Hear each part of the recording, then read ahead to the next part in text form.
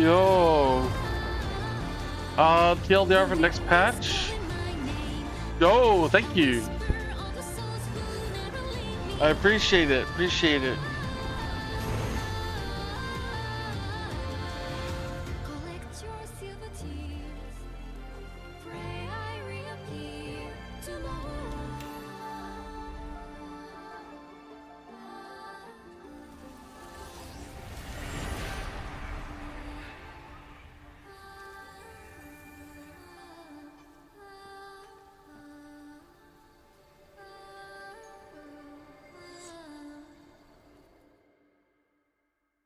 Just give me a sec, man. I am. Oh, I need to run ads. Ugh. 1v1 side selection showdown. Here's how the game works. Hey, okay. Players are only allowed to pick champions from this draft pool.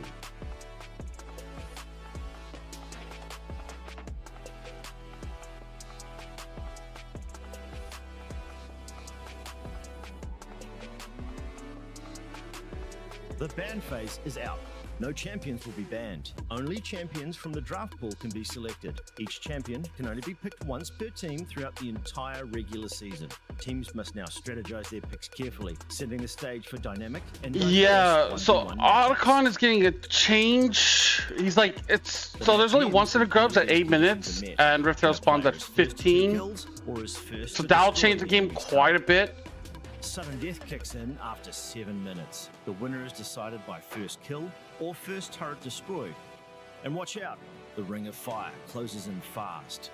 Fall to it, and your opponent claims victory.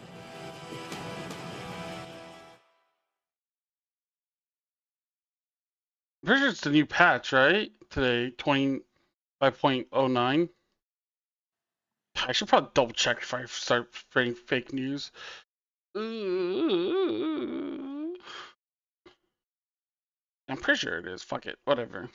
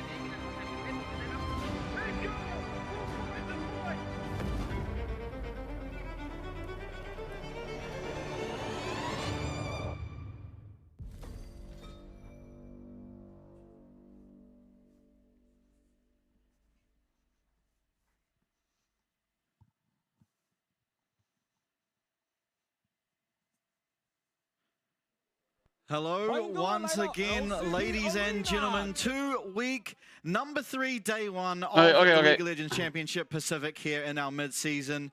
And it's a bit of a sad week in the greater LoL esports scene, but before we get to that, my name is Ben, and alongside me, or Vestian even, alongside me is Blue Panda. Ben. As many of you would have heard, we lost one of the founding fathers of our esport, of our passion, in Shushay. He was the the very first Worlds Season 1 MVP and winner.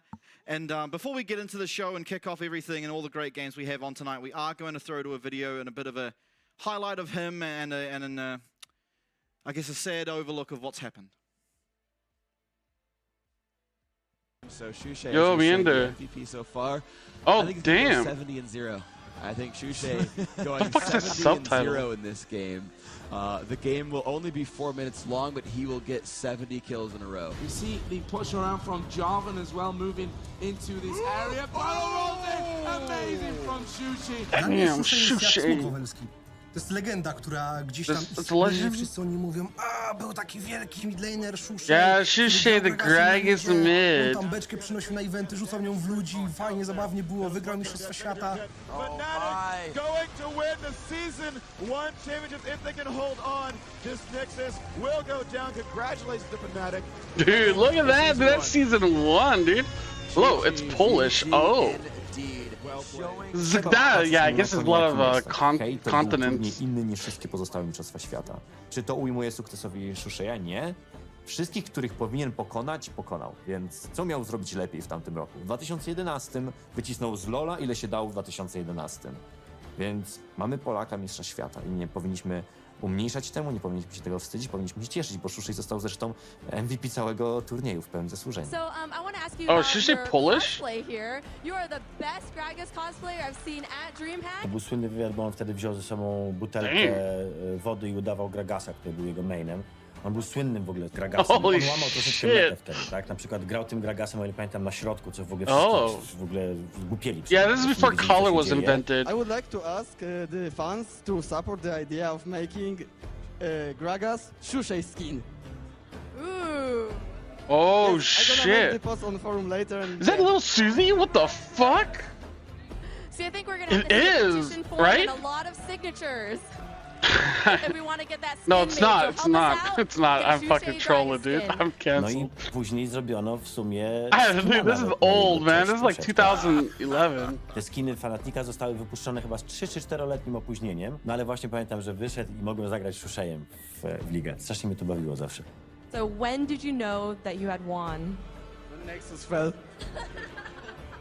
That's a pretty good answer.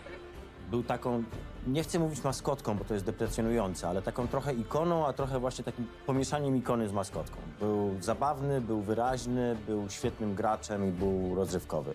Słowo legenda do niego akurat bardzo, bardzo dobrze pasuje. Respect, man. Respect. Dude, that's crazy, dude. God damn, what a legend.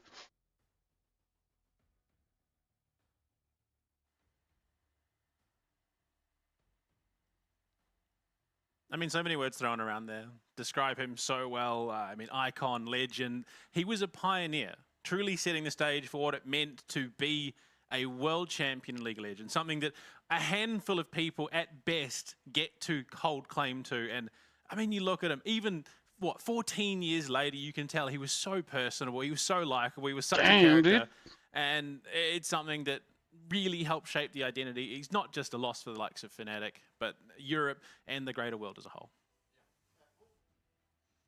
Absolutely. It's an unfortunate thing. It's unfortunate how life works, but as with everything, you got to continue battling on. And as we take stock of the situation, it looks like we are now in our 1v1 for our first game. Yeah, dude, Shushei's like, I don't know, dude. Between He's like, DFM and SHG. even if I didn't know League back then, like, he's still like well known. I can't exactly say it. I mean, I guess with old people, he's well known. And yeah, I mean, look, it can be hard to bring back, you know, a bit of hype, bit of excitement off the back of something like that starting the show. But you got to remember, Shushei loved the game more than anyone. That was very evident. So he would not want the world to mourn. He would want the world to log on, get into solo queue, and have a bit of fun with some Gragas shenanigans. Hell in the lane. yeah, dude. Looking at it already, shenanigans kicking off. Set and Riven going toe-to-toe. I mean, Evie has been a bit of a monstrosity, it would seem, in the 1v1s, and now into the Riven matchup. He's doing reasonably well.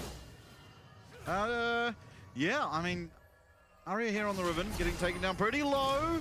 One more attack will do it, and there it is. That's first blood claimed. The fuck? Still need one more, but Why a did fantastic Arya just start commit as things Sudoku are. like that? That's going to be a big lead. Or do I in not know terms how of this what game is played? Could potentially be picked up here. There isn't a heck of a lot, at least for this poor little Riven going into it. But it's going to be interesting. Obviously, a couple of new champs added to the 1v1 pool as well. The likes of Bard, Aurelia. I'm excited. I mean, obviously, having that little bit of an addition a couple of weeks in means that there could be a bit of freshness, a bit of variety. Yeah, coming Set, I through, guess, is but, too strong. You got to look at it. There's not a heck of a lot of hope He's a here for Arya, buff, unfortunately. beefy guy. Yeah. Riven has a broken sword. Yeah, Maybe for if the time Riven being. fixed her fucking sword, she'd be a lot stronger. Yeah, you can fight back in these. We've seen it quite a few times, actually, where it is fought back. But, yeah, it's definitely not a good situation. And you just have to... imagine, I guess, you get to your items. I think, honestly, Riven at one item could very rarely battle back in this. Like, the Eclipse, very strong item. The trading power on it can help quite a considerable amount. I mean, in terms Today's of matches should what be Riven does pretty best, fun. though, it's kind of negated as soon as that showstopper comes out. It is going to be very, very hard to deal into, but I think realistically, yeah, Arya is such a phenomenally mechanical player that there is a reality where he definitely could finally outplay, but I mean, with every finding first blood, it's going to be very, very hard. Yeah. Yo, Toga, thanks for the poo. Slowly Pink poo. whittle away at the health bar, can Evie really? It's gonna be a lot If more difficult poo's not brown, does that make it in cute? reality for Is it better to have poo in a different color? Arya to fight back. I think there's a possibility for sure, and you look at it as things stand. Arya is again just going to get punched. The fade. He doesn't have level 6 either. There you go, showstoppers out. Yeah, Arya. Wow, he's like away. the other guy's level 7. Ooh. Which GP team be hoping to win? But still in a bit of a dire position. I don't know. Maybe SoftBank? And yeah, okay. That is about how I expected it to end, given Evie's start. He's very, very good in the 1v1s, and we've seen this play out before. The Japanese derby in Split 1 did go the way of SoftBank coming into it. I don't know. DFM have been looking at a lot. Yeah, I don't know which one I would do. Yeah. Evie on your screen there. Gonna claim Dark green? Oh. and the roster I guess it's of not that cute of a SHG. color. Looks like we might have an SHG New Jersey coming in for week 3. I rate it. And pink's my favorite color, so No, really? If ever there was a team to make claims, So I guess it depends, right? Merch, it's now SHG. Oh, like, I don't really have a favorite player. I guess it's like Evie and Arya are my 2 favorites, so there's like one on each side. And then also the fact that Currently coming into the head-to-head, if you're a Chiefs fan, you probably want SoftBank to win. likely sets himself up to get into the playoffs. And it's much the same as what happened in our first split, right? The season kickoff, where they were the last 2 teams to play against each other, or maybe they were the 6th game out of 7. But it was whoever won that was going to playoffs, and whoever lost it got eliminated, not eliminated, but you know. Yeah. I mean, if you're a Chiefs fan, you probably want to cheer for SoftBank, because that's... If Chiefs beat SoftBank, then maybe they have a way of getting out. You also wanted to go to 3 games, no matter what. SoftBank is still winless. DFM have 1 win against the Chiefs, so you know they did the same last split, and now SHG. They need a win here. If they win here, they'll be tied, at least in terms of those series wins. And then I guess, you know, they've got their matchup against the Chiefs later on in the split where they can, if they beat the Chiefs, we'll have that 2 wins where DFM may, if they don't pick up another win, still be on the 1. Yeah, I mean, it's going to be interesting. The middle of the pack is looking dicier and dicier. Yeah, see, they're talking about it. As the mid-season does carry on. I mean, yes, teams have looked better and better. I think there are a few teams who feel like they're under the decline, at least coming into this stage of split. Yeah, because I don't know where else you can play spoiler for. I think there is a very real possibility where we see that sort of bottom of the pool tie up. Maybe SHG drops a game to Chiefs, then maybe they find an opening somewhere else. Yeah. I wouldn't say anyone's safe at this stage. Yeah, no, 100%. I think ultimately, but that just adds to the importance of this, right? If DFM win it, I'd say 100%. They've locked themselves into getting into the playoffs, because I don't foresee the Chiefs picking up 2 wins, and I don't really see SoftBank, SHG rather, picking up 2 wins either. Yeah, I mean, like, because what else? Really, as DFM, That's the whole point of this matchup. because if you do lose it, you still have a pretty good chance of If going. DFM win, they probably guarantee themselves playoffs. You're almost guaranteed to be making into the playoffs. So, heading into the draft phase now. So, yeah, you probably want SoftBank to win. Take it away. I mean, if you're going to do it, you might as well do it properly. Get yourself a win where you can. I think at this stage of the ban phase, Vi has to be banned out by DFM, just because of how strong it has been. If you don't, it leaves it open for SHG. I mean, to be fair, there are still a number of very, very strong picks in the pool at the moment. Varus gone. DFM, do they ban out the Vi? Dude, there's so many, like... Okay, Vi is open. Worry about Fate picking up the Shuriman, so it will be open. Yeah, I don't agree with the Azir ban. I feel like it's kind of stupid. To start, I mean, Gwen available up in the top side. In terms of the jungle, there's nothing crazy that stands out to me other than the Vi at the moment. Zinzao likely going to be the answer from go on though. Maybe even in a few. No, you're probably going to see Vi first pick, and then DFM will counter with Zinzao plus like Talia or some shit. Where you really can't pick it. But Vi first pick here is a fairly natural way to go. Honestly, they want an AD carry. They can always go like Ezreal. I don't think they'll go Kalista. Kalista's not so strong right now. Like, I feel like a lot of teams fail with Kalista, especially after Kalista kind of got nerfed. Pretty standard response to the Vi at the moment. Zinzao, yeah, was always going to be the pick, I think, for Gul'an. Yep, there's Zinzao. Like, Gwen's still open, but I think Gwen kind of is not good right now. From the Vi in terms of priority globally, and pretty standard response, in all honesty, as well. Yep. I don't know why they banned Azir, because they banned Azir because this guy loves Azir Fate, but I feel like Azir is just, like, not good. Like, I would not waste a ban on it. Great I mean, timing over now here, to get a Sopek chance should to probably survive. go We've with already like seen on the side. Talia. Ended up getting In solo top killed by lane, Zarnes, you don't want to go actually. Still Jace. winning the game out by the end of it. Something that It has hurt been a like very oh, bizarre Kai'Sa's a probably good split for option. top laners so far. Kai'Sa picked up. You're not gonna pick mid? In terms of the bot lane, again, we've seen a rise in priority for the Kai'Sa, not necessarily getting it banned out. The other but option in would be terms like of when Varus is gone, seems to be the preferred bot lane pick for most What would you people. pick top? What is open? Crazy surprise and an Oh, they're going fight in the middle Ari. so far. Oh, Very never mind. That's scary stupid. dive comp. I want something for Arya that is going to do a lot to dissuade it. I mean, if you look at this comp, if Evie picks up a Galio for whatever reason, I mean, there's a possibility that suddenly becomes LGL terrifying. number Yeah, one. I think the comp sucks. I don't know how many times I have to see a fully Oh, all-in there you go. comp. They just go for a full all-in comp. Ryze buys a Zhonya's. The other two you're not really wanting to all-in. I get it. They're all champs that want to do the same thing, but it becomes very one-dimensional. And when you show the Vi, I mean, when you show this comp this early on, there's still 3 champions DFM are yet to pick, and they can just pick champs that do well against exactly what they're seeing, and they're going to have a pretty good game for themselves. So something here that can offer some peel. I mean, a Poppy, if it doesn't get banned, would be pretty good for Harp here. You can also just go the angle of something like an Alistair, where you're not looking necessarily for the engage, although it can sometimes if the opportunity arises itself. But Gwen would have been better, but then I feel like you have a fuckload of AP. But then other than that, everyone else should be fine. This is also shaping up to be a really good Xayah game, which is not that common. Which would be the case if it wasn't just banned out. Yeah. So SHG identifying that, Xayah could potentially be an issue. I don't know how confident I am that Karkun would pick. He's definitely a little bit more complex than I think he'd be looking to get down. I mean, to be fair, he has put in a ton of work.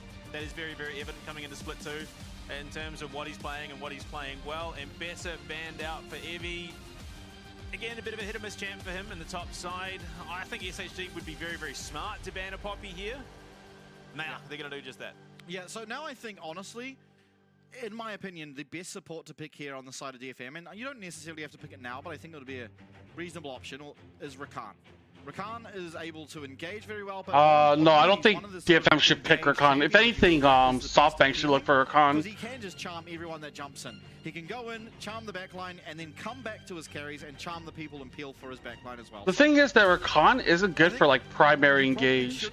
Like Rakan does best when it's like Here as the side of DFM, I'm not sure if they will when paired with the Misfortune, but what's it called? When you have other people. So that's why if you have like a Vi ult in and you have Rakan follow up, like this is way better. I think they kind of had to. Yeah. Now Rakan still does well with his team comp too, so Rakan works well with both teams at the current moment. I'm really struggling to see. I don't know who they would pick really top lane though. Through the Scion and the Ryze, who will inevitably have a Zhonya's later on into this game. Like, oh, Zach, that's it. Okay. Is it Zach jungle or Zach top? It's Zach top. It's always Zach top. It'll be Zach top, most likely with Grasp. And into the Scion, it has a good matchup. Yeah. Generally, it will get poked out a little bit in the early stage of the game, but should very more than happily survive. Now, a support to try and round out DFM's comp and dissuade what we're seeing. Alistair. Great against Zach. You can interrupt his I think game one is probably not so great against the Rakan in general. SoftBank favored. Against the Kai'Sa, does a pretty good I job. like SoftBank's team comp more. It's a really good pick comp. Like Vi or Rakan work well together. Vi Ari work well together. Kai'Sa can follow up and like it help, you know, assassinate people or like self peel. It counters literally 5 out of 5 champions on the side of SHG, and I think The only problem is like, well, do you have enough damage for their front line? Because Ryze, Sion, and Alistair are pretty beefy. would have been mental against. Oh yes, I mean Zach can jump in, right? But it is also one of those champions. It would have been And very, he's very pretty good, but it also could have been beefy. really bad. Has good I mean, the CC. timing on her definitely could throw the pace. So they have like a lot of champions that just like It's a go pretty in. easy target on the whole. You just target out Janna, suddenly the Tempest isn't there, suddenly she can't do a lot. And I mean, you look at the comp, it is a great front to back comp for SHG. They can just sort of fight, and then as soon as they bait you in a fight, they're just dropping everything on your head. So For sure, I think while maybe true in like Emerald, in this sort of elo, you'd expect someone like Harp to be able to position well enough. You don't really have to do anything until Vi uses ult. Vi uses Evie, ult, then you Jayo, come in and no fight one else can though. reach the back line. Yeah. That's sort of how you'd play it. But anyway, it's no point yarning over that. They've picked the Alistair.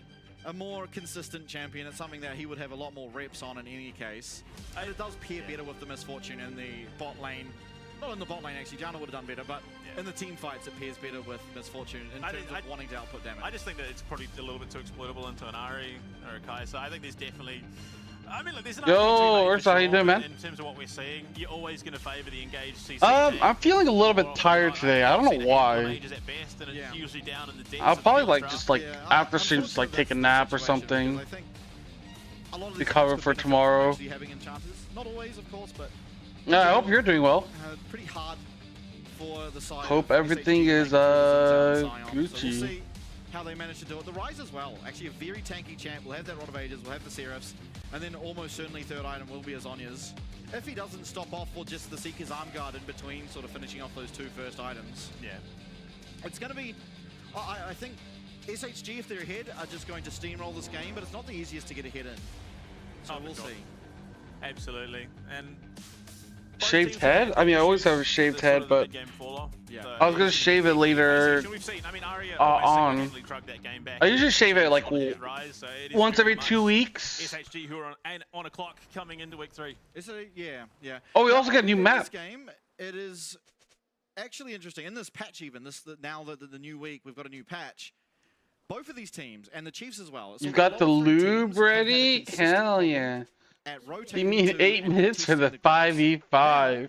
You don't have to do that for an extra 2 minutes. It spawns at 8 minutes, and there is no other grubs, which hell actually makes yeah, the dude. game a lot easier for these teams that haven't quite worked out how to navigate that stage of the game. So I think going forward now, for these 3 teams that I mentioned, the early game just got made a lot easier for them. It's a lot more simple. You can just stay in your lane. You can look for roams, of course, but you're not. Yeah, maybe I'll wake up for the next half. 3 grubs or the 6 grubs. I don't know, dude. We'll see. I mean, it's LGL versus LGL, right? So Japan versus Japan, they might just start fisting each other at 8 minutes for some reason. See a little bit more of a sturdy sort of early game from both of them. Yeah. I wonder if Dragon won't get taken.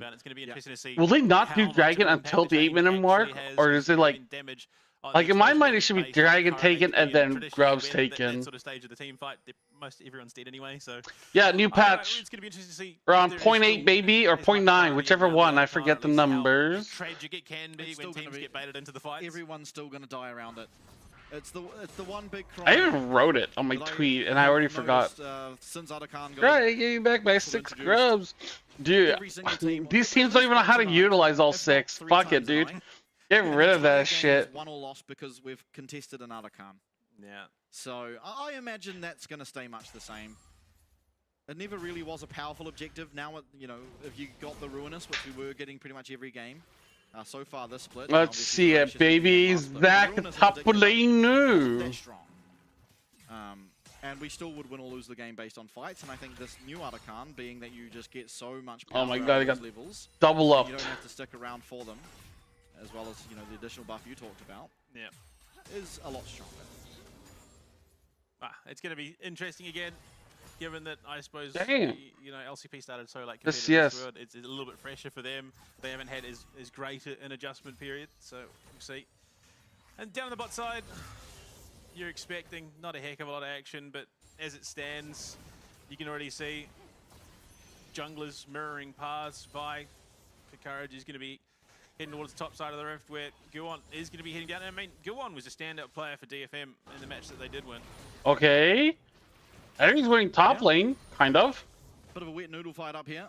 I mean, Sion's going to be pretty happy with wet it. dick fight. Ultimately, getting to just sit here and stack up. Have you ever fought someone with your penis? Like, I always hear that, like a dick fight. But I don't think I've ever whipped out my dick and hit someone else with it. And like vice versa, like a cockfight. A few minutes technically, by 3. So I don't feel like it'd be very effective. It's going to be an interesting adjustment, I think, for junglers in terms of where they look to prioritize, because now you're not trading grubs for Drake. It is going to be Drake. Which you did, but you can't say you have. Makes sense. Yeah, I guess that would be a flex. It's going to be interesting to see teams who, yeah, like you said, a bit slower to objectives, having to adjust again. But like you said, it should favour them on the bot side. SHGAM versus CDFOM. What in the fuck? The Scuttle Crab. Why is CFO always on the shitty team? What the fuck?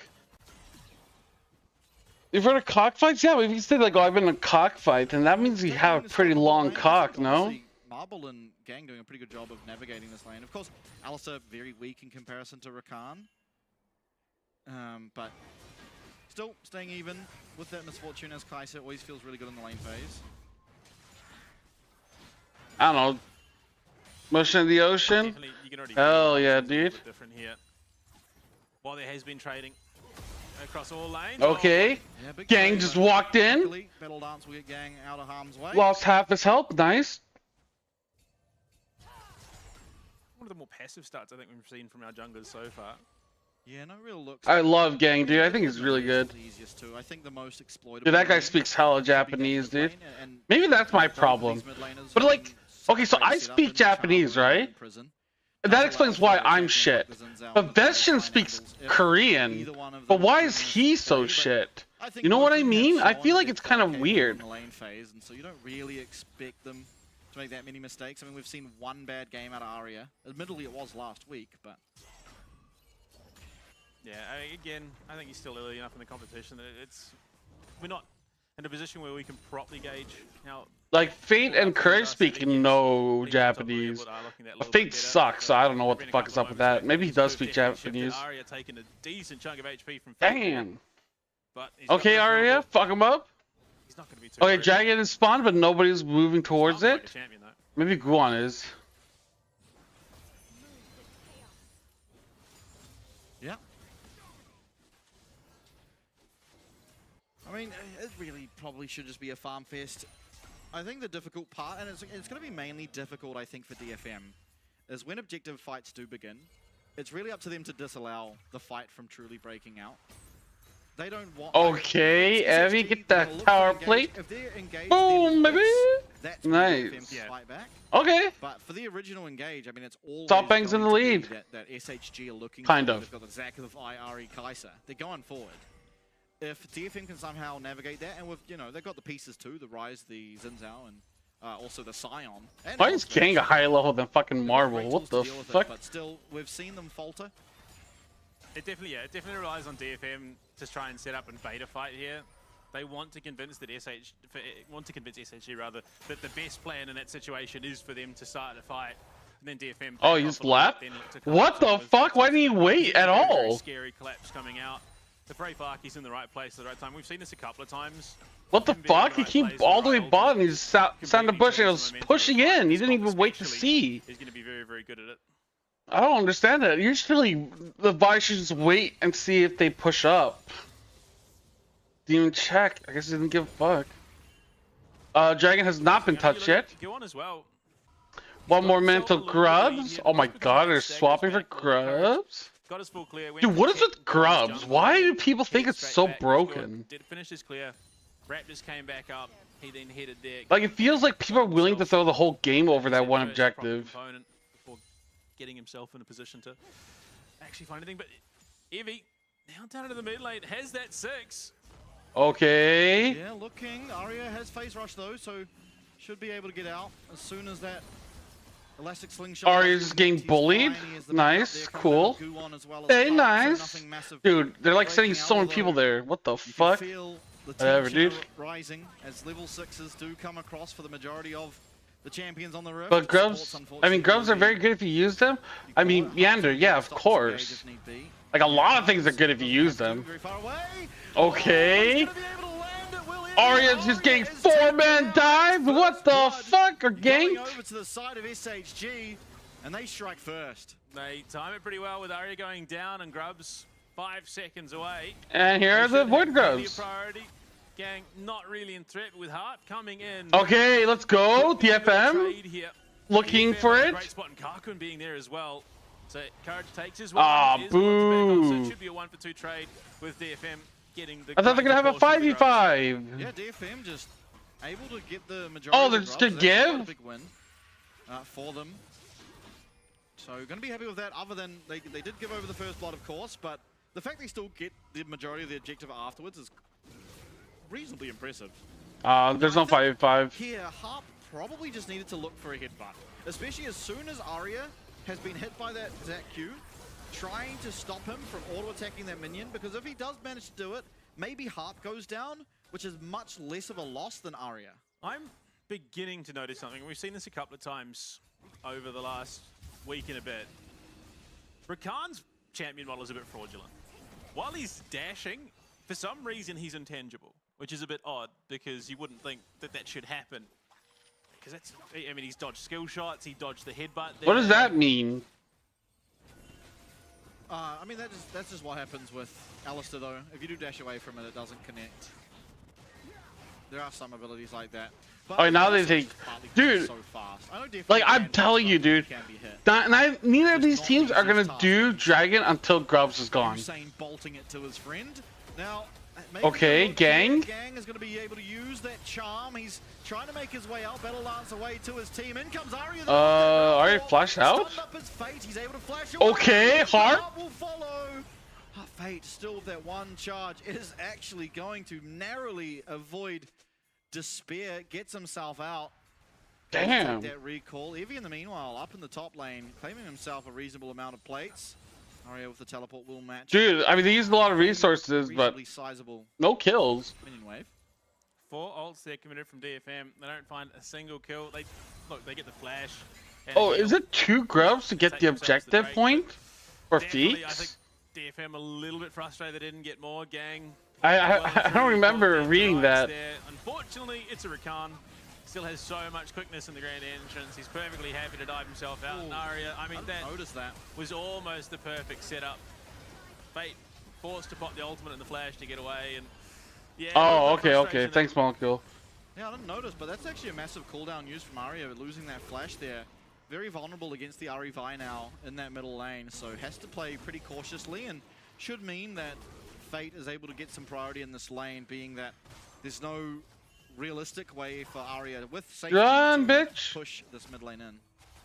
Oh boy. Although right now there is his courages down the bot lane, and they're just going to claim their kill. CC'd up is Harp, taken down. That's a second on the board for SHG, as they are now 1 away from securing themselves the Feet of Warfare. I mean, I'd like to believe that a portion of the credit for that kill goes to Evie as well, because the way he was playing up on the top side in Duray definitely implied that he had some support up on the top side of the rift when it couldn't have been. I heard Driver License decided to terminate that shit, please. I mean, it ain't Driver. A dangerous position for DFM, and that's why they find themselves so far up, and they get Dre so Farkey heavily punished because of it. Yeah, absolutely. Still, I think importantly, both the carries are doing reasonably okay. Sure, Arya's died once, but I know his name is Ray Farkey, but I feel like I'm always saying it wrong when I say his name. I do want to say Ray Fucky, but I feel like that's kind of weird too. Fate not going for the Rod of Ages build. Dude, what the fuck is going on top tower? Instead into what I imagine will turn into a Malignant, but we will find out very shortly. Yeah, it's going to be interesting. I mean, yeah, with this comp, I definitely think you're prioritizing damage a little bit more than the standard tanky Rod of Ages build, but as it stands, yeah, even you look at it, Rod of Ages online, tier is stacking up. Arya really is sort of hitting his milestones despite that death, despite being 300 odd gold down. That's very, very misrepresentative of the current state of power that he has. Yeah, absolutely. I mean, like, the damage dealt is whatever, dude. What, they had like 1 or 2 team fights? The shield offers you enough to actually survive if they do just pull the trigger on you. And so ultimately, he's probably not going to be able to find comfort in these team fights before getting at least the Seeker's Arm Guard online.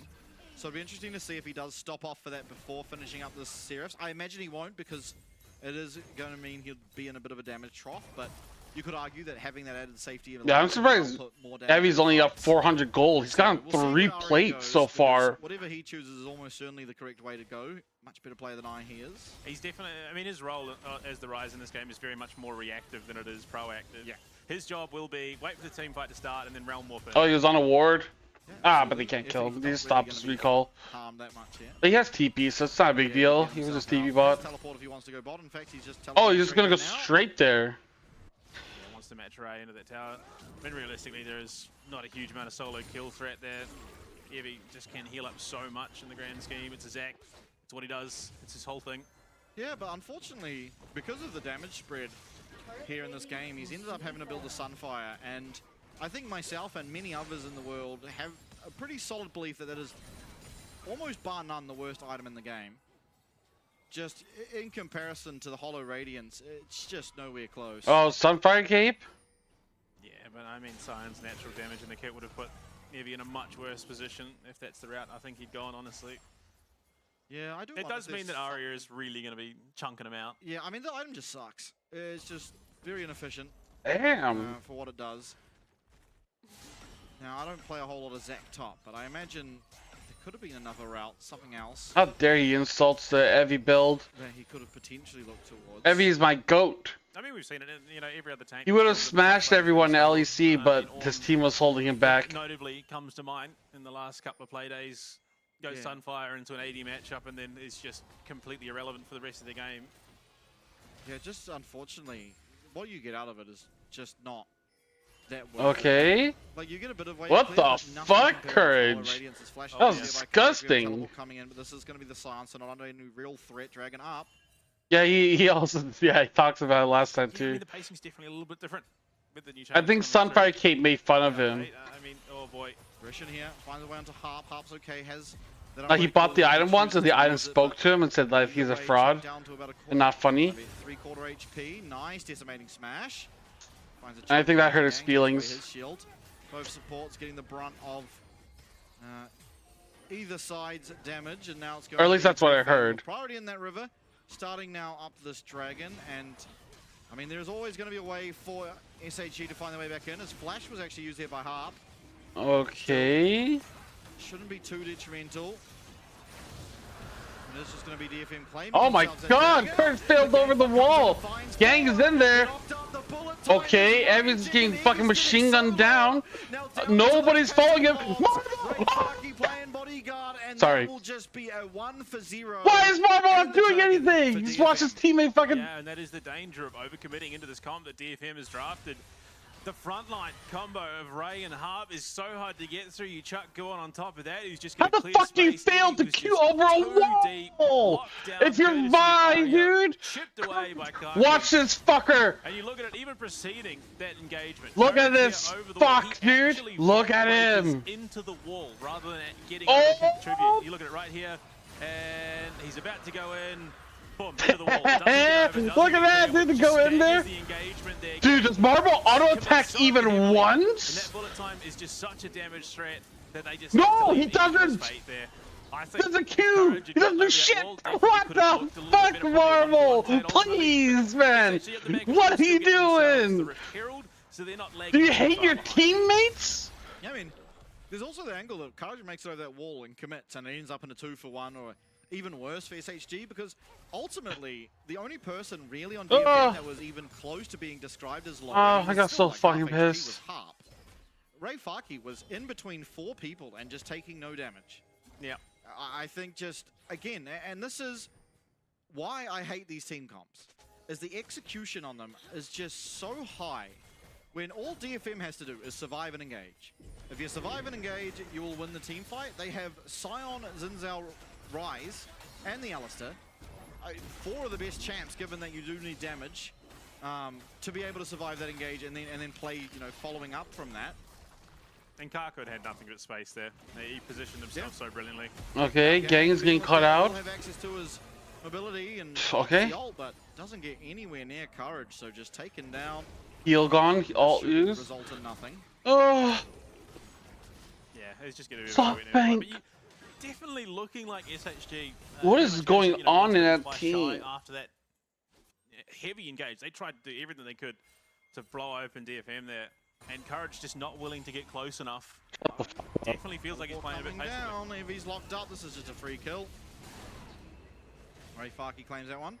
Actually, a genuine angle where he might have been able to solo that one.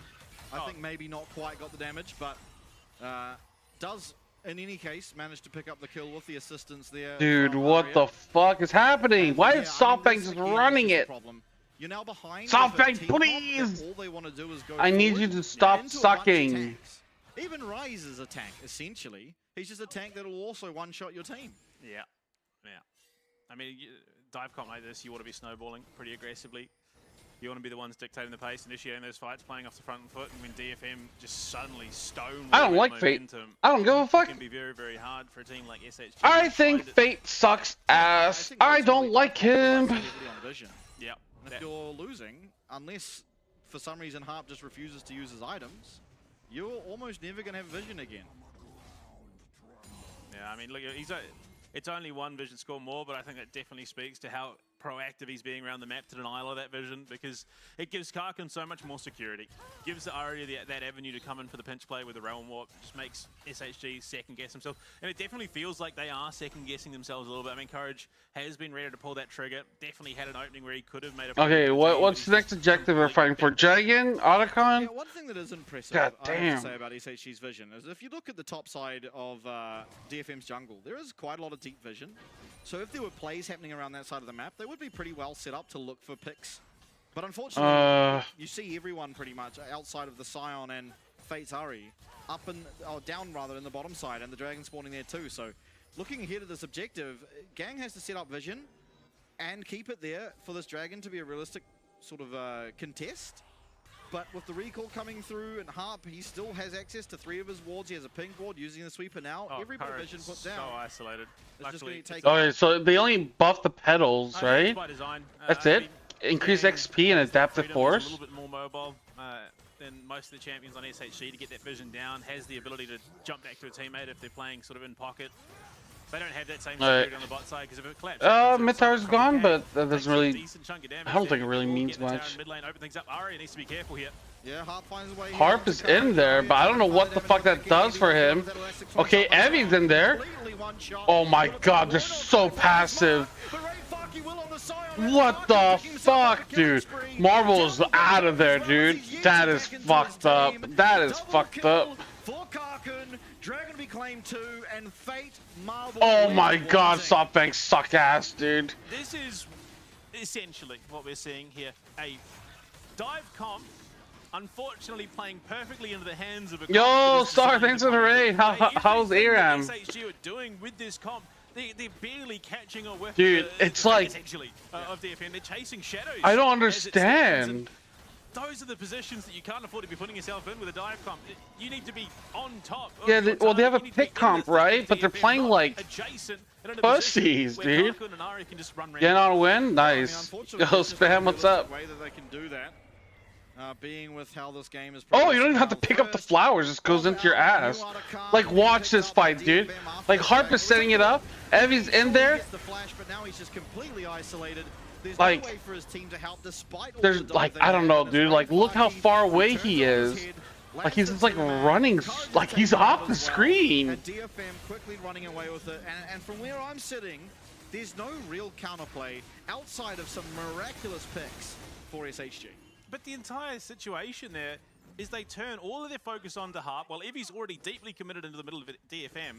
If they just ignore Harp, follow up on Evie, there is a real chance they could do some damage there. Unfortunately now, that chance is gone. I mean, nobody wanted to follow up or walk forward. As soon as Aria flashed that engage, it was over, in my opinion. And you kind of just needed to leave the fight. I mean, as unfortunate as it sounds, okay. Going to get Karkun's flash this time, but does get the lockdown. They're in. SHG needs the shutdown. That does go over to Evie. Guwon fighting for his life in there, getting heals, getting the knockup. Rayfaki in. Oh my god. Go wide as the flash used from Marvel. Go in, go in. They can still go in. Elastic slingshot. I don't know what they're scared of. There's no damage there. Whoa, what the fuck? Okay, that's clean. Kind of. It's messy.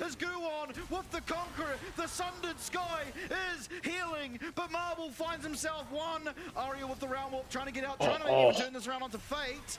Rayfaki getting low, Evie coming, Elastic Slingshot will be up. Rayfaki, no flash, Courage slowing down. Oh my god, Fate. And will manage to get the Q onto Aria, but the Seraph Shield and the Phase Rush, they do make it out. It's 2 critical kills found for just the 1. They take the most significant damage threat off the board in Karkun immediately. But Harp, he wants a bit of revenge for his bot lane and he's going hunting. And SHG, that was the perfect setup. Their team fight comes let's fight Science in Misfortune House choke point. This time around, and it comes off what is arguably a brilliant bait out of Evie, whether intentional or not. He draws all the attention up to himself. Suddenly they realize, hold on, Karkun's in danger. We could find ourselves in a lot of trouble, but he jumps in, takes so much attention, and then Gang follows up, stacks up. That's how you play the comp. You just delete Misfortune.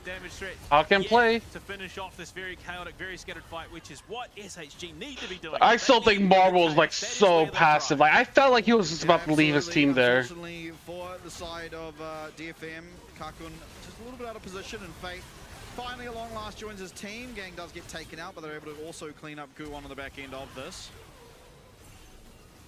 Oh, I mean, so very, very near.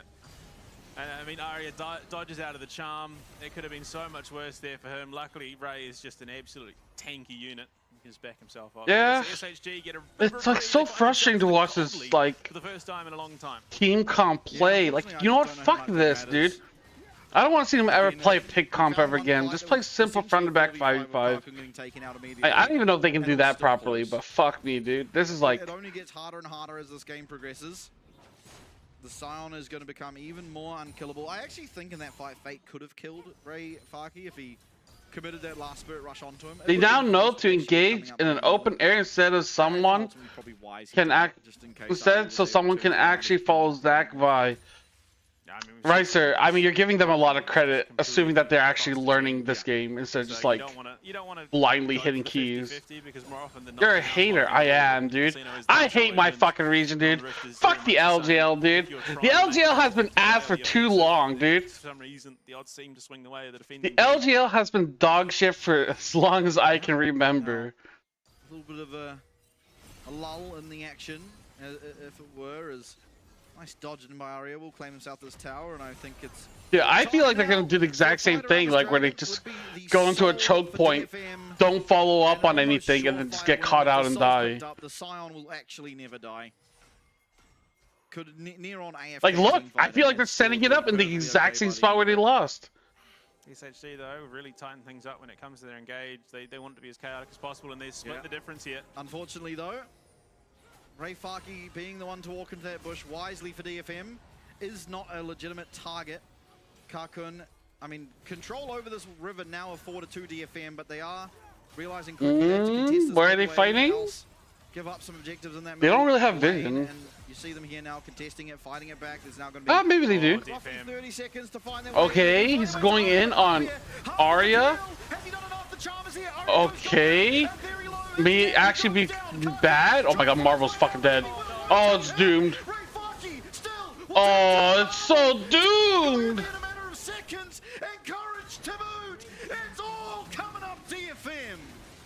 These Japanese teams really never fail to show up and give a show, and I thought for sure SHG had found what they wanted to, but they just could not lock Kakun down long enough to stop him from dealing that damage. Kakun? What the fuck? It just compounds on top of what... I love it when I hear like Westerners pronounce Asian names. It's always so funny, dude.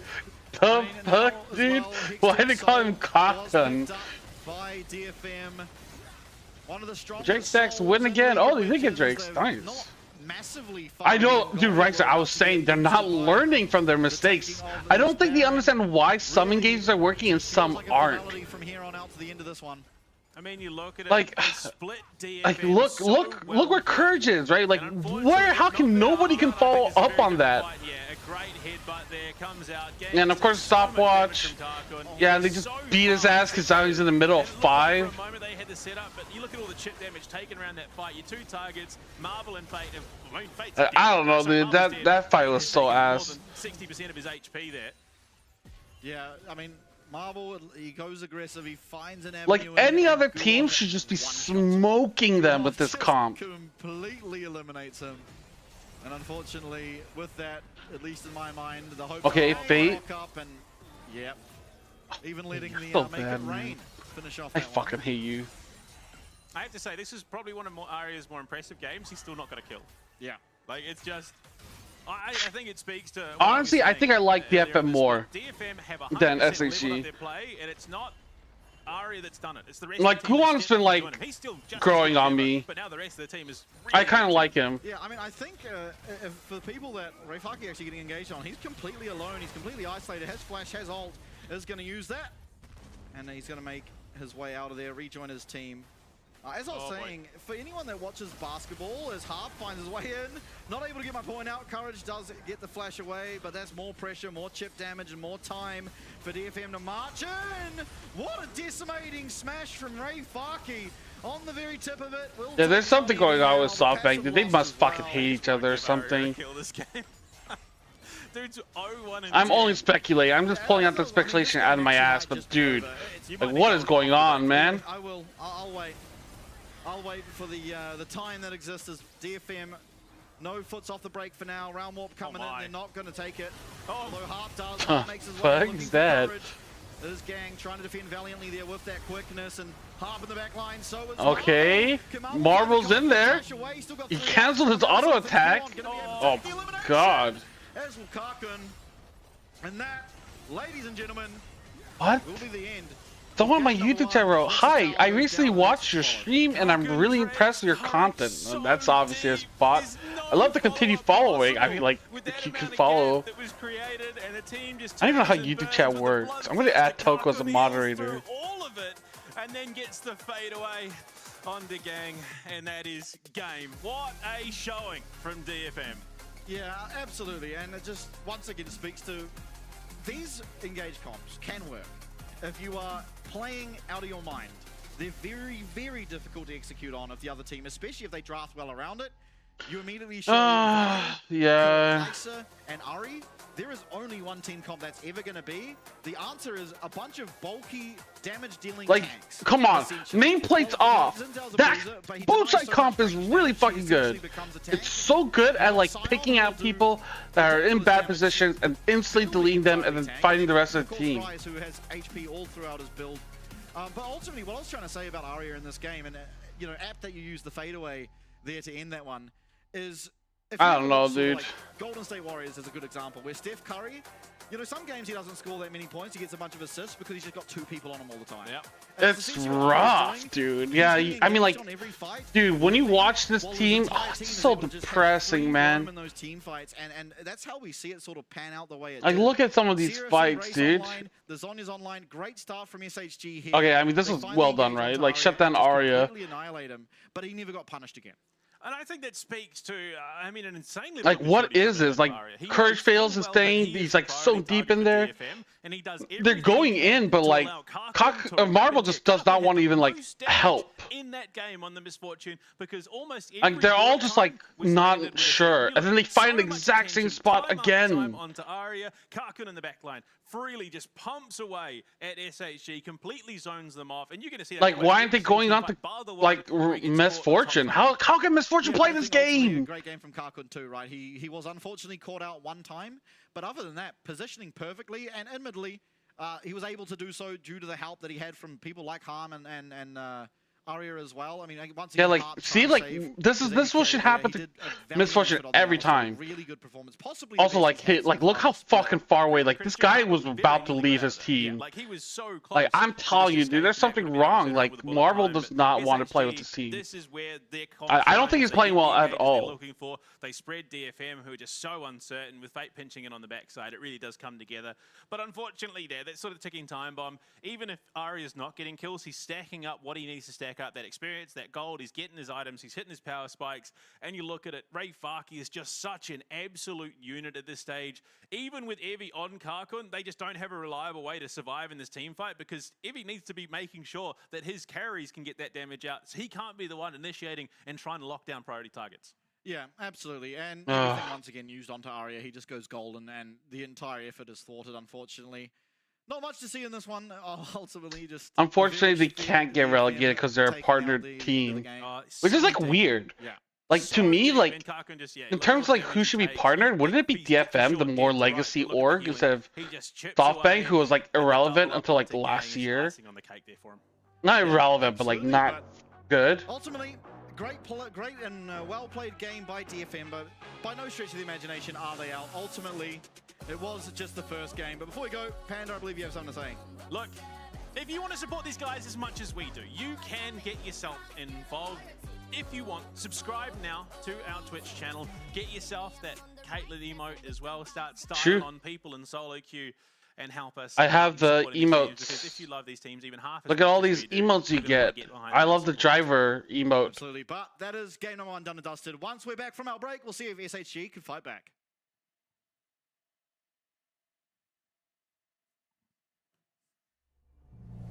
This is where the cookie crumbles. Well, shit, dude. Dude, I don't want to, like, it's like a cookie. The best way to describe it is like it's a cookie that you're like, oh dude, I love chocolate chip cookies, but instead of it like being chocolate chips, you think it's raisins, but it's not raisins. It's like turds, like rabbit turds. You're just like, what the fuck? This tastes like rabbit turds, and then you're like, yeah, dude, but at least it's not raisins. And you're like, the fuck does that mean? That's kind of how I feel right now. Hey, SoftBank might be the worst team in the league. Let's fucking go, boys. My goat is washed. I'm gonna go pee and cry. Will I pee urine or tears? We're gonna find out. Ugh, fuck, where's my shit? Hey, BRB guys. Tụi mình đã làm cho mọi người nghi ngờ LCP và đó chỉ là nó bắt đầu thôi. やるべきことは分かってる。言い訳はしない。この勝負にかける。tụi mình đã giảng một đòn chí mạng với team mạnh nhất. Giờ thì tụi mình sẽ hạ gục họ. 从没人看好到谁都不该小看毒蛇。不，我们是那支势不可挡的队伍。我们掌握了战局，但却让他溜走。这种事不会再发生了。这一次我们会牢牢抓住。あとは結果で証明する。僕たちの本当の力を世界に見せる時が来た. Cả thế giới sẽ biết tụi mình là ai. Đã đến lúc vươn tầm thế giới. Tụi mình luôn có niềm tin rằng mình có thực lực. Bây giờ là lúc chúng mình bung hết sức. 勝つために必要なものは全て僕たちの中にある. Đẩy đối thủ tới giới hạn là chưa đủ. Lần này tụi mình sẽ bứt phá vượt qua. The real battle starts now. It's time to prove you deserve our place. 曾经被看轻的我们，现在是让你们打鼾的存在。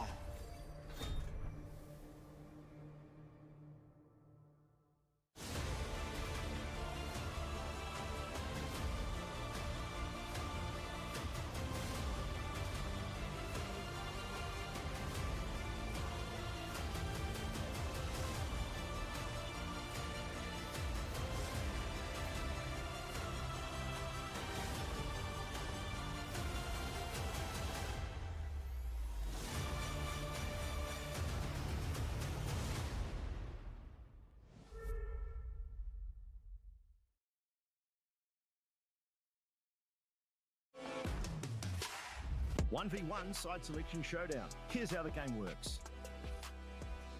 Players are only allowed to pick champions from this draft pool.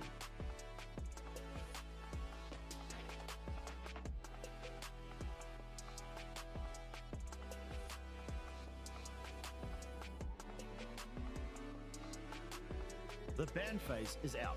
No champions will be banned. Only champions from the draft pool can be selected. Each champion can only be picked once per team throughout the entire regular season. Teams must now strategize their picks carefully, setting the stage for dynamic and diverse 1v1 matchups. The match ends when any of these conditions are met, when a player is first to 2 kills or is first to destroy the enemy's turret.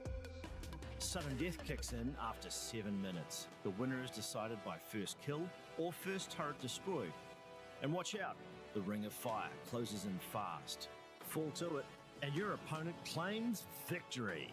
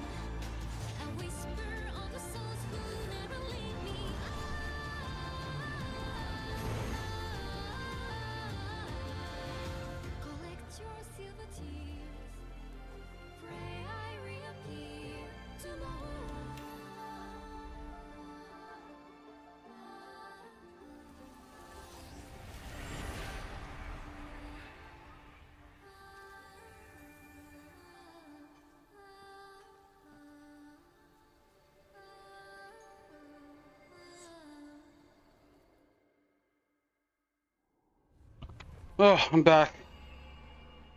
Ooh. What I miss? I miss shit. We are back. Game number 2 on the horizon. DFM looking to pick themselves up their second series win this season. Yeah, I mean, they're looking to take Fuck, that, dude. that momentum coming Why in are the they split so 2. ass? SHG didn't split 1, but better.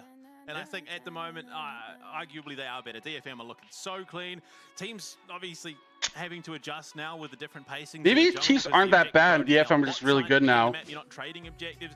SHG going to take blue Hey, side, I which can arguably fucking will make it dream, easier can't for I? them to control that spawn of the trade to start Motherfuckers. things off. But they were blue side last game. Yeah, I mean, you'd think so.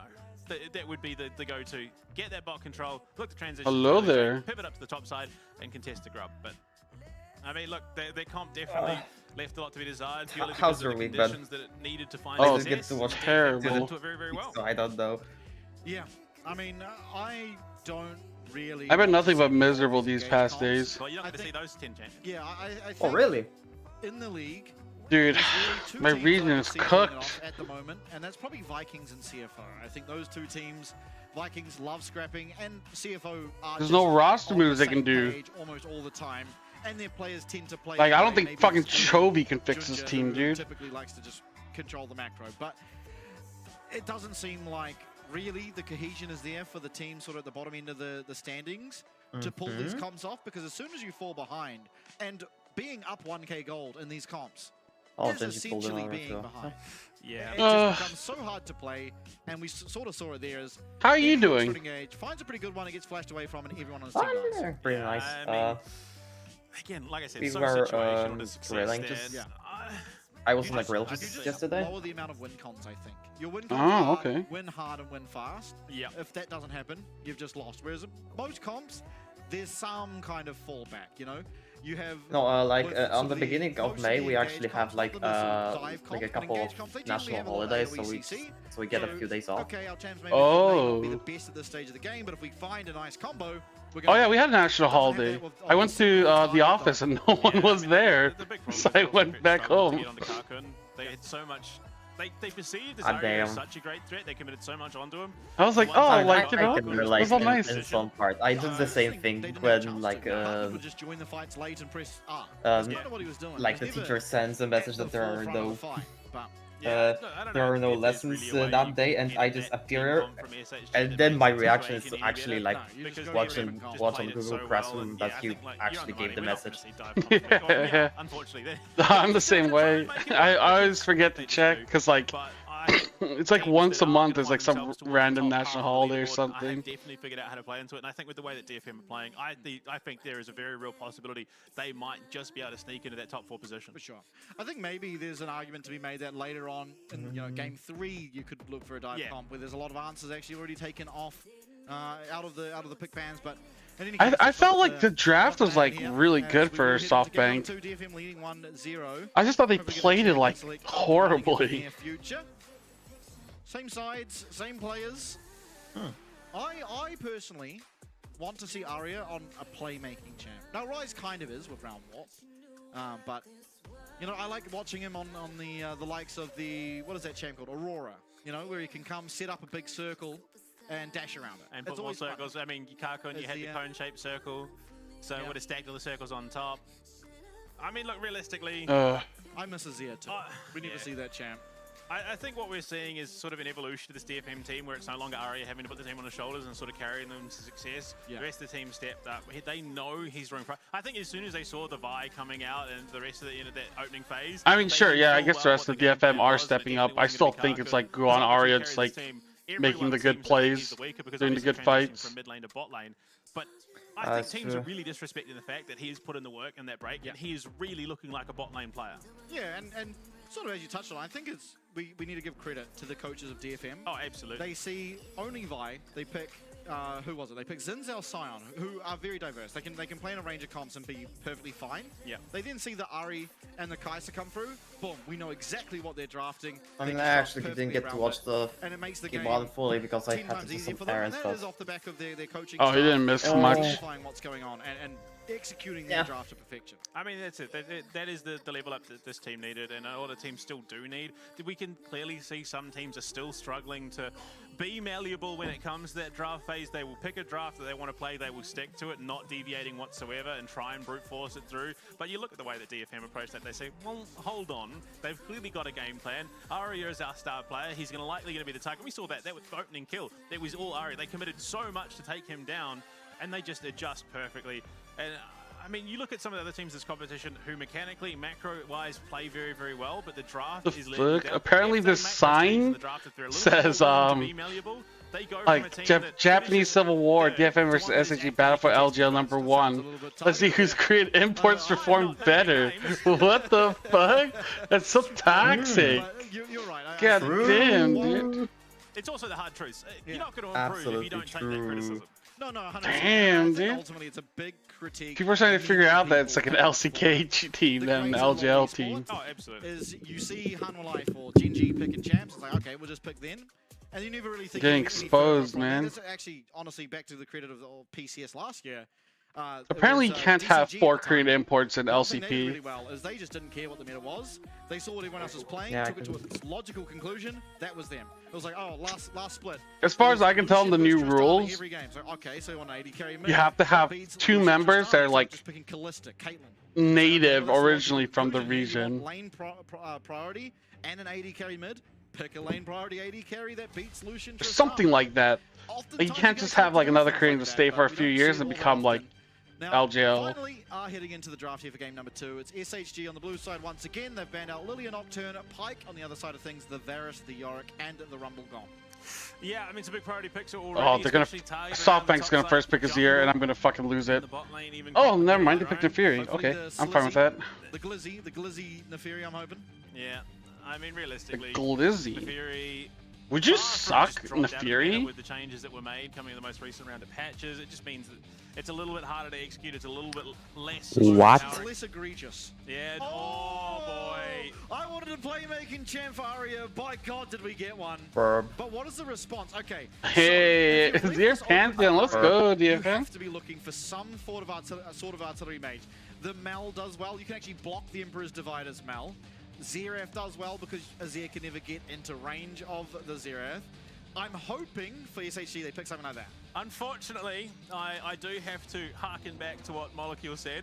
SHG have clearly been watching too much LCK. I don't think they're a team that is willing to gamba and go for something that will be a natural Hey, shout out to Molecule. I think they're just going to go something a little bit stapley, so a little bit more mainstream. Yeah. And I think Tillia is exactly that. Well, Tillia does have a good matchup into the Azir, admittedly. I don't think it's as good as the nice other two. Ezreal. That, though, is potentially something that could enable SHG. Marvel on the Israel could really pop off this game. He's going to keep distance. He's going to make it very hard. And there is a lot of damage at range coming down from DFM.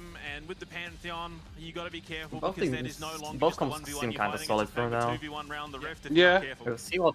Absolutely. I mean, and does a good job. So Varus is gone already. Nefiri as well, being able to block out a lot of damage from those dogs and I mean, they're probably gonna have to pick something like Jin or something for DFM. Into the second phase of bans, and Bessa taken away from Evi. Unless they ban it. Kind of a yeah, I was thinking, why would they ban? I don't know if they would ban Jin, would they? Good kill pressure.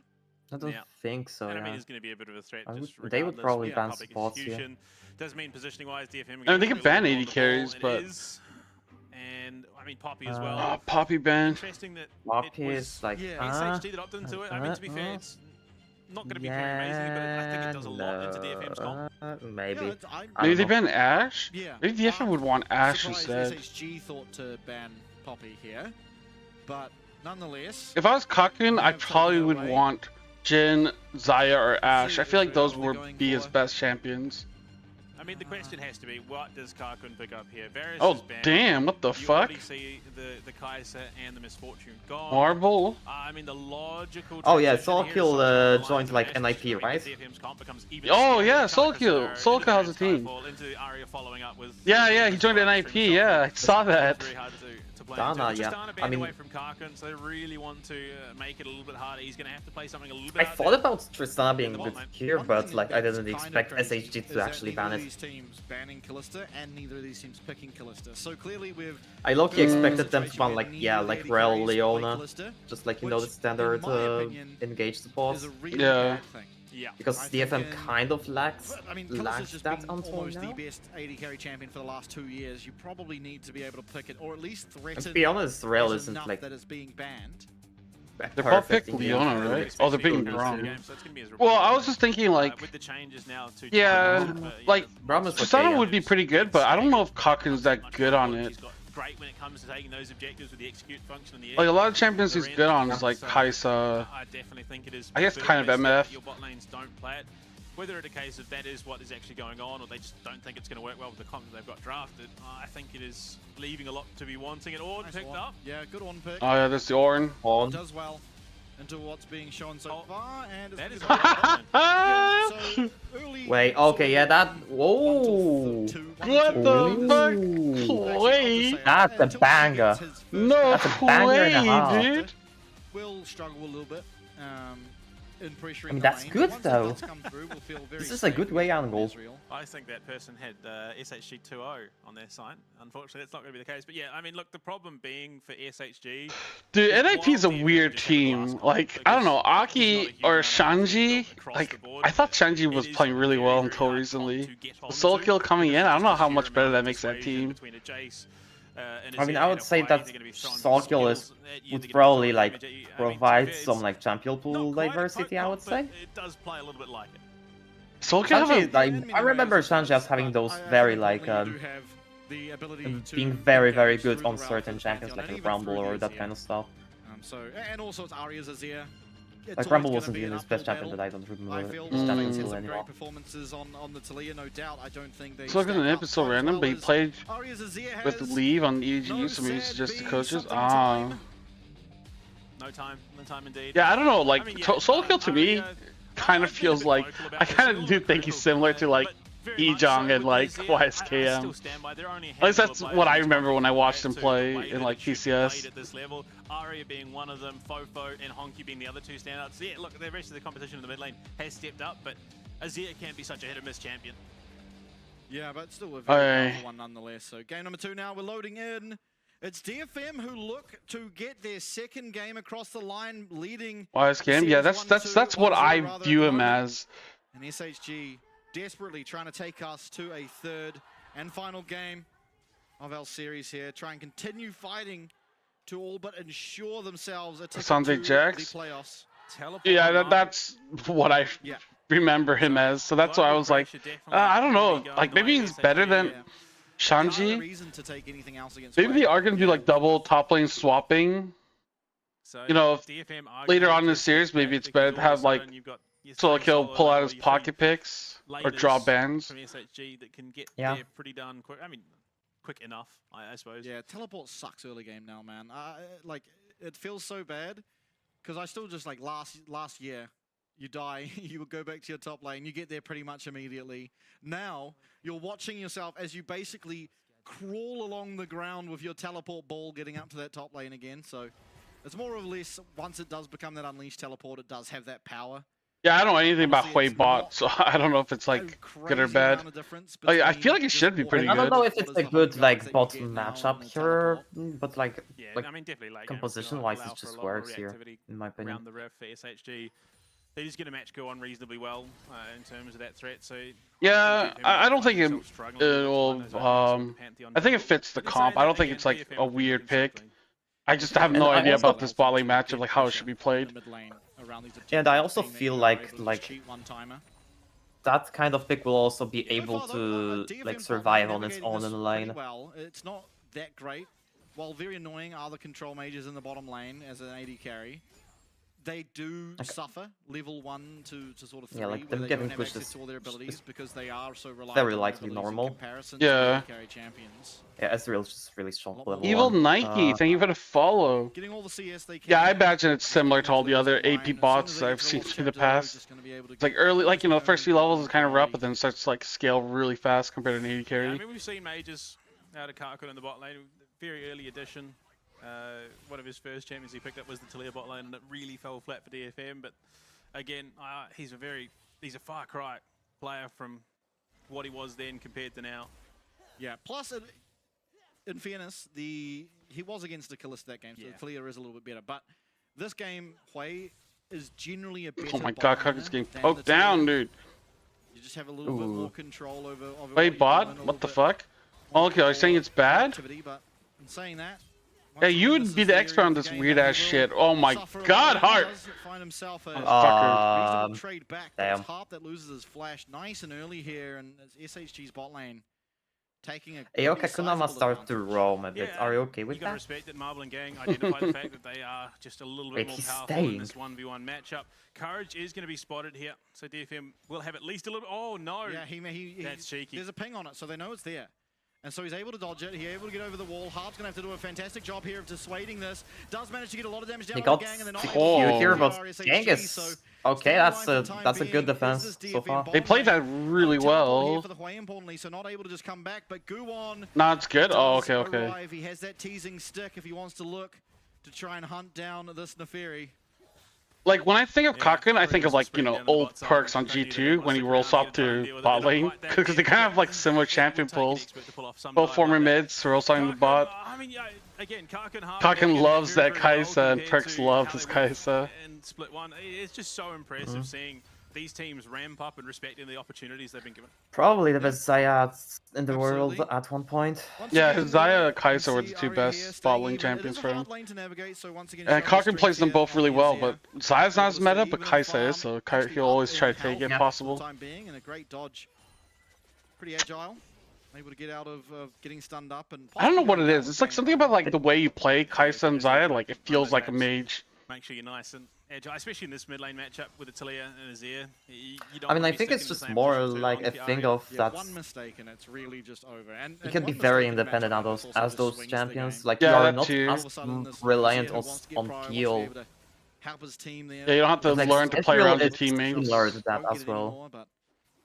But Ezreal is like actually very micro intensive, which I don't know. It should be better for mid laners technically. We did see going last week a lot of priority around the map, looking to trade those objectives out. This time round, given that it's staggered, the Drake is up, but both junglers. Well, I say both junglers. Go on opting to farm just a little bit more. And it's gonna be Courage that looks to start. Courage is actually doing Dragon early. Well aware. Yeah, so knowing is Game 1 it took like 9 minutes or some shit. To it being the other, but it doesn't look like there will be much of a response, being that Arya did just recall. But Guwon is running to him. Guwon is coming down here, and both supports matching. Kakun slightly quicker to the play, and yeah, but SHG have a much better angle. 8 here, yeah. If they can, yeah, exactly. So they are just going to give it. That's one dragon. Guwon maybe looking for a steal. Is he a thief? No. No, that would have been a pretty reckless play. They're looking for a fight now, but like Arya is still not in position. Like he was level 6, so maybe like they were trying to look for a shuffle here, but I don't know. Definitely could have contested with the Emperor's Divide, but they're smart to not overcommit. I mean, the problem is that Guwon couldn't even counter jungle. Oh shit! Arya with the Shurima shuffle. 3-man gank at the mid lane. Threat? No, okay, it's... Wow, Arya almost walked back into turret range. That was illegal. But meanwhile, Kakun. Shit. They're trying to like Kakun now. I mean, he doesn't have Hop again, so he is kind of doomed. Actually caught by the Winter's Bite. He's got the flash quickly. Okay, he still held that far longer than he should. Okay, well played. Yeah, I mean, like, I really thought he was gonna die, but he had flash. He doesn't have teleport now. Yeah, just a little bit, but I mean, you look at it here. Harp holding, waiting, knows full well that Ari is looking to pull that trigger. Boom, picked up. Unfortunately, yeah, the shifting sands forces Ari under the tower, but he's able to walk it out. And picture, more fighting. Wait, Fate has no flash. The fuck? When did Fate flash? Yeah, I don't know when Fate flashed. Maybe it was on the Dragon Pit? No, it couldn't have been, but somehow Gang got fucking cut out. It had to be way earlier. DFM and Yeah. I mean, maybe Like, there's this a would level be like one a or minute lane or fight. or something. Yeah, I mean, it can be a bit of a pitfall. You think you got priority down on the bot side, and I mean, they did just force Karkun out. But Pantheon threat can Oh, Harv, expected. that's what Crazy the that it just started fuck? this easily, and Guon being What the first fuck level are 6 you? able Okay. to collapse on the play. What? Possible Oh, that SHG kills didn't him? realize he was already level 6, being that Courage was only 5. DFM power up. Polchon, he's the most want Chiefs or softback to it, dude. Lightly going to steal the one grub away. They will. Guon, I think. Yeah, Guon picking up the first. Courage and Hello. the rest of the gang still hanging around. Okay. And DFM's looking pretty good. Oh my god, what the fuck? Why is Fate in the middle That's of the ball? Fate. Oh, but it's actually kind of good? There's going to be at least one. The reset comes through. Aria next to go down. Actually good?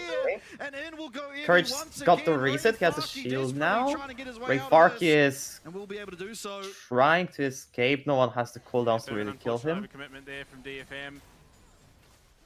Definitely. I mean, I really wonder whether Fate actually jumped there, like, potentially, or whether it's out of his wall here.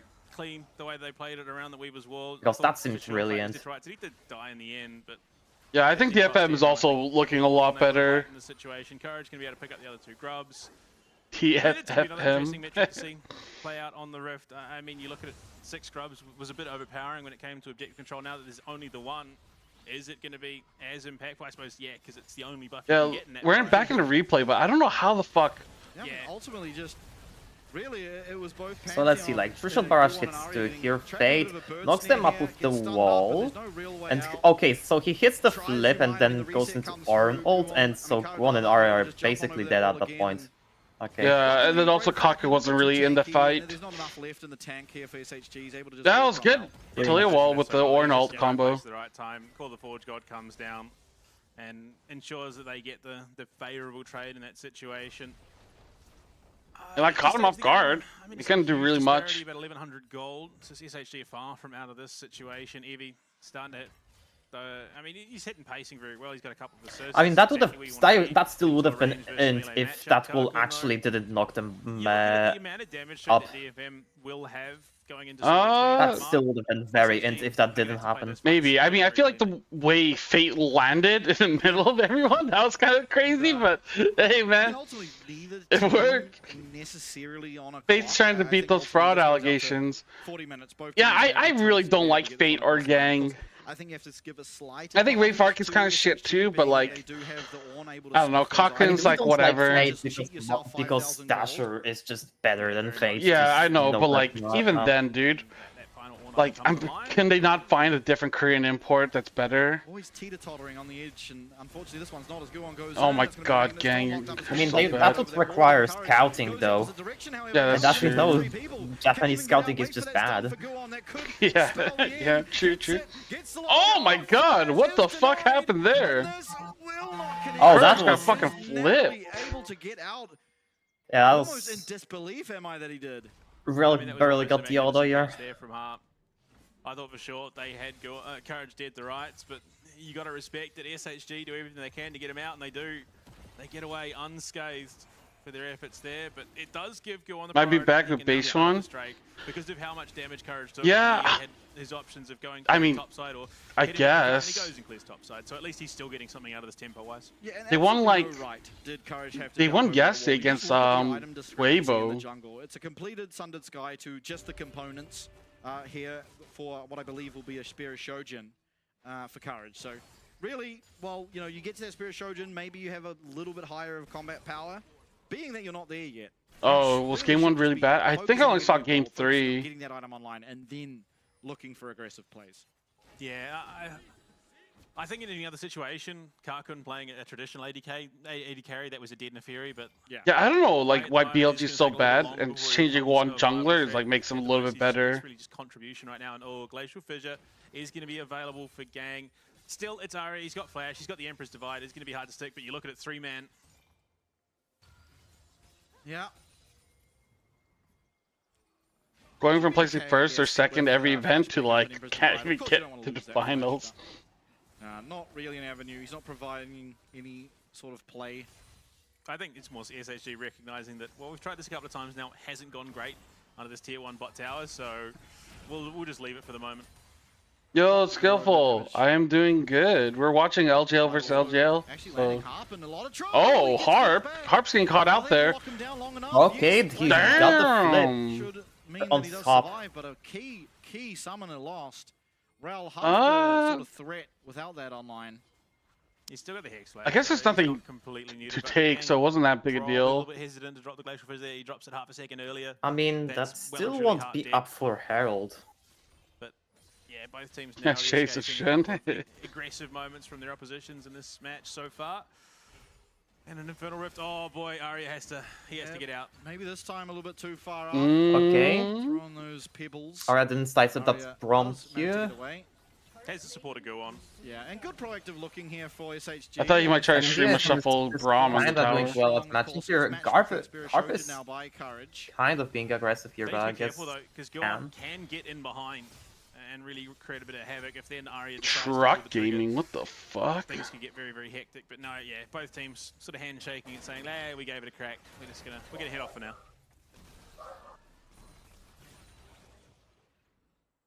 Top lane, ever thrilling. A Jace hitting Ornn's tower. Yeah, I mean for a 1k gold lead. Oh, Ring's nice. Yeah, actually, just really quietly. Up almost 2k gold. I guess 1.5k gold. Oh, it's just hot as fuck DFM, here. So doing a pretty good job in terms of their macro to allow that. Kills, you know, being up 1 does help. And all that okay, so it's like a minute before Herald. Oh, okay. Thanks, Star. Take care. Get some sleep. Well, I mean, Marvel, Star. Triforce online. That tier is well and truly getting stacked up, but you got the Blackfire Torch there for Karkun. So both I mean, Red Tail's about to spawn, right? Are we going to see a 5v5? Decide the whole game over it? So we're starting to hit those big item power spikes. You know, when champions really start to hit that little bit harder, have that little bit more impact. I mean, so far I don't think I felt the impact of way, but we'll see. I mean, I haven't really felt the impact from Ezreal either. So. Ultimately, he's in no rush to look for the fights. He doesn't need to be the one playing aggressively on the side lane. But like also like Courage really focused down on that bot lane. They zoned Kakun off a few waves. Yeah, that's true. They did try to fuck him a few times. Go on there. It will be spotted. So they know that there's something going on. But they could potentially. Are they trying to actually do anything here, or are they? Like it does look a little bit like they are just trying to dive bottom instead. Yeah, it kind of looks like that. But how the fuck are you gonna dive this Ornn? King is trying to like. Oh, Ray Farky. Oh, that's really. Does face check into that bush? It's answered by I mean, Gang almost got caught up there. Pretty happy. Yeah. Okay, so that's just a pure win for SoftBank now. Yeah. Make as if they're heading down to the bot side to go for a tower dive. Unfortunately, Ray a little bit tempo wise. Yeah. The mark. Does almost get it is weird though. Like, okay, Dragon spawning like 40 seconds. Loses flash because not the end of the Gang just lost flash. Get into the thick of things, but. Again, I mean, is Gang's flash really that important here? No, not really. Yeah, just not did Whaley use ult? Yeah, I guess so. When the fuck did he use ult? Yes, he did. Yeah, he fires his ult at the Gang. Oh, okay. Infernal Soul on the map. Can't really tell anymore. Everything just looks blue, purpley, greeny, turquoise. What color would you describe the rift as? Blue. Blue? Yeah. Yeah, I think that's the closest normal, easy to say color as well. I am but a simple panda. Blue. Okay, Dragon's up. They're just gonna give. Dragon up. What the fuck are they doing? Is DFM just giving up the game? Which makes these engages a lot easier for him. Giving? Even with the Hex I mean, Arya's not there. I thought he had TP, but he doesn't. He was sitting at top lane for some reason. Oh, nice. Just giving up Dragon. I don't know. That is just such. They didn't even have. They didn't even get to use Herald to like force priority. I mean, they don't really need to use Herald. But... Oh wait, okay, never mind. Or is here, but they're trying to contest now. I mean, Arya has a like good position to maybe do something, but okay, he's just running away. Okay, DFM just loses that team fight. No questions asked. Oh my god. Yeah, they were talking about colors, but I don't know any color names. On the back end, and only Aria and Guwon will live to tell the tale, but a very quick 3-0 and the Dragon in favor of SHG. I mean, Aria as they just look to take us to a third. basically zoned himself off. Yeah, I mean that Talia wall, I felt like did nothing. Like, but Aria just zoned himself over it. Like, yeah, like look at this wall, and then he's like, yeah, I'm gonna be over here by myself, and then Harp's just like caught out. Yeah, and then like Harp tries to engage, but they are effectively fighting a 4v5. Kaku like doesn't even go for like his full combo here because like he hit a huge EE, but then he didn't go for QE or like any type of Q, so he didn't get his passive off on anyone when he probably should have got like a passive combo onto 3 people. Like that, he probably should have like used QW there because of Rom Shield. Oh yeah. That makes sense. Yeah, we're probably gonna go to Game 3 Legacy. Like, I don't know. DFM is like, they're like late to everything. I don't know why. That's just like the most fake Herald in the existence of Herald, just for shits and giggles, I guess. No, the most fake Herald just like spawn in mid away from tower, so it just dies in lane. It doesn't even get the charge off. I've seen so many teams do that. It tilts me so hard. Like, just pop it underneath tower and just let it get the charge off and just say fuck it. Definitely a step behind, and it's been a lot harder for him to find the farm that he would have in a mid lane against an Israel Brom combo. Yeah, that's absolutely true. As Evie returns back. One more level and he will begin forging, smithing out his items, and first of course going to himself. Here we go, the Sunfire Cape will... Yeah, we're just been chilling this game. This game feels really slow. Again, unfortunately finding himself in a position where he's built a Sunfire I mean, it does feel kind of slow because DFM are just late for every objective. Yeah. Pretty much. The problem being there hasn't really been in position. Like, they gave Rift Herald for no reason, they gave Dragon for no reason. Like, every time there's been a situation it's not like they were like looking for something else, just fucked up. Because they've been in the thick of a team fight and yeah, oh shit, you're right there. Not a single tower is down. At 20 minutes? But with the way things have been going, SHG... Holy fuck, Skillful, good call. I didn't even notice, dude. I blame Free Corrupts. DFM really need to get priority. Yeah. They need to be the ones established at the objective first, so they can start looking to poke. It's much harder to play a poke comp coming in than it is for a poke comp when the other team is coming in. And this bot lane tower is going to go down. It's going to be first tower down at 20 minutes? Yeah, baby. Let's go. Let's go, Orn. Coming to make sure he gets a share of it because the gold far more impactful on him than it will be on Evie. Although out of all the tanks, generally the Orn does the best with the gold. 20 minutes, the new Thornbound Artican up and readily available. I mean, we've seen time and time again. Yeah, the towers are kind of low, but yeah, nobody is pushing. They're just like backing off. Both teams all being completely thrown. Yeah. I mean, it's interesting for the SHG. Can you tell me what your timer is? Oh, 20, 52, 53, 54. Wow, shit. So, am I really far ahead? This was them foreshadowing it. Yeah, I probably just need to open Twitch again. Pretty happy to be in this matchup. I hope to sync for YouTube because Twitch was kind of lagging for me a little bit. But I guess I would just have to live with being behind. No, I'll switch to YouTube if it's really bad. To try and stop from scaling I don't think up. it is. It's probably Aria, and Aria especially when he's on his Azir. Yeah, for sure.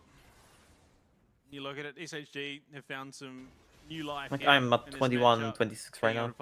21, 26? Okay, yeah, I'm like 10 seconds ahead of you. I'm at 36, 37. Does have the teleport, so can yeah, you are like 3 ahead. But there is just no one from SHG reacting. Yeah, now if he does recall, is going to be able to get to this tower, but Ray... I don't know, I prefer YouTube, but like... There are some features on YouTube that I dislike. I mean, the thing that annoys me most about YouTube is that they're like, is this dragon, and priority once again has been established, but it's been established by they're like SHG. middle mode, or I don't know how it's named in English, but like its middle mode doesn't really remove everything like Twitch does. Oh yeah, okay. And I think a good decision. I think clearly you don't have the setup. You've been a little bit late to the play. Yeah, YouTube chat is also different, but speaking has better quality, but like Okay. Here comes the fight. Okay, FaZe is going for a wall. Oh my god, all three people just instantly died. Great What kill. the fuck? But by God, when SHG pull the trigger, they pull it hard, Wow. they pull it well. Yeah, look, it's easy to find. And that was just merciless. What the fuck? How the fuck did all three of them just like instantly melt? Has not found any sort of space to really put this way to work. SHG take that. They're gonna look to take the Artican, and this is the way it should be taken. Get yourself a clean team fight. Transition into objectives. You take the first. If you still think you got time, then you can take the Artican. And I think realistically, Ray, if I'm being honest, the best thing he could have done in that situation is just keep pushing top wave, get some damage onto the inhib tower. Yeah, at least he did pick himself up a large chunk of gold from the... Yeah, I said we're getting dragon. Like, okay, they choke him here, right? What happens here? Face like marble ults. Oh, Kaku got... Marble ult deals so much damage, wow. Yeah, and then the Talia flip. Trying to give Kaku the space he needs, ultimately gets caught out because of it, and it just transitions into 3. Guon feels like he needs to get in to try and give his bot lane some space. Ray's going to transition what was a losing fight for DFM into yet another tower. That's what, 3 he's now taken in the space of about 5 minutes. Yeah, so feeling good is Ray. He's up 2.5k gold almost, but unfortunately the I haven't really felt the Hui impact just yet. Feels kind of useless. Yeah. The teleport coming through, Guon getting I mean, low. SHG is like doing a good job of just like Navigating their way out of it. Evie actually committing the teleport melting DFM front line. Because Because yeah, like DFM has very bad front line here actually, yeah. Although Baron, 40 seconds away, he has more than enough time to do this and get to that objective. He does indeed. Big demolition. Yeah, I mean, the towers are going down now. Now pushing. Ray can goes to get like melee demolish. Finally, Evie is now hitting down, but it's too little too late. Another tier 2 goes the way of Ray Farkey, and he's now 3k gold up on Evie. Yeah, I mean, yeah, it's still kind of like slow, but to then accelerated. Like a whole bunch of towers went down. It's a short amount of time. Like in 4 minutes, 6 towers went down or some shit.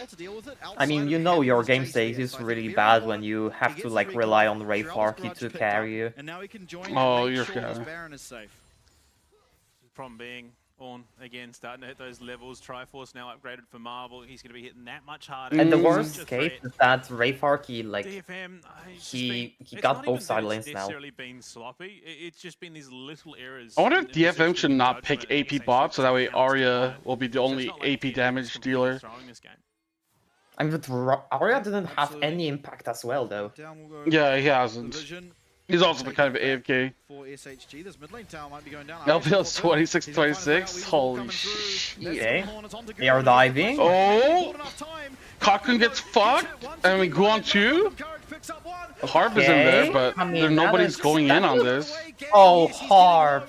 Oh. Yeah, okay. Oh. Yeah, and Arya. What was that ultimate? I don't know, dude. Wow, that is just a circus. Oh, Marble, let's go. Marble heard me talking shit.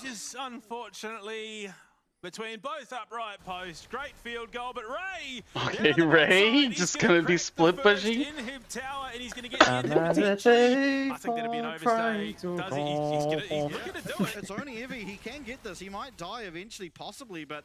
I mean, Evie can wait, why did Fate just TP to Baron? So Baron for the inhib, but I mean, not the worst, considering because why not? Every single well, why didn't he just go back? Well, he went back to, and then I thought he was going to stop Ray Farkey. SHG do, despite being so strong in these fights.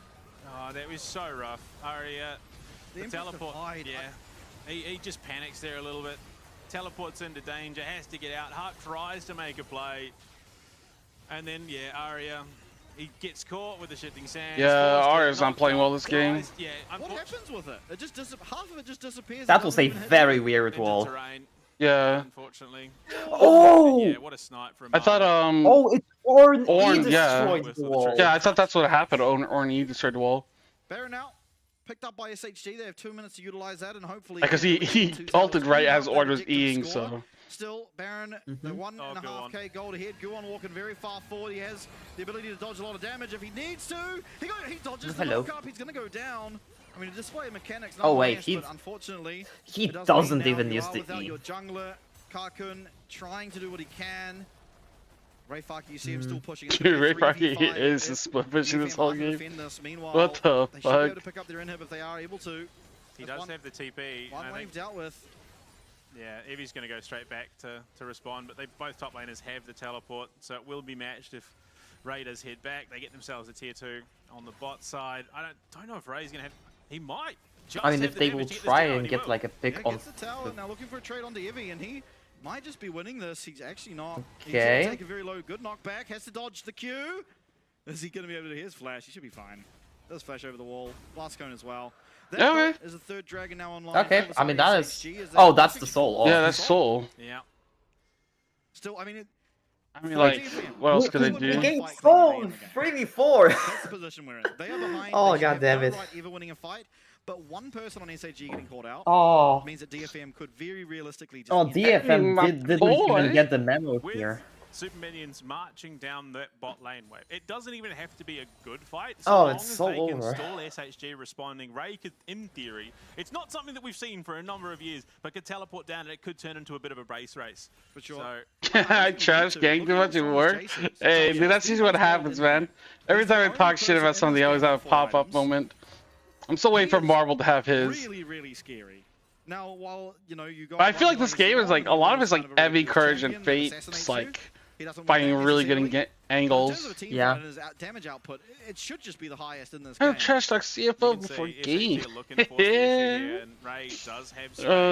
That wave is just streaking down the bot side. Weaver's wall, and this could be the tower going down, sure, but can you find the fight off the back of it? Kakun locked up, does not have flash. Oh my god, they're not. Or can you find the back end? Nothing for the time being for DFM. Still in will go Evi. He's stunned up. He's getting taken down. There's a lot of damage still on this DFM side. Health bar's low, but the Baron is gone, and I think it's, I don't know, man. It's so weird. Look at that wave. It's just marching in towards the towers, and you can see DFM want to hold SHG. Wait, bot wave, yeah? Yeah. If they can do that, there is a real chance that... I think he's in the whole game. Oh my god, he lives. He gets the crash down. Quick hands. Means that he isn't taken out. The only gang that Kevin supports is Yang Gang. True, dude. Yang Gang for life. And that's a third less that... Well, yeah, it's going to regen up, but yeah, again, DFM, I think, respect this very, very well. You dump everything onto it, but that tower survives a little bit longer than SHG would have liked. Kakun evaporates, but the rest of DFM get clear. They hold their space, they get the damage out. And yeah, I feel like they haven't had one normal team fight. Potentially bring out if SHG... Someone's always getting cut out and dying. One misplay in a fight and it's over for SHG. Despite how well they've played these fights, a lot of them are just... They're sacrificing their side lanes, and Rayfaki has completely demolished. He didn't do red buff. He set his team up to a position what the fuck? Kurt just left red buff? One single fight's all it takes. It could be around the Baron. 2 minutes time, 3 minutes time until that Elder Dragon. Okay, never mind. The problem being now, it looks as if SHG are reading into that. They are going to be escorting this way. It's going to be so whack if SHG actually loses with Soul. The assault on DFM's base. I mean, the way DFM is playing this game, I don't see how they can. For the Jason, the top side. Yeah, there's no way that SHG can siege the tower. If they want to take the tower, I mean, that turret looks like 1/3 HP. And dive the tower, which could be possible. Don't get me wrong. Do Nexus turrets still like have these thresholds where they can't regen above like 1/3, 2/3 when they fall below that number? I don't think so. I mean, Nexus turrets could now respawn. Yeah. That's Rayfaki teleporting away. Yeah, I like... That's the right call. Oh, he uses the B. You've drawn attention, you've allowed Arya to bounce that way. Okay, that's weird. Unfortunately, with the inhib up, it isn't just going to storm down on the bot side. I like Pantheon jungle more than Pantheon support. It still gives them that avenue. Yeah, this game it hasn't really done much. If they can control that wave tempo a little bit, and Ray's going to be heading straight there, they could find themselves even a half-decent fight. Suddenly Ray's in, looking to shove that wave in and potentially steal the game. Yeah, now... Oh, boy. Holy shit, all three of them just got hit by Ezreal ult. Yeah, okay, so Courage just has to win more item here. Oh, Arya is so dead with that teleport. Fate has... Okay. Courage has no... Or what? Or he just doesn't care. He just doesn't care about ulting. Okay. Respect. And SHG might have just done enough to get this one across the line as 3 members of DFM are down. Alright, GG! To try and defend. Oh, Ray, he tried to make something happen there. Oh, no. Rayfarky is recalling? No, you shouldn't. And we've seen out of all the champs that Marble's played this split so far, his Wait, he Israel cancelled has his always recall. been the best. He's cancelled. What is Respawn time. I don't know. It's Ray alone. He's still not back just yet. And you could see the game plan there, the avenue back in, but a poor fight. Brilliant engage from SHG. Hey, at least he's gonna have game 3, dude. And now DFM are going to drop like an absolute sack of spuds here. 16-3 in game 2. I don't know. Phenomenal showing in game 1. We're going to a game 3. Yeah, absolutely. Well played. All right, game 3, baby. Let's go. Pretty far behind in this one. They did a fantastic job of playing the map and trying to find themselves an avenue back through, but unfortunately for them, DFM... You know, if Rayfarky didn't like blunder that one dive on bottom, I would have said that he was ill health this game. I mean, the Weaver's Wall, or, you know, true. God combo was just so impossible for DFM to deal with. They cut off the route of I feel like MVP this game was probably like Fate or Courage. Onto multiple champions. Pretty much. DFM backed into a corner. All they could do was fight. I mean, look, I'm not saying that Huawei is a bad champion, but it definitely fell very, very flat in the spot lane. Yeah, that Jace was kind of irrelevant. I think Kakun ultimately just too often was getting caught out of position. He did push side lanes. I mean, I don't know, dude. I mean, it did a lot and it did nothing at the same time because DFM just there's not really too much you can do about that. Could not for the love of their life just not get caught. Yeah, Guan kept, or Kakun getting caught, Guan, Arya get caught, do nothing. It was kind of like a... defense on his objectives while Rayfarky took the other side of the map, but I mean, this was really where the game broke completely open. It was both the mid and jungle, Arya and Guan getting caught out, not realizing maybe that Evie had already arrived to the play. And from here, really, SHG just never took the foot off the pedal. Yeah, it's just such some Talil walls were good. Form of CC and some of them were bad, but Arya made them good. Like this one. Arya's like, hey, your wall is dog shit, let me zone myself. And then you pair it with just everything on top of that, it just goes so horrifically wrong. Ugh. And SHG, to their credit, played this exactly the way they needed to God damn, dude. roster. And Ray did a phenomenal job, despite everything, to control that map the way they did. There was a very real possibility. One good fight from DFM, they were going to take the full base of SHG off of a teleport, but it just never eventuated. SHG just executing so cleanly. Yeah, absolutely. And now thinking to the future, I have one concern for SHG, and I sort of touched on it at the very end of that, is that I think Marble has looked best on Israel by a large margin. It's now gone. I think he's been fairly, to be a little harsh, lackluster on the other champs that he's been picking up. Phenomenal on the Israel, but you're now at game number 3, and this is arguably the most important sort of series of your split.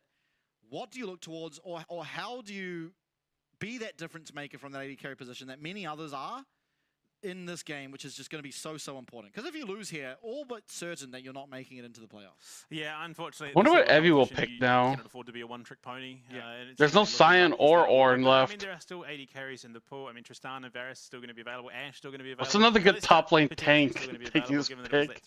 Be big chilling. Options available to him. It now comes down to execution. Maybe Cassante? And yeah, unfortunately for DFM, that is really going to shake the confidence a little bit. Yeah. Definitely so much momentum coming into this. They pick up the first blood. They navigate a massive tower dive in the bot side. I think a huge mistake by Kakun in taking that cleanse, because ultimately he didn't really do anything. He was getting knocked up and just eliminated anyway. I wonder if we'll see Shen. When you could have that teleport, have that higher tempo, just like Marble did on the other side of things. But that is game number 2 done and dusted. When we're back, game number 3, who will take the win? We'll find out very shortly.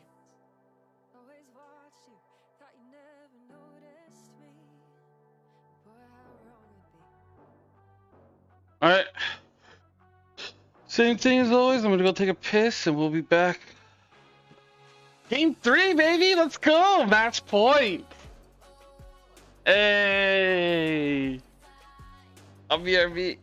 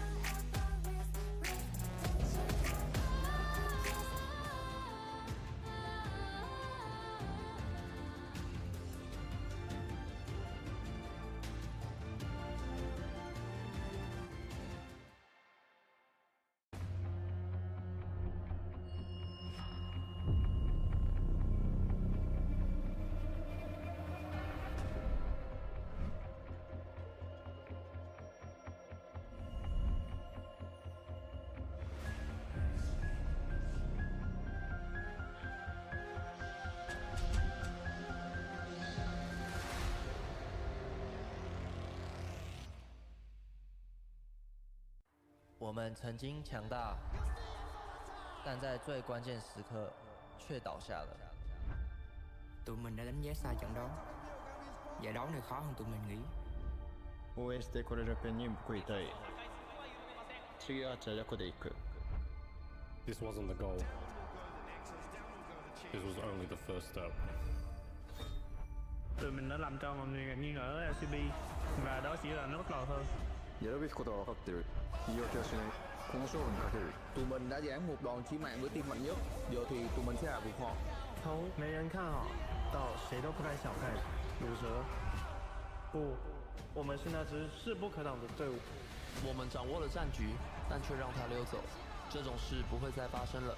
这一次，我们会牢牢抓住。あとは結果で証明する。僕たちの本当の力を世界に見せる時が来た。Cả thế giới sẽ biết tụi mình là ai. Đã đến lúc vươn tầm thế giới. Tụi mình luôn có niềm tin rằng mình có thực lực. Bây giờ là lúc chúng mình bung hết sức.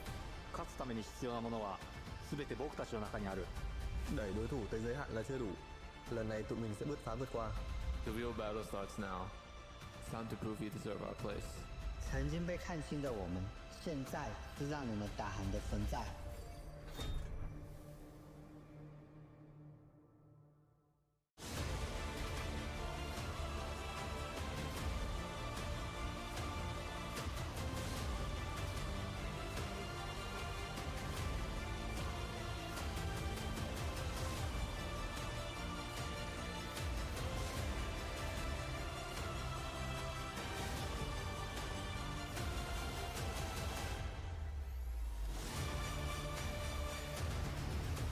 Ah!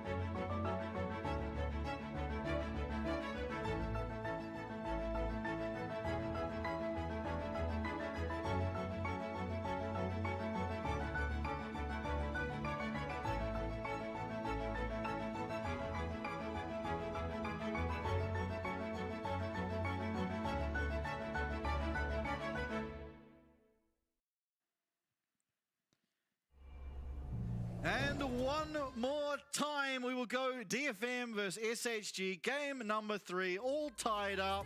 And this one's for all the marbles. Yeah, I mean, two comps that played very, very similarly for SHG. And unfortunately for them, the second one was the better because realistically, the comp just gave DFM no other option. That Weaver's Wall cuts off the route of escape. Orn follows it up. Whereas the first one, you're relying on Evie to land where he needs to knock up multiple members, lock them all down. And unfortunately, they just weren't able to follow up on there. Coming into game 3, though, 20 champions out of the pool, so we are going to have to change things up. But, I mean, SHG, it is inarguable. They've drafted almost identical strategies in their comps in games 1 and 2. I think they're going to struggle to find something that sticks game 3 as well. Yeah, I'm worried. I'm worried about Kakun a little bit because it seems like while certainly he's playing better than Split 1, there seems to be a bit of a depth of champion pool issue where the Hui comes out, and I guess in theory I don't mind the Hui, but against that comp it's very difficult to. Yeah. It's not going to get sort of the leads against Israel that it might against some other AD carries ultimately. I mean, in a 1v1 lane it does fine, but when there's 2, again, it's just that extra thing to worry about. you're going to be looking at bot lane is a little bit more heavily contested when you're both looking for that opening. You're looking to try and get that advantage, even if it is just in CS. And Wei kind of struggles in that. Yeah, for sure. Now, again, much can change. There's a lot that is taken away now. 20 champions ultimately will be another 6, so 26 before we see any champions picked up, and maybe that is going to help him, and sort of Marble's going to have some limitations as well, so it might not become that big of an issue, but I think we need to see a bit of a step up from Arya, ultimately. Yeah. And while it seems unfair, because I think out of everyone, himself and Ray Faki played very valiantly in that game, if he was playing like last split Arya, would have probably been able to get that one across the line, it feels like, because he was farming up, he was finding his items, he wasn't dying, he was getting the XP, but it just never felt like enough. He never found his angle. He never found one single high play, like a highlight play that we're kind of used to at this point from him. Yeah, I mean, again, it's a bit of an unfortunate situation where he was the star, he was the showmaker for the DFM roster in split 1. This time around, the rest of the team step up, and arguably the entire strategy's changed where he's playing more cohesively as a team member. But going into it, DFM have blue side Yorick, Sejuani, and Victor banned out. SHG respond with the Varus, Nocturne, and Lilia. They don't want to go and have that, but Ray immediately gets the Rumble, and this is a very, very dangerous champion in his hands. Yeah, so, I mean, I'm expecting now Evie to pick Galio. What do you follow up around it, is my question. Because I'm muted. My bad. Fuck me, dude. He kind of has been next match. After this game, we'll see, the other option typically CFO. Has been the Cassante, but I think Cassante currently not that strong of a champ, especially not compared to before. The Skarner. That seems pretty similar. We got a Rumble for Ray Faki. I mean, Gwen is available. Probably not going to have the best time into a Rumble, but definitely something that could be problematic. Ambessa instead. So look, no, Galio. Okay. Likely another target in DFM's comp. I think it carries on that trend of looking to punch down a little bit on the Karkun, knowing he's the weakest of the links at this DFM roster, which is saying something because it's still looking like a very, very strong roster. Is Ambessa still viable? Ambessa? Yeah, I think so, right? No, but at least it's not a tank top. Okay, so we got Jin for Kakun pretty early on. Than what it could have been, but it's the mage experiment didn't work out, sadly. Realistically going to be mainly hitting the Skarner. I don't really care what the other champs here for SHG are. Partially because of Kakun's micro, but partially because just other factors. Yeah, it looks like the lines of an Nautilus. I think Jin's fine. Okay, Wukong. I mean, against those two champions, Wukong seems to be kind of good, but not to just lock in Leona before this ban phase come through, because ultimately they can lock it in, ban 2 supports, and they can feel pretty damn happy with themselves. Not fully Still, I mean, DFM can ban on board yet. Well. Okay, so they got the Aurora mid. I mean, yeah, Aurora is good here, yeah. I feel like Aurora is good. What do you pick as an AD carry here? Yeah. You can't pick Jin. Realistically, from Marble, yeah, like there's still plenty up and available in the What would they ban? You want to make this lane as uncomfortable as possible for our Karkun. If you shut Harp down, that's what happens. Orianna ban. Yeah, I guess right. Again, to be fair. Yeah, you should ban AD carries. Xayah, Tristana are like the only somewhat safe AD carries that are like left in the pool, it seems. Corgi is available. Oh, Ash gone. Corgi isn't safe, Surprised that we have seen it make it this far into the Fearless draft and ultimately copping a ban. Yeah. Now, I'm not sure what I'd ban mid. Yeah, sure.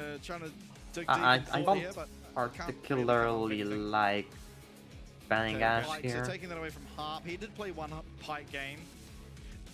I wouldn't say it was up to the standard of Seulong. No, but then to be fair, that bar is set pretty high by Seulong. Yeah, exactly. So not necessarily. I mean, I guess that's just like assuming that Marble can't really play Tristana. I think it's probably going to be supports that are going to be a little bit more problematic.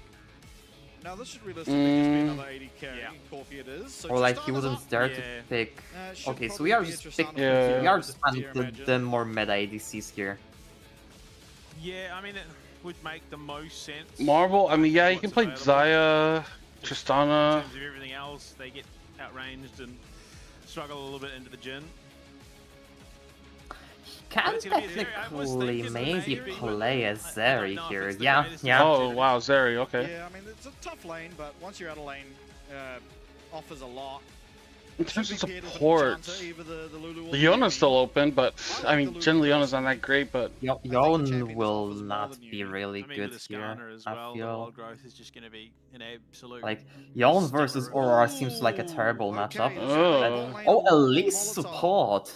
So getting that Elise, it's going to be a lot harder now for the not sure if I like the Elise here, especially for Harp. Me neither, yeah, but like...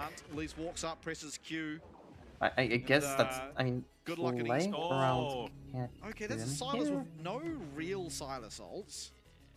Public execution. I mean, look, yeah. No, that 4-5 seems troll. Yeah, I mean, I don't think it matches what. I don't think it matches what DFM wants. And it is now going to force SHG to double think. If they do opt to the Lulu, do they really want the wild growth? And it is going to be picked up. It's so easy for SHG to just run away with this game. I like the Lulu here. No, at least it's for Harp. Cocoon is playing Jin. And will you even really want the Lulu ult? I think the best ult here might just be the Aurora. Yeah, in this game. for sure. DFM is just so paper right here. I think maybe it's second.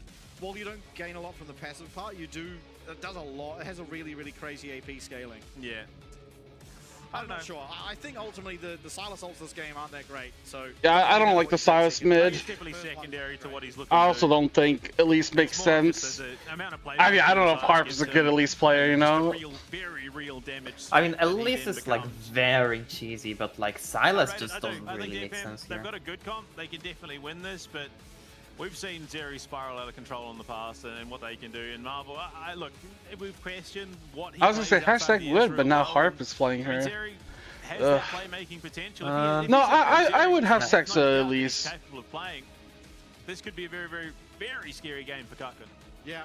Also, like, it depends on which form. There's like spider form and there's like human form. Is when they know their limits to when they can just literally go in almost face tanking 5.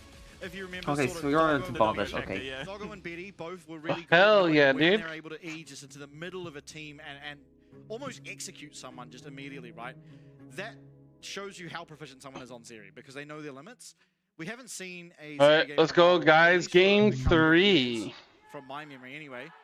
So it'll be very interesting to see. I don't know, like I feel like you can just pick Orianna here instead of Silas. Oh, Orianna's banned. Oh, Orianna was banned. Yeah. Okay, yeah, that makes perfect sense. Yeah. I mean, like, I was struggling to think because they double banned mid, I think. No, they banned Pike. That's what it was. It was Orianna Pike. It gives them so much momentum. But if nothing else, they're going to get that vision in the jungle. Try and lock down the path and give Gilwan as much of an advantage to impact the map as possible. Evie is going to match it here, more than likely with a ward of his own. So it will be information traded. Yeah. Ultimately, a trade of information that benefits DFM more. This just gives Harp complete freedom of the lane. As you see, not really a lot that Lulu Zeri can do against Jin Elise at this stage. And won't be Rice, for a while. Rice is also out of the picture because I think he was picked game 1. Yeah, he was picked game 1. Whoever gets caught is dead. Yeah, there's a bunch of mids gone, especially when you pick way mid or way bot lane. Bouncing grenade goes towards the minions. Still okay, come shot, nice. I mean, that's just setup damage. He starts so far for Harp, which is interesting. Maybe I'm not sure why he started. They were looking to catch someone out level 1. Yeah, that was the game plan. But generally, you don't level anything until it's gonna happen. No, they were just definitely looking to be proactive there at the start of the game. They wanted to get that early advantage and going for the cocoon, making sure that if they do find that opening, they can get it done. Or at least I think leveling is trolling at least. They're clearly not suffering. Their bot lane, like this is definitely like this is actually like the strongest point of this lane. Yeah. For TFM. Gang doing what he can with that little lance to try and trade back. Yeah, I mean, again, we've seen Jins. We haven't really seen a great Jin game, and now Fate going to be targeted. Smack him. There we go. Yeah, I mean, well, not an amazing trade. Certainly alleviates a good amount of pressure from Arya. Yeah, into that melee versus range match. There's Bing Jilling. Always want to provide those openings as a jungler. Speaking of, it's a melee matchup with Evie and Ray. Equally traded for the most part. Yeah, he'll be doing a great job so far.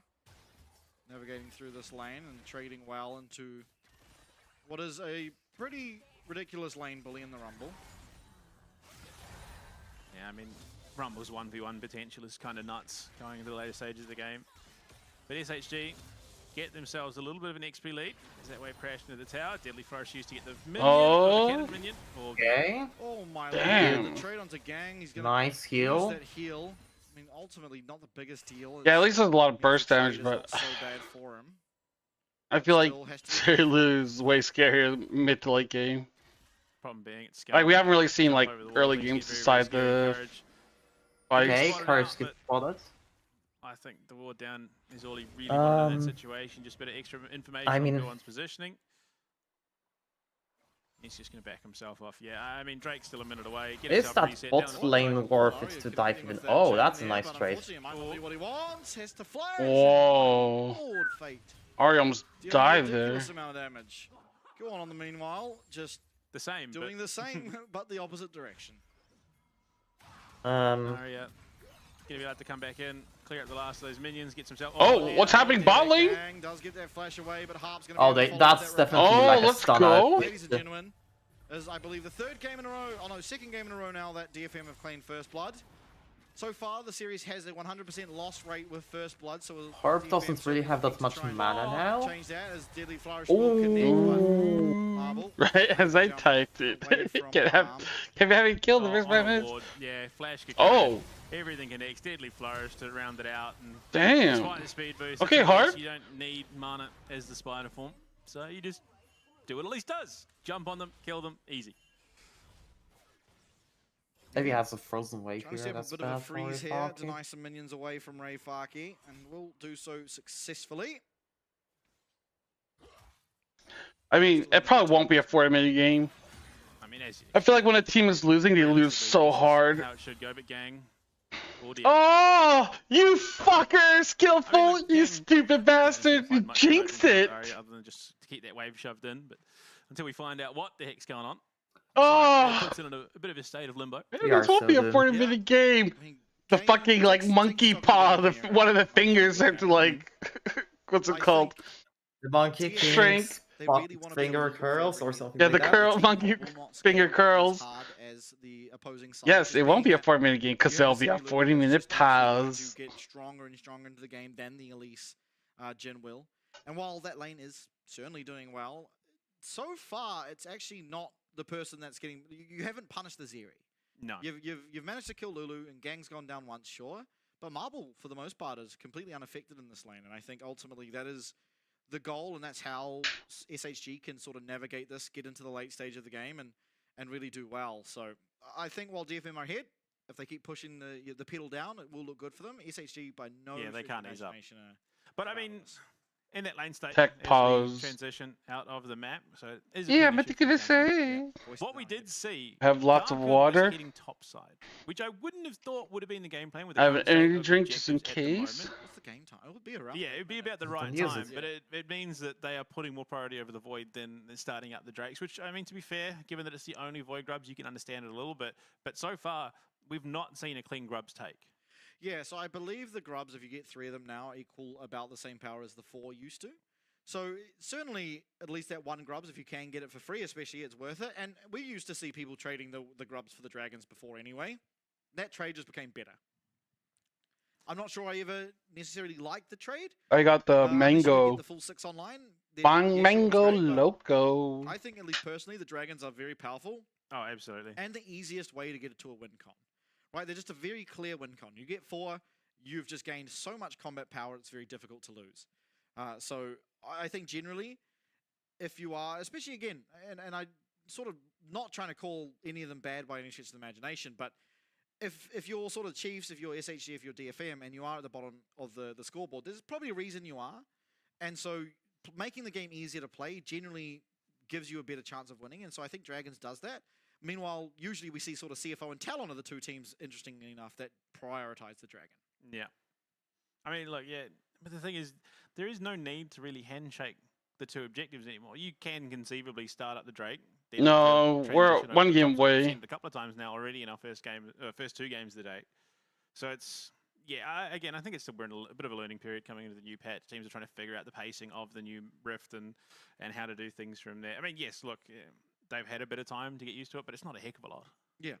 Yeah, I believe they've probably been playing on Tournament Round for a week and a half or so, if I had to guess. Oh, we're back. I mean, it's still not the longest. These golf shirts are all jersey style? I think they're all jersey styles. A pretty significant change to the early game of League of Legends. Yeah, I mean, the pacing is definitely taking a bit of a hit, and Evi's freeze is going to be completely broken as Karkun. Oh, like a polo shirt? We'll be able to break this. Yeah, actually, it's just 5 minutes in. So maybe a team did that before, but I don't remember.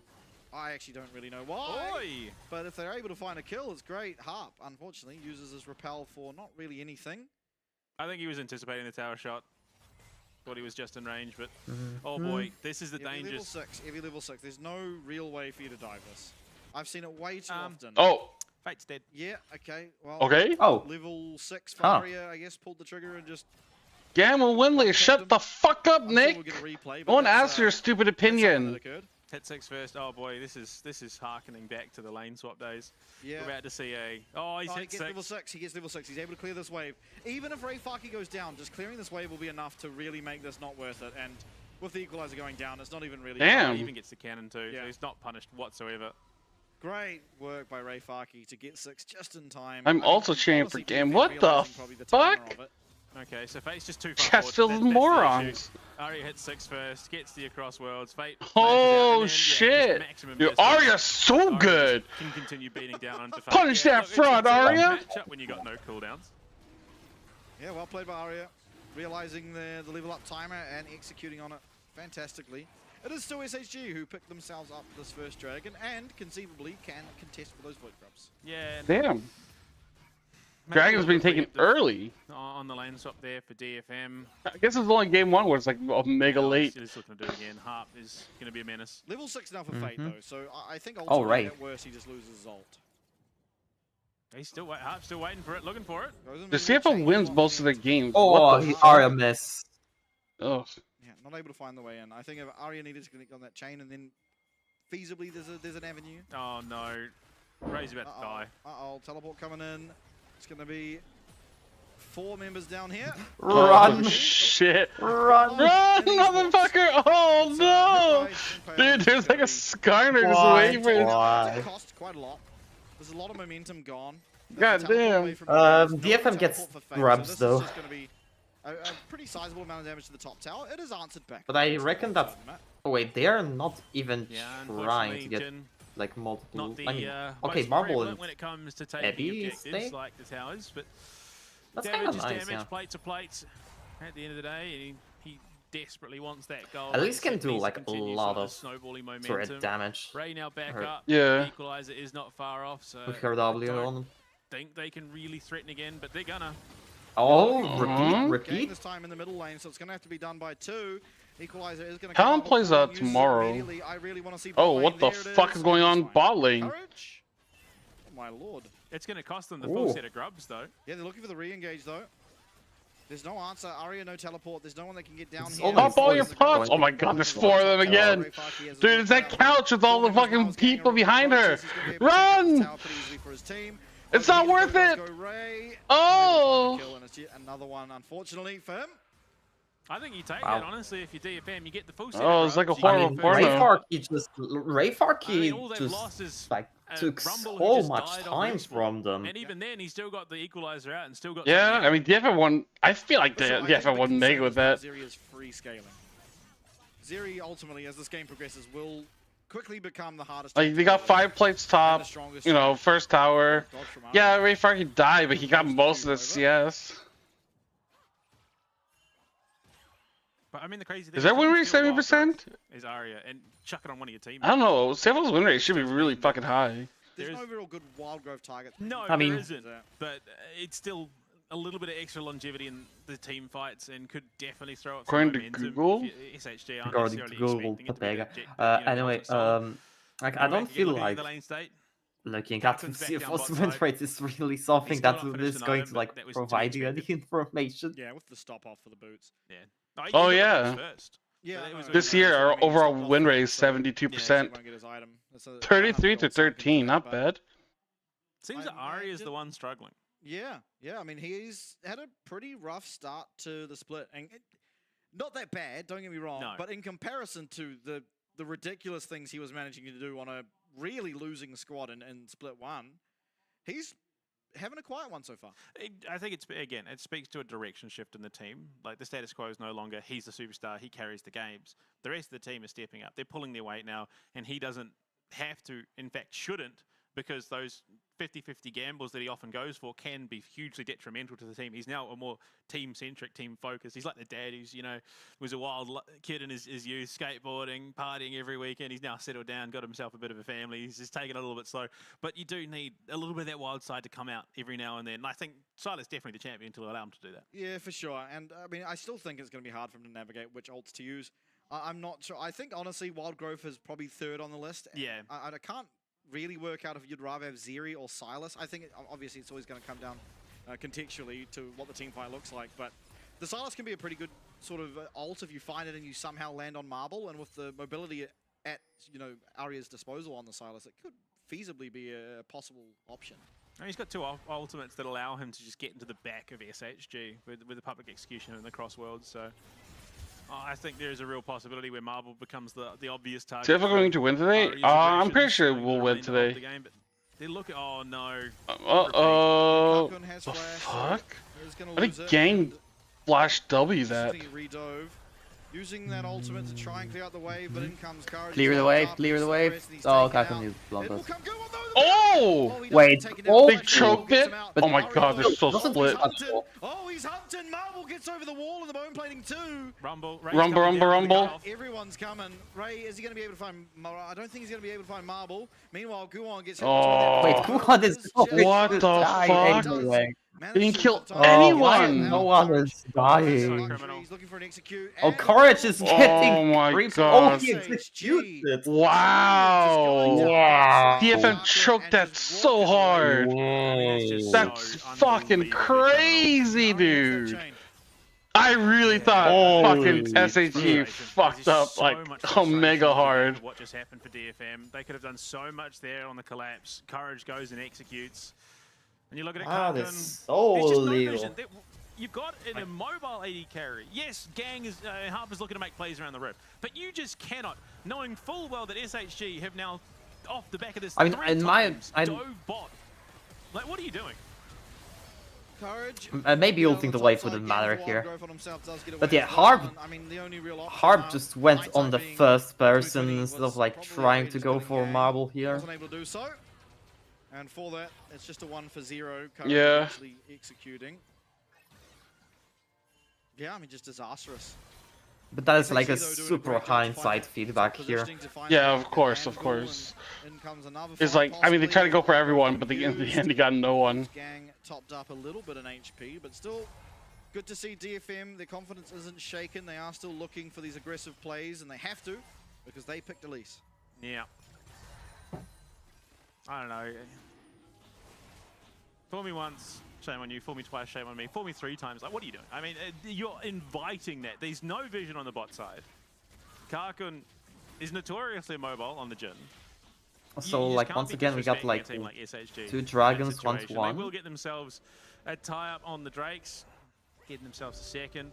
Lack of vision now could punish SHG though. Yeah, not realizing Gang is going to get hit. Gang! Oh my lord, Gang has no ult. Yeah. Ult? He got him with the ultimate. Arya has... Oh wait, that's Arya, not Guwon. Oh, wow. And, well, I mean, look, not quite the same. I don't know, Arya, I feel like it's doing well. Last team fight, but certainly an opportunity that they needed to take, and they do get themselves a kill because of it. And Ray heads up top side. He's going to catch that wave that Eevee was sending in. A lot of ages? Damage that sets up the taking of that tower. Absolutely, but the player might not just be ever built Rod of Ages on Silas? Oh, he's pinned up against the wall rather. Fuck was that Guwon? Dodging out. I think if he gets hit by that, he's probably going. I think GAM are strong, but I think right now CFO's playing way better. DFM mid laner. Dive number 73. The fuck is that, Courage?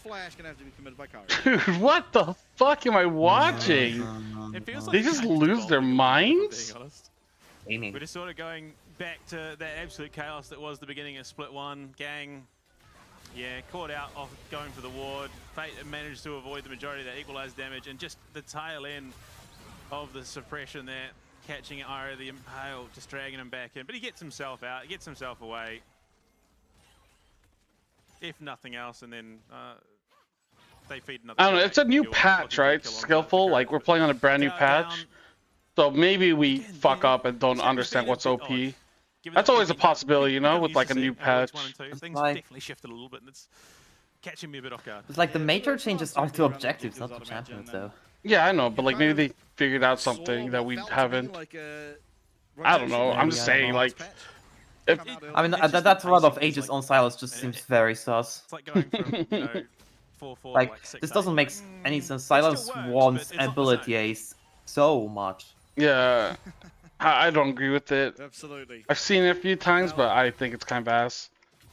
I mean, taking stock, it's still, in my opinion, I think if you were looking at the two squads, SHG, and not even just necessarily the gold lead, but yeah, I mean, with the amount of magic damage here, you can probably even go Bloodletters here as Silas. That is yet to really be realized. But as Silas or like a Wraithmark, he may Just be. getting there ahead of the Jhin Elise, which really It should not makes sense to go for that. Yeah, they will. Oh, big damage on. I mean, skill for competitive integrity, yeah, they should, but I don't know. It's basically an entertainment product, so.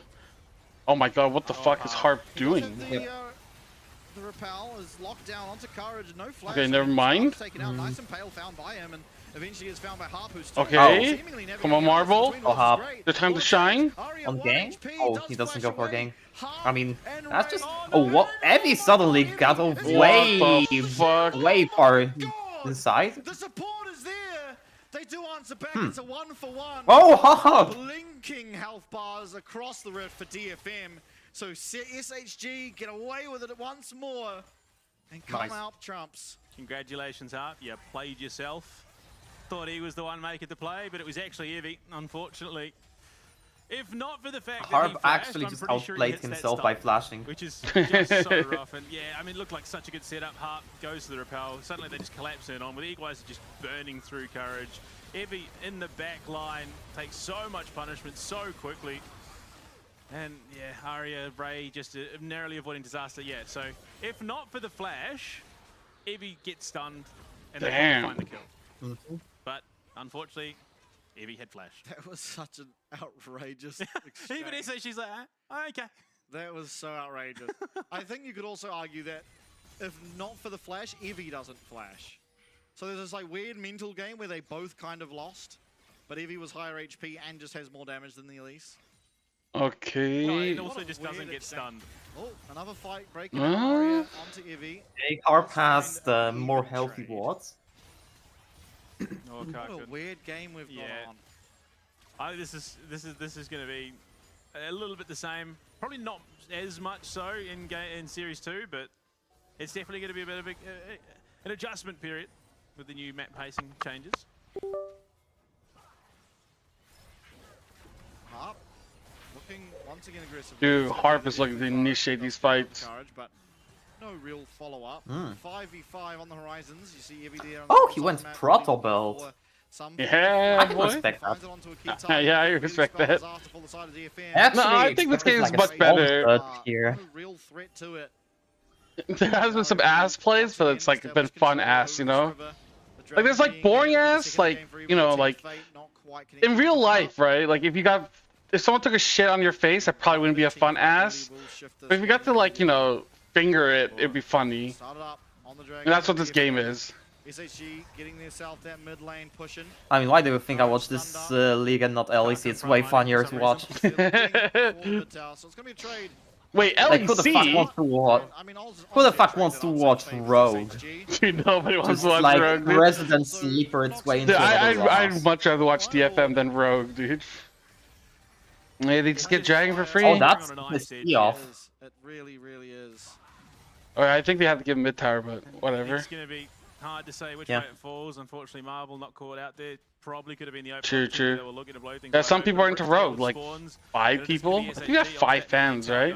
I mean, as I said, like for me, Rogue just it's still for me, Rogue is not a team since they merged with Koi. Because they still Yeah. aren't looking So Koi super ruined comfortable in Rogue. these team fights. Got There's it. still a lot that can go wrong. Yes. Yeah, absolutely. Yes, unironically. He's kind of lucky. Dude, I hate watching Rogue. Like, in LCK, DNF is like depressing to watch. Like, I feel like I'm gonna die. But Rogue, like, I just fall asleep. Like, I can't. There's so many times where I've been bred watching like Rogue, and I just like pass out. I wake up, my phone's just like out of battery. Top tier 1 goes down as well. So this map wide open. For It is so boring, Vision dude. is going to become so important. Ray, not quite the beast that he has been on the Rumble previously, but I mean, it's more to do with the for a long time, my lullaby was actually LCS. Yeah. Like Oh my watching God. NA. Did contribute. But that was like 2020 when NA was actually just dog shit. The other Khan up, but like, Damn, not dude. really looking for a fight around the other Khan, or a fight around a different objective that then spreads to the other Khan. So realistically, we shouldn't see too much action for the next 3 or so minutes. They do spot gang. That could have been getting a bit overconfident there, pulling the trigger, but smartly backs himself away. I mean, as well, Courage has been playing so well out of the jungle. Identifying the weak side. I mean, that early lane swap out you're of like DFM and grouping punishing with Ray 5. heavily. Oh my Get them God, to hard. like set up for an objective which like the team that will start this objective will immediately lose. Harp is wait. nice. Huge fight going on. Ooh, whoa, what that's the a fuck? nice combo. But keep your eyes on the series. He marches forward. Kakun loses his flash. Marble is popping off actually. Oh my God, I've never once in my life seen that. Hell yeah. You tried, pal, but it wasn't enough. Buffering the impale perfectly there. Unfortunately, not finding the kill that they needed in that situation. Yes, they get heavy, but off the back of that SHG, that's all they need to start this up. No. Okay, looks like Softbank win this, right? I don't know. Did DFM make a comeback? Unfortunately, no After this, probably not. So it should be all but for free. But like, Marvel, we questioned it. I don't Does know. he play when Israel I is not available? guess that Is he was a really good just one try trick? But no, he's looking very, from very clean in the DFM. series right now. Yeah, that's going to be another Arakan secured for the side of SHG. Second in a row now. They're able to get the last one across the line. Like if they try to play neutral, they probably just get zoned out slowly. Yeah. Maybe like that is actually like good. I don't know. I mean, that play by Arya is fucking crazy. Yeah, that. But nobody followed up, Yeah. or nobody could kill Marvel in time. Just the comp does not have enough in the kit to follow up on him. And go on the other side just gets melted. It's a bit of an odd comp. They want to go in. Karkin wants to play back, but he's just too close. They can't lay out the damage. Yeah. I think this Jin champ kind of sucks this game. It's really good if you can pair it with stuff like Zyra, some other DPS, and to be Rumble's fair, one of them, but 2025 it has not impressed me. Like, I don't even know if we've seen a Jin win in 2025. I mean, yeah. Oh, okay, Kakun. Okay, okay. Yeah, I get why DFM has no damage. 80 carry in this competition. Oh. Why? Okay. Holy shit. Yeah, Marble is completely justified to like not respect Kakun's damage at all. Oh. One more and Kakun now left limping back to his base. Another huge fight win for SHG. And like, lose game Kakun, no damage with like, he has a fucking Yumo and rapid fire cannon. Drive it straight into that mid What the Marvel fuck? will finish it off.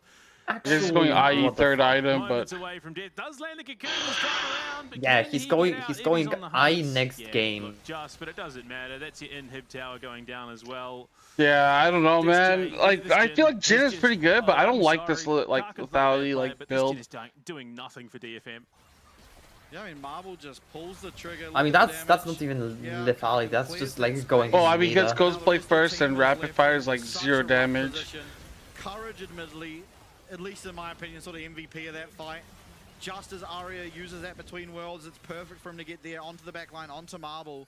He's hit with that Impale, and he is just completely removed from. I feel like IE's second item is like way better. Really having a lot of highlights throughout. Like Collector IE. And if I'm being honest, Harp is the carry in the bot lane at the moment. Like he's doing all the damage, and we're gonna see the damage charts at the end of the game, and it's just not even going to be comparable between the Elise and the Jhin right now. And surprisingly, only the second Drake for SHG, but they've taken a stranglehold on this game, and from here on out, it should just be lights out for DFM, barring some miracle team fight out of them.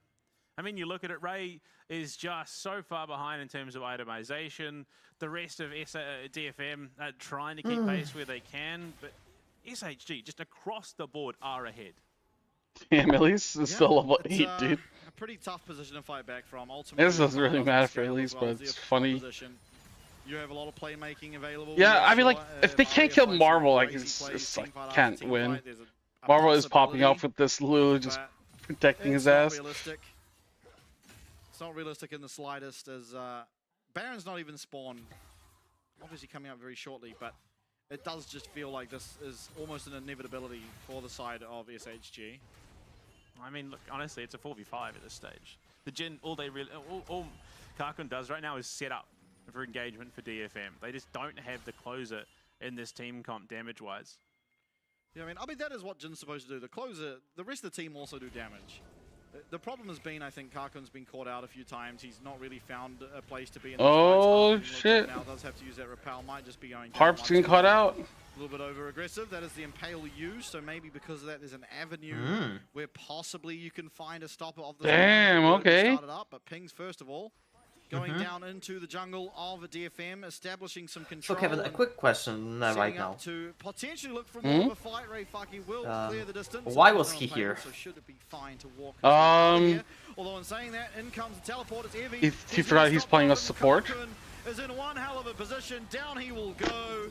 Down will go. Oh my god, dude, this is so disgusting. What a shitty way to lose. Yeah, I mean, there's no reason it shouldn't be.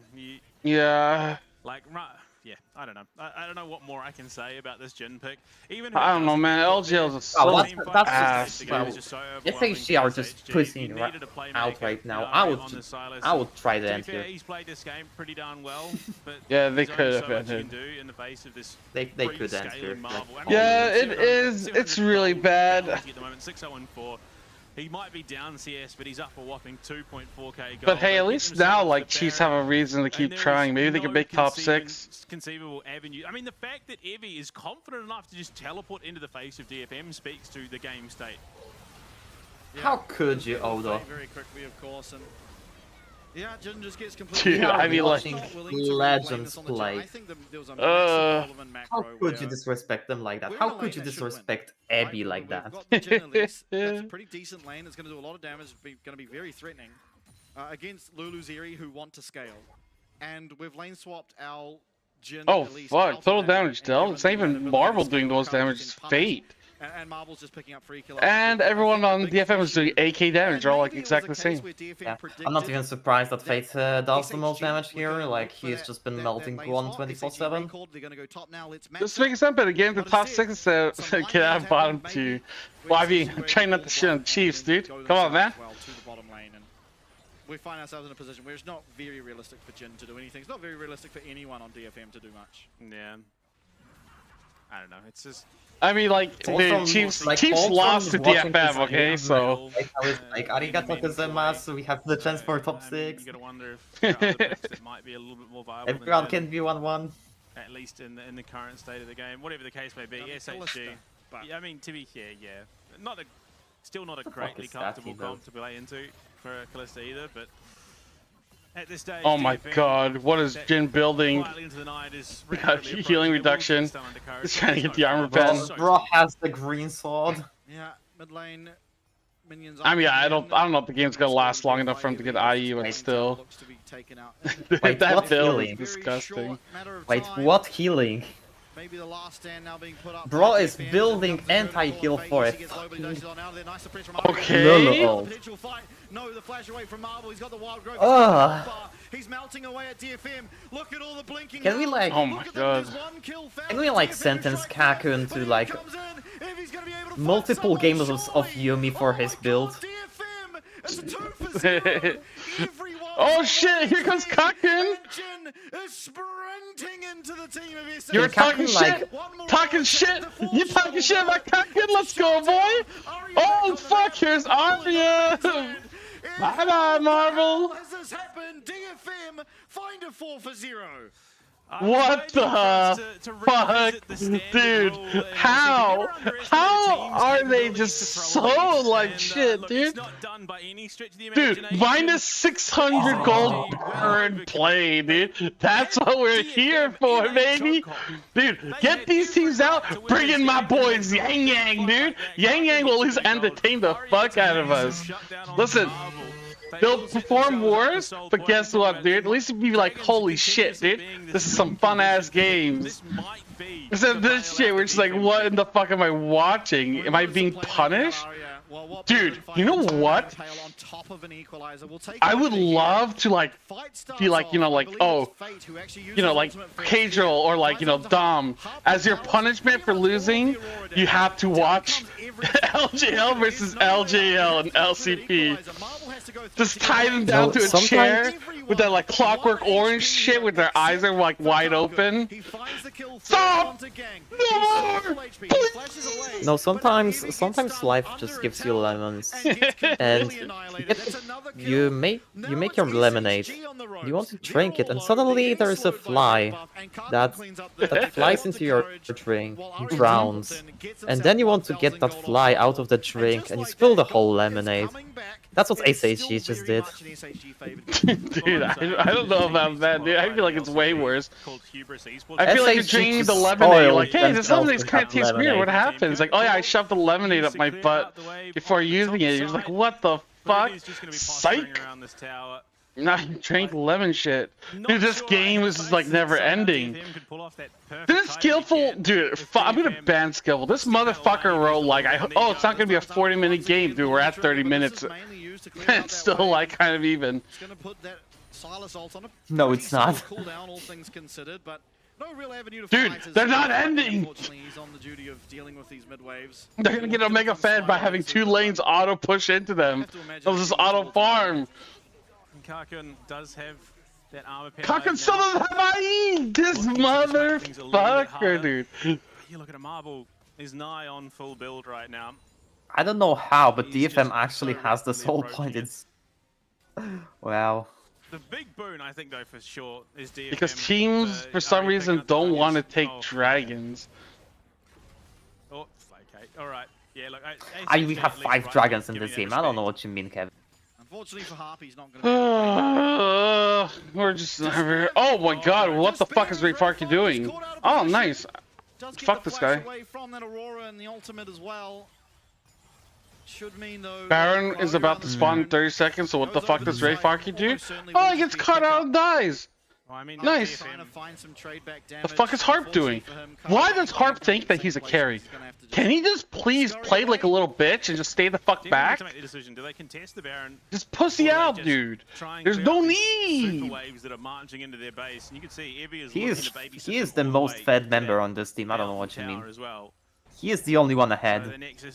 Oh my god, dude, that's he has depressing. 2 items and a dream. Dragging this game out. Good one. Oh, dude, they're just never gonna fucking end. Trying to prepare for the Baron. They are going to kill it, and DFM is just like not contesting at all. Yeah. I mean, Evie is like not in danger. He's still not in danger. Dude, Rayfarky, I don't know, man. He's so bad right now. 146. Maybe you can just get them out of the fight immediately and then look after like that, legit, if Arya's not having like a pop-off game, this team cannot win. They're in Hib. I'm not sure about this curtain call. I think it's just more of a dissuasion tool than anything. Realistically, Karkin hasn't found an opportunity to get those off during team Well, he is fed, and we are fed up. God damn, dude, why are we all just speaking in puns now?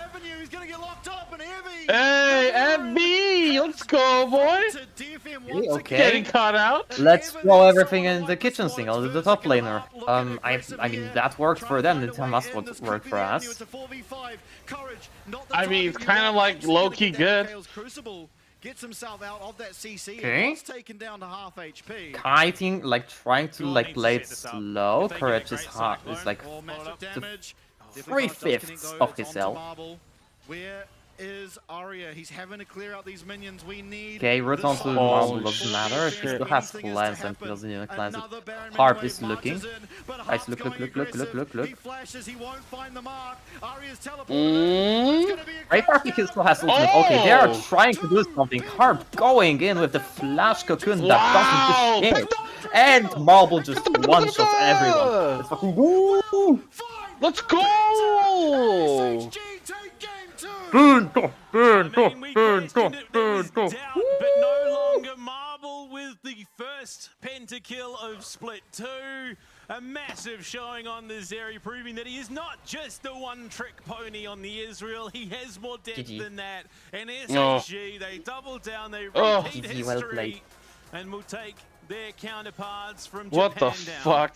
Why did he just throw the whole game there? I'm so confused. Very well. Ultimately, yeah, you tell him, Marvel. You tell him. SHG, DFM, both one series win now.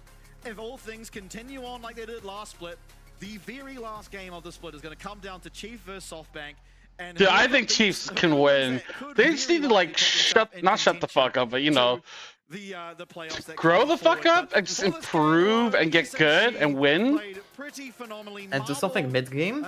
Down their bot lane in particular, and not draft like ass. Gang as well, I think so far, and play well. He's had this split. Absolutely, undoubtedly. I mean, the rest of SHG as well played pretty darn like, well. Dude, like. This is a team that has given us so many was here, he would be very angry at that one remark. Oh yeah, no, Poltron hates me. Like, dude, I think Biopanther Evi, I feel like that's whatever. Kusha clears the fuck out of like either jungler, Guan, or fucking Courage. I don't know, dude. Jimmy is also better, except Arya is better. But they've clearly been doing the work, but so have SHG, unfortunately. Like Marvel and Gang, dude, fucking yeah, dude. Luan is way better than that shit. You just need to play like it, you know? Like, yeah, it's nice that on paper, Chiefs has a good roster, but they gotta actually like perform and play like they have a good roster. And almost the entire reason this game was so hard was that lane swap. I think they had the perfect lane almost to deal with the Zeri Lulu, and while it will get progressively harder as the game progresses, you really need to punish that early game. Your lane swap out, Marble all of a sudden just picks up 3 kills on getting, you know, Ray Farkey getting towered over, Karkun one time getting towered over, and the game is just so unlocked for Marble. Oh damn, Karkun did the most damage on his team. Kind of. There was one death, I believe he had, and that was off the back of an egregious overstay from the side of SHG, but other than that... Gang is so bad, dude. I mean, yeah, put him on Lulu duty. Because DFM let it be. Yeah, they did. Because Marvel actually played better. He had like a Lulu bot on his ass. Confidence levels, I think, more than anything for DFM. I think it was just a misread. It was a horrendous misread, and they just didn't. And the game got 10 times harder, I'd say. Yeah, absolutely. And there it is. Yeah, I don't know how the fuck they went for this play. Just watch Karkun and Harp. Watch this. Yeah, bomb. Just pop. I mean, yeah, just given that much room to work with, I don't know. Ultimately, the fact that so much of the strife that DFM struggled there came down to a misread of a lane swap is a little bit soul-crushing, and yeah... 80% KP across the series. And nearly a third of the damage for the team as well. Understandably so, he played out of his mind. Yeah, I mean, question certainly answered. What's Marble's second pick after Israel? Well, it's starting to look like it should just be Zeri, because I think, admittedly, against weaker opponents that he's had in the first 2 weeks, has to be said, but that was his best performance. this entire year. This Zeri game was his best performance. Yeah, the Zeri game. I don't know about Ezreal Kai'Sa. Lots of team fights, and he was playing out of his mind. Dude, I don't like that they only give a player of the match for just game 3, you know? Because then it's like of course Marvel's gonna get it. He just popped off on game 3, but he looked ass game 1 and 2. How the fuck do you get player of the match by being useful 1 out of 3 games? Yeah, I mean, it's a pretty spectacular misread, honestly, and Arya, again, we wanted that show-making capabilities, and he does that, gets solid. Like, they should do it game by game. Yeah, I mean, again, DFM found so many moments, but they then ultimately fall flat for some really questionable decision-making. I mean, you look at it here, DFM should get away in free, and again, another fight here in the mid lane. So sick. Yeah, I mean, this was brilliant buffering, but they just have no kill threat onto Marvel there, unfortunately, and as soon as it turns, it is everything going SHG's way. Yeah, look, I mean, so far it's good, you know? There was a little bit lacking in the DFM. It's, at least the leagues are still, like, kind of interesting. I mean, yeah. Unfortunately, just Marvel given so much free time makes this pretty hard.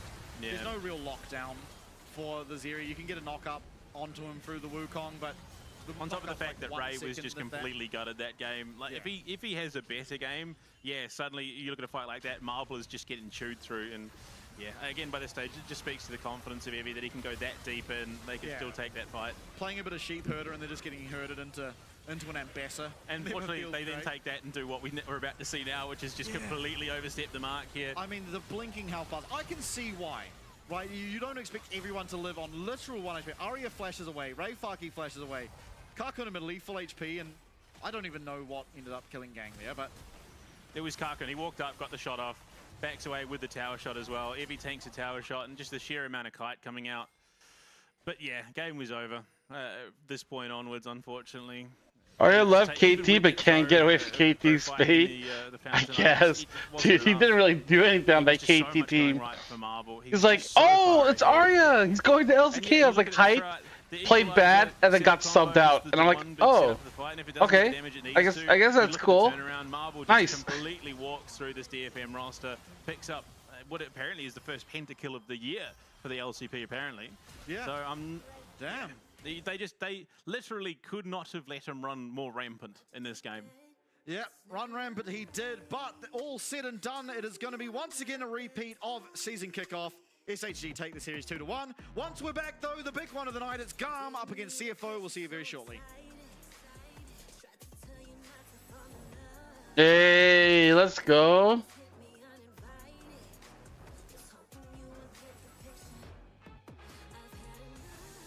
I don't know, maybe Arya's like a, you know, big fish in a small pond kind of level. Maybe he's like too shit for LCK, but he's too good for LGL.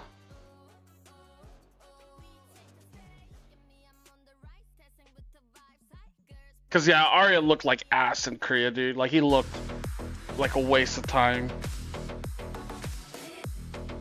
Oh well. Alright, the hype match, dude. GAM versus CFO, dude. This is what it's all about. This is what we've been waiting for.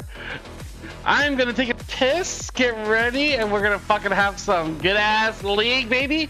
Listen, the previous match, yeah, you can say it was bad, but this one won't be.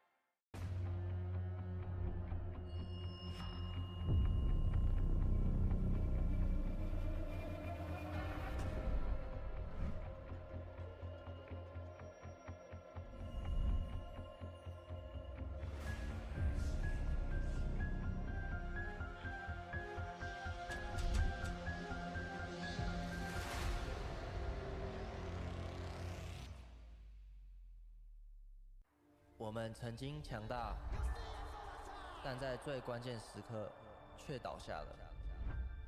Tụi mình đã đánh giá sai trận đấu. Giải đấu này khó hơn tụi mình nghĩ. 応援してくれるペンに報いたい。次はチャ力で行く。This wasn't the goal. This was only the first step.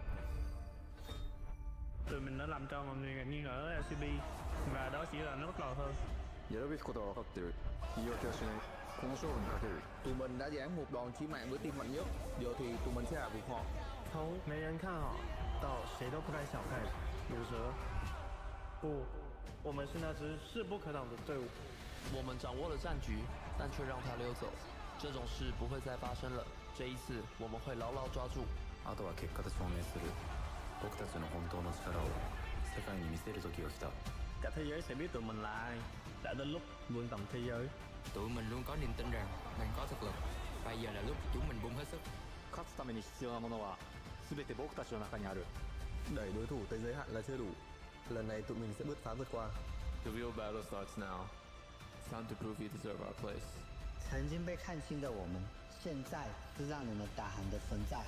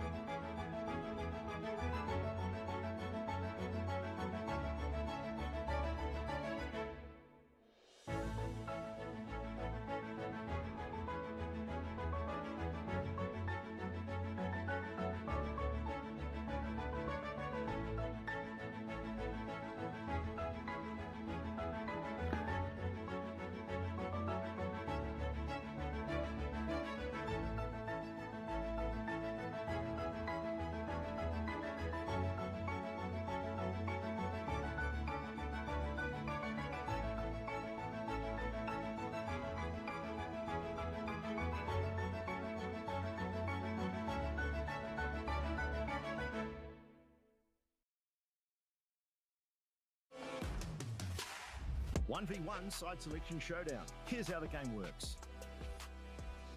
Players are only allowed to pick champions from this draft pool.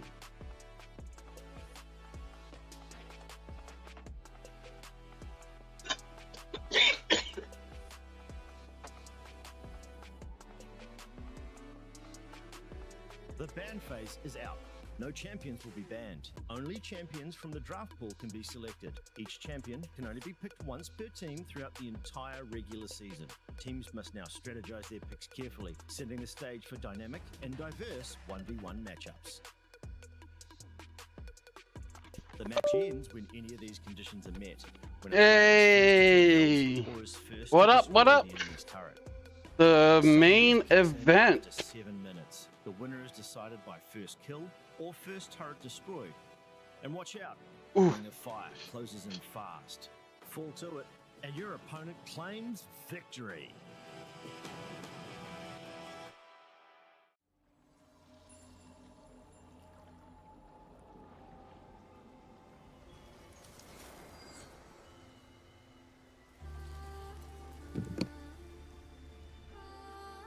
I'm ready, dude. I think today's match is gonna be fucking hype. I mean, I hope it's hype. I hope it's not a shit show. Well, I guess I kind of do. I hope that, like, we just shit on them and it's not even close. Like, the Vikings match, like, CFO just completely shit on them and I didn't really have much to say. I was like, oh, well, that happened. And that was it. I was like, okay, we won. Cool.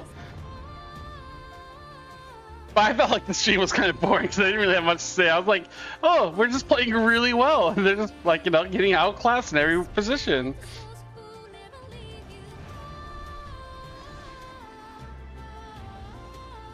Like, I didn't have a single heart attack. I wasn't, like, crying, you know, shitting myself. Like, I wasn't really worried at all the whole game.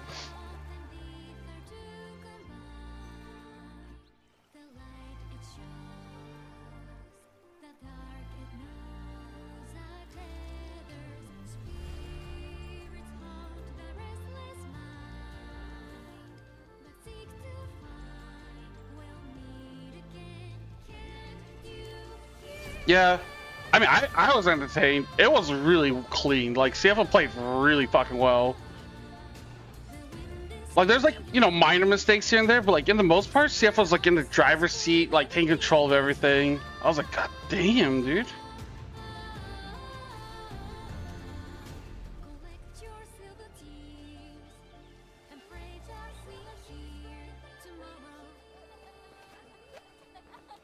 That's GAM, you know, GAM's always got something up their sleeves.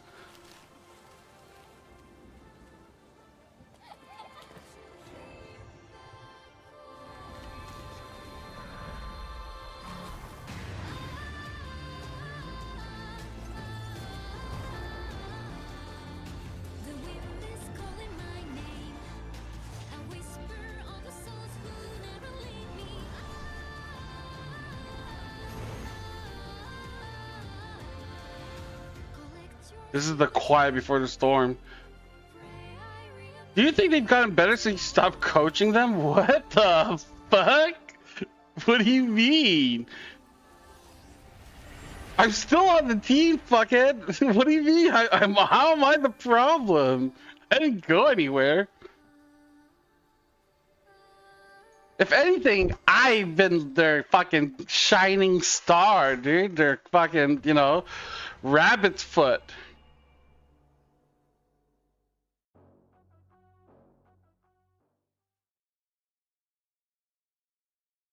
Yeah, fuck Puckle, dude. Fuck all of you.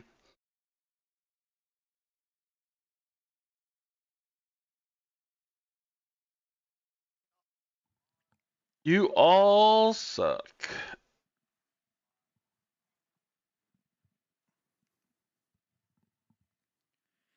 Welcome back, everybody. Players getting ready to get on stage now for game number 2. It's CFO up against GAM. I'm of the belief that this realistically could just be a 2-0 for CFO with the form they're showing.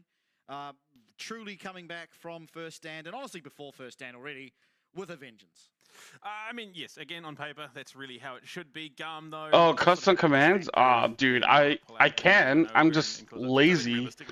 Yeah, this should not... Like, Puckle's been in my chat for, like, years, and people are like, wait, how come he doesn't have VIP? I'm like, oh, yeah, okay, I can give him that. Making sure that they're I'm just like not a good streamer, dude.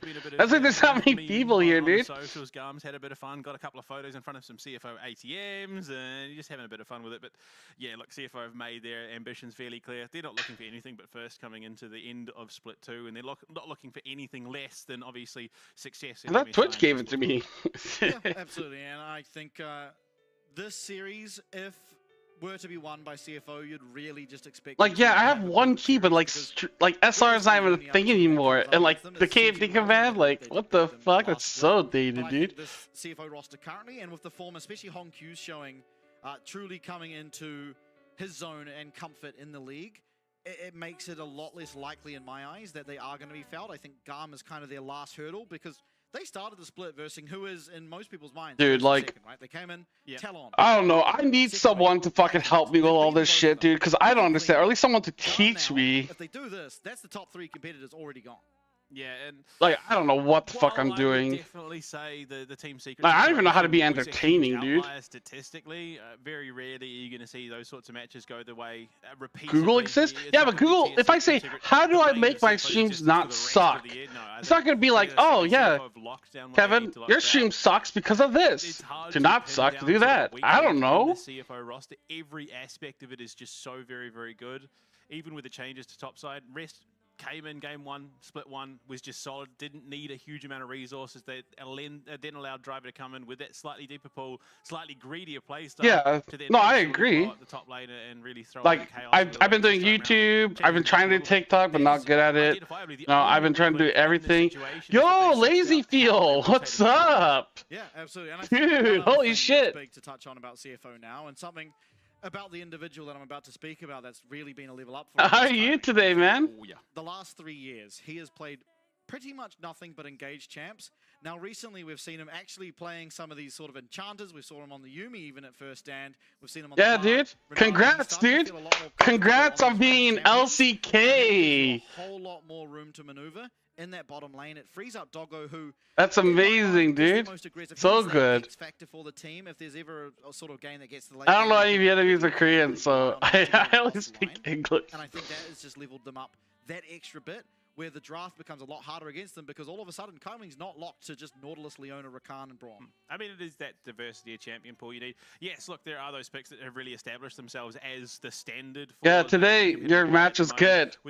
I watched you in LCK CL, so I'm happy that you can now play in LCK, dude. That's awesome. No one is expecting you to play. It can really throw off a team's mental momentum, and that is a huge, huge little pocket advantage you can bring out at the later stages of a Fearless draft. Yeah, absolutely. And to that note, I mean, clearly, and part of the success that CFO find, and sort of what you've talked about just there, is the drafting for CFO, in my mind, is not even, there's no other team. Spoke English and Weeb? Yeah. Yeah, I speak Weeb. Konnichiwa. Be it side lane split pushing pressure, team fighting just 5v5, looking for picks. They all everything they've gone up against. Kevin looking nervous? No. Why would I be nervous? It's GAM, dude. CFO, baby! CFO's gonna win. Today's a good day. Scouting, they're actively searching for how to win these games, how to win the drafts, and they do it. I taught him how to aim. I play with a controller. I can aim with mouse and keyboard. That's cheating. If you play Resident Evil with a mouse and keyboard, you are cheating. Some coaching staff definitely feel like they're stumbling at a little. Or if you're playing like Silent Hill, like what the fuck? Sort of drafts for all three of them. Whereas you look at CFO, there is a huge amount of fluidity, not just the way they approach the game itself on the Rift, but the way that they draft as well. They're very, very aware of what's going on, so they're able to pivot where needed to. You know, sudden ban that they weren't expecting, champion that they weren't expecting to be picked. They then know how to deal with it handily, and there's very few situations this year alone. Don't worry, Kevin, you're not the only one where it's felt like they've been has a garbage aim. Absolutely. We're going to head into the player walkouts now, so I'll let you enjoy that. Once it's done, we'll be back and hopefully into game for our 1v1 very shortly. I can do some cool flicks on like sniper rifles with like I'm not consistent. Yo, honk you win? Hell yeah. Dude, Lazy Feel likes honk you. Okay. Nice, good taste. Damn.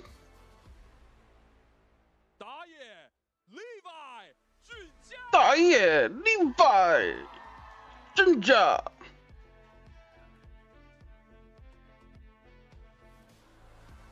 Oh, what the fuck? We lost the rock, paper, scissors! Oh no, the mind games! Oh, I thought you said rest and honk you. I was like, what? I'll rest. Oh, dude, that scared me for a second. Why is Konky pointing 2 fingers at himself like he's wanna shit himself? What the fuck? Like he's obviously celebrating that. That looked very weird with that camera.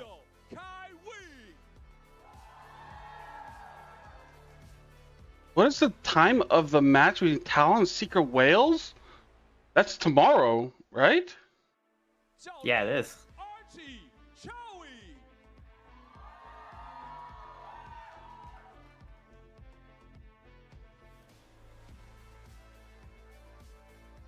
8 p.m. my time. Like 24 hours from now, essentially. Yo, it's game time! Game time indeed. It's CFO time! 今天20可以 CFO win! The announcer over in Let's Taipei go. is actively in front of the crowd endorsing GAM, but possibly, maybe they're just also trying to knock down KMT's ego a bit. Okay, it turns out that I was at nursing My ego? leave. Bring it down, pal. Look, there is a level of justification, I think, in that ego. Oh, you are being called out on the broadcast. Sorry, the game, I'm sorry, is already over. Levi won the rock cleanly. That's it. I'm sorry, CFO. KMT's ego, my ego is fine, dude. And so you see tears in the eyes there of Doggo. For now. Wasn't even 1v1ing Levi in the Papers is Rock either. But in all seriousness, so I didn't see who GAM's 1v1 was. Ares. I was Ares? Oh! Typically it's been Levi, so switching it up. He's already won. Yeah. Like, he's won his 1v1. Why should he have to do a second one? Yeah, true, actually. So they're 1-0 up in the 1v1 situation. Oh, I loved it. It's also worth mentioning. It's also worth mentioning, as of today. Okay, so let's see. New Finals of champions will be LJR added to the Storm 1v1 are the new additions: Ash, Bard, Aurelia, Tuesday. Yeah, the finals are on Tuesday. and Zyra. So LTS Varus begins and Aurelia Tuesday as strike me well. as the two good 1v1. What do you mean, Bard all the way? Dude on him. So Varus and Aurelia Oh, really? strike me as the two good 1v1 champions out of that list. Yeah, it Ash, does say on Wikipedia that it starts Tuesday, but there is like no but schedule. we'll see. Hopefully we get something exciting. Something like the Aurelia Yasuo matchup could be cool. Aurelia. Yeah, I don't know how if I have against Yasuo, co-streaming because for that. exactly one thing to win wall before level 6, and it is the stun. If he doesn't get stunned, he's probably just going to win. Well, it's going to be a Varus. What the fuck? Varus versus Varus? It's the most broken 1v1 champion in the bot lane. Okay. Broken in 1v1s. And Yeah, but it seems like regular so I season think on the LTS is going to be best of ones round truly robin, their last threat, Oh, really? I feel, Ugh. going forward in the and then regular playoffs will season. have So you best do of the 3 1v1, fearless. The best 1v1 champion available in this game. Exactly the rest of the games, you're not so worried about losing side selection. Because, you know, against the Oh, Chiefs, the you want Lulu is the playing. champion just clears Is that correct? Yeah, he has. He's undefeated at the moment. Yeah. I believe Levi was actually the other top of the Wait, leaderboard when it came to Lulu? 1v1. Which- So scared to see which foes, team? so he's just not doing it. Doesn't wanna lose that Pro flawless probably. Oh, But, I probably. mean, Oh, coming into it, Varus versus Varus, it's yeah, it seems so. going to be a bit of a poke matchup. With LJW. And everything. And yeah, That's a name I haven't seen in a long time. GAM are that wild card factor in this competition. You never quite know where they stand in the overall leaderboard. They might be bottom of the table, but a team that is capable of taking down one of the top teams. So CFO, look, justifiably, I think, paying a bit of respect here. I think part of it is you just know individually a lot of their players are contenders for some of the best in the world at the moment. On any given day, they can perform that well. If they can all come together on one day and perform at their Damn, peak, dude. the game Dude, the only shouts I ever gotten on the LCP broadcast is about my ego. Oh shit! Look at that, dude! Ignite going down. We might have a first blood. Nice. Oh, what the Varus. fuck? Varus. But actually, Varus. wins it out Wait. anyway. Varus. Head barrier. Oh! Doggo didn't use barrier. Yeah, no. Either way, Wait, Doggo has PTA against. flashed. Oh, Aggressively, Huh. it didn't matter because the piercing arrow still came out. Huh. That's what he was trying to dodge. wait, And he went for an Doggo all-in with. has nothing. Well, I mean, this is Um, against press the attack and the long draw. Um. Should win out. Yeah. And that It's is fine, pretty it's fine. similar. Which is Now- weird that Doggo is still forcing the issue there. Sometimes you just gotta. Aris is stoked. Levi's already won the Papers as a Rock. Aris has got first blood in the 1v1 against one of the best Varuses in this competition. Yeah. And gonna be honestly, for a GAM, uphill you just battle. call it a day. Go home. Like, boys, we've done it. That's all we need. Right, they haven't got the 1v1 over yet, in fairness, but certainly a rough spot for Doggo to come back from. Now it likely will just be straight handshake till either 6 or the circle starts coming in, I think, more than anything. Yeah. Yeah, they're just farming. That or Doggo pulls something out and absolutely Goomba stomps RS out of nowhere and equalizes it. Yeah, I don't know. You know, Okay. I find it fascinating how much I hate hearing my own voice. Oh yeah, I hate my voice, dude. Like in my head, I feel like my voice is kind of deeper. But yeah, yeah, it's so high pitched, dude. I have such a high I don't know, pitched voice. my total voice just sounds so whack. They actually listen. By the end of it, not at all. Like sometimes when I'm rewatching my VODs, I'm like, ugh, can't believe people can like stand this. Absolutely nothing other than When I hear my voice, it's literally like me doing. You think I would just like that's what my perception is when I hear my voice. So faster attack speed for him. Still. Oh, dude, I mean, like, I always think like, oh, this is such a high play. Like when I hear it back, it's like, wow, guys, amazing. I'm like, dude, that's so annoying. Why the fuck do I talk like that? There is definitely a welfare set up for Doggo at the moment, unfortunately.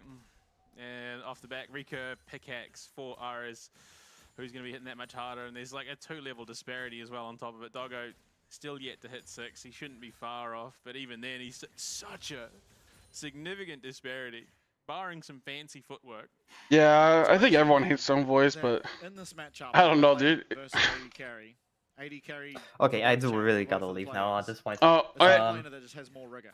Sounds good. See ya. Alright, take care. Bye bye. Getting himself ready.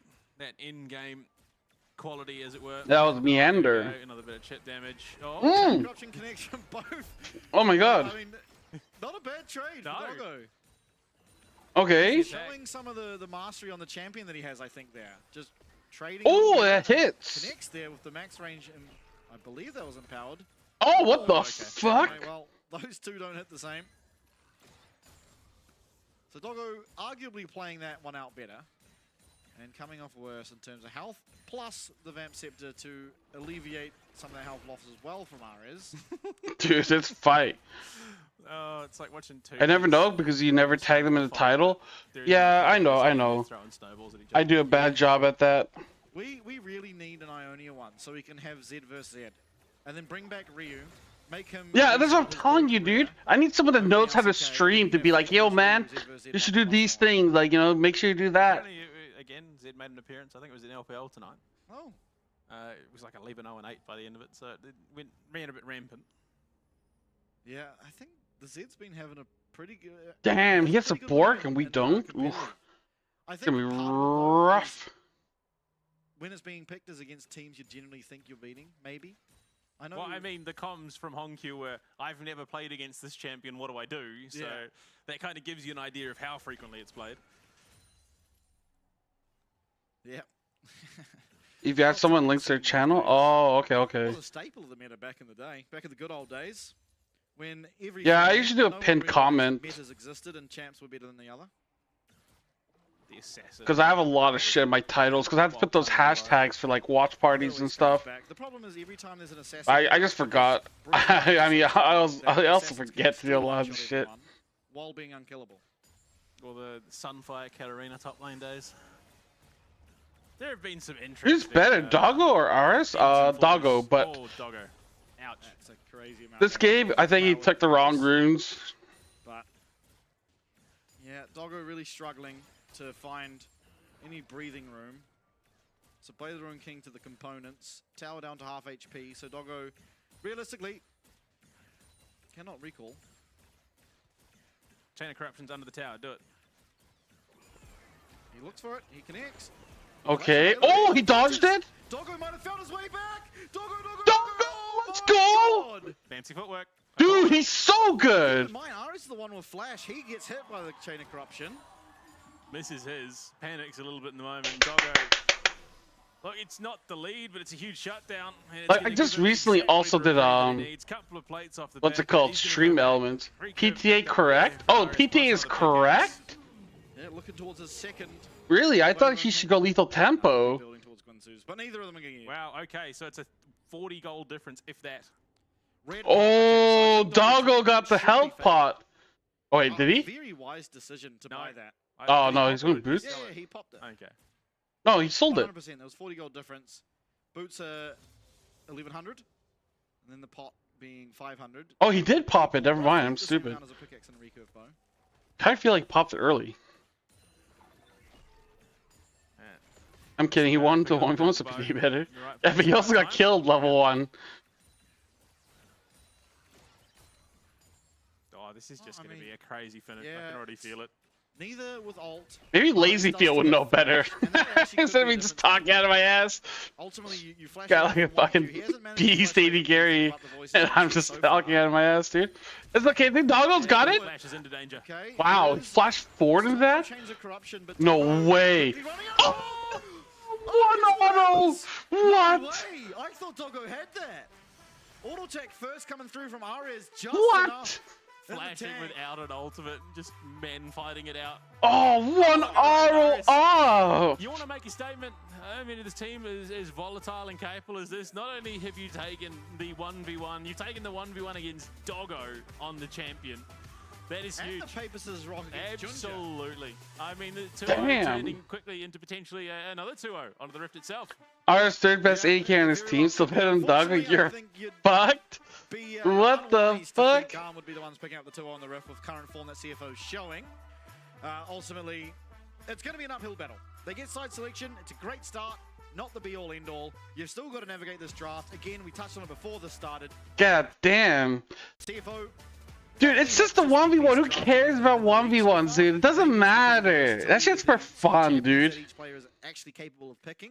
Maybe it's just because of wise decision from the coach. I'm not sure, but it's going to be very hard, I think, for GAM to navigate the draft and the game against a team that are just so hot right now. Dude, I mean, it's red side, blue side, it doesn't matter, dude. CFO's is better. Every single 1v1 from Split 1. They then were forced onto the side in Game 2. So all of those wins that they got in Games 2 were not their choice. So they've clearly proven that the 1v1s aren't the make or break point for them because they just go and dominate regardless of what side they're on. Exactly. We just go and dominate no matter what side we're on. A blip on the radar at best. I think even then it came down that close. Doggo nearly won that, very nearly. So I think CFO have a game plan regardless of the side selection.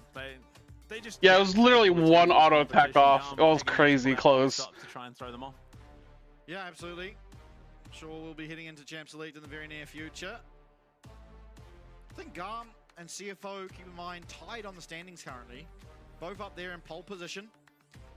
Yeah, we're both tied. We're both tied for first, but GAM had way easier opponents, dude. GAM beat Secret Wales and SoftBank. Like, what the fuck? We had to beat fucking Talon and Vikings, dude. Oh boy, you look at that GAM. Damn, look at those bans. Azir, Ezreal, Sion. Early to respond to Jace, Varus, and Rumble. Yeah, not sure who the Varus ban necessarily is. It's 2 kills. First to 2 kills, not first to 1 kill. Akin to our first series of the night, going to be picked up here. Game number 1. Vi, so what? Do we just pick Xin Zhao, Talia? Is gone. CFO might be a case of that is sort of taken on the chin. And accept that, yeah, look, Doggo is going to be jumped on. Do we just the other player. Towers, it's first to tower kill or first to 2 kills, player kills. Going to be strong, and the Xin Zhao, the next logical pick in the jungle there, picked up by Junja. I think definitely is again a high. And then when the circle appears, the Ring of Fire, and it's like sudden death, then it's just first kill. Yeah, absolutely. So but the next kill wins the match. Is he in the jungle? And with the Victor being picked up here for Honku, one of his best champions, a very good start to the draft for CFO. I think ultimately. All right, we're going Victor. I like Victor a lot, so I'm fine with that. If you think back to his times on PSG Talon in the past 2-3 years, this is very standard draft so far. Handshaking things. Picking up kills from RJ, getting assists from RJ as well. That was where he tended to spend his time. Now here on CFO. You're most likely to see they're going with Fortune? Occasionally, you know, against Talon, for example, he was bot lane. He was just camping that bot lane, finding advantages there. But a lot of the time, he's around Honku, allowing Honku to play aggressive, allowing him to get to that late game where we've seen he's very certain, or very capable. What the fuck? Getting the game across the line. He's eating an oyster! What? Yeah, I definitely think you what the fuck? In early, that's fucked up. Full well, what is left and available with Varus and Ezra being taken out. CFO flying oyster. Again, similar to the Vijay and Xin Zhao situation, Misfortune the next logical pick in terms of AD carries available. You pair it with a Nico, whether that is going to be Ellie on Nico support, which I imagine it more than likely will be. Yeah. Again, it's circle theory at play. It is circle theory, and hey, Driver's Gragas. On one of his signature picks. Fuck, I can't read that. Driver. It says Driver though. Yo, Driver fans in the house. Don't know how to play against it, and looking to do the same against Kiaya. I would imagine Kiaya, at the tier of top laner he is not going to struggle too much into the Gragas. Just find a little bit annoying. I mean, even. Alright, what are we banning? York? Okay. The Shushay as well. The iconic, the original. Oh, shout out to Shushay, man. Yo, Driver. This one's for Shushay, baby. Let's go. Yorick gonna be banned. I can see Yorick being an annoying matchup for Gragas. Gragas tends to want to win his lane, and Yorick kind of tends to want to just push minion waves constantly. Yeah. I mean, for this GAM roster, they've got the setup. The cease and desist into a bullet time pot blossom combo is going to be very scary, and they deny RS the rise in the mid lane, which would have been good. Again, repositioning to allow GAM to react to CFO's teamfight potential. Dude, no Talia ban. That's kind of interesting. Alistar gone for Kaiwing, Nautilus gone for Kaiwing. But like you said, he's shown a huge amount of versatility and maturity coming into Split 2. What do you pick here? Like Ezreal or something? Yeah, now, a lot of support's taken away, but I mean, there still exists the Braum, the Rakan. I think Rakan's looking pretty decent so far. I mean, Leona Rel as well. Yeah, Leona might actually be the answer. Rel, okay. I don't think Rakan's and Zal pairing is like that great. Like, I know Vet's just been talking about it, but I don't agree with it. I think Leona Rel is much better. I think it's, again, it's going to be looking towards disrupting that bullet time more than anything, as we've seen pretty frequently. And obviously as well, the Nico, just try and make it a little bit harder for her to get stuck in. Yeah. Yeah, there's Talia and then top lane. What would they pick? Like Talia into Victor. Ambessa? Azir has a fine lane. I don't know what's good into like Gragas. Does do a little bit better, just with the additional range. Now that laser. One more pick to come through. We're looking for a top lane. Hey, Driver! CFO Jayo! Bold Aatrox pick into the. Does that say Driver's dad? Absolutely. Is that Driver's dad? What the fuck? Badogo. His pick left to come. Hey, I need to check my Chinese, dude. Still picks that he could look pretty scary on. It might just be the Ashe. So far, the split. Look, it would make a lot of sense. I mean, the Kallista's open, but you're not going to want to pair the Kallista in this matchup. No. So. Yeah, I think that was his dad. Okay, the Jhin. God I mean, damn. really, the Jhin does pair very okay, well okay. Victor. Yeah. The range on the Victor E, the slow that comes with it, sets up very well for the Deathly Flourish, as well as the Curtain Calls that can come down on top. It also does very well, as we saw the Misfortune do in our first series against the Vi. Holy shit! Just stay so far away from her. Jinja. Problem comes, of course, if what the fuck? Position, Weaver's Wall comes down. You can also have the Vi following on top of the Aatrox as well, coming from. That's trying to comp. It becomes a very difficult sort of team fight to navigate for these immobile carries in the Victor and the Jhin. So, really, I'm gonna go with CFO, dude. I think CFO's comp is pretty fucking litty titty, dude. I don't know how you guys feel, but I think Red Side Team Cup is looking pretty nice. Between the Gragas and the Victor, you can do a lot with it. Deathly Flourish. I think this game probably a little bit more comfortable for the Jhin in terms of the front line, because there is just so much disruption threat. He's going to have a little bit better. I have no idea. I know nothing about this game. Wow, okay. Noctis, KMW. Fuck you, Noctis. But in saying that, Gum's comp. Yo, look at that CFO, baby! I even got a CFO flag. Let's go. I have to be 99.9% certain that left one is TK, and then the right one was CFO. So a bit of a perhaps. Oh, we've seen a couple CFO! Fighting! Hello, dude! Yeah, fighting! Wow, not many GAM fans here. I guess most of my audience is really smart. One person goes one way, the other goes the other. But I mean, Hungo gonna go MI. You can't even write his fucking name right, bitch. Competition in the LCP. You love to see. I mean, that's why you're stupid. Getting on like wildfire. Go play your shitty gotcha mobile games. Leave the adults here, Noctis. Let the experts and the mature people enjoy a children's wizard game. Oh, that's right. Yeah, no. He told me his leaves. It's time to do the duel. He did say he was going to be back in a little bit. Yeah, I think he's mentioned he was getting someone to cover some shifts for him down the line. So. He did. He said he's got someone to cover him. What the fuck? Spam is the new top clipper at 7 views? What the fuck notification is that? I'm pretty certain there's not many fans in the world globally that would be able to go to a live event and exert themselves as much as that man. I'm sure all the teams are missing him. What's the copy? Huge! Oh my god, he has a little fucking thing by his name. What the fuck? What? I've never seen that. He will bleed blue. Damn, dude. My clips are so unpopular. Spam is the #1 clipper at 7 views. Holy shit. Most likely will, definitely rather come out as that pole position, that first Okay. Thanks. I guess I'm just that unpopular, which makes sense, you know? Oh my god, dude. Yeah. That is, for I don't know how many years, the most criminal objective steal I've seen in a long time. Dude, my mom's on a gacha game, okay?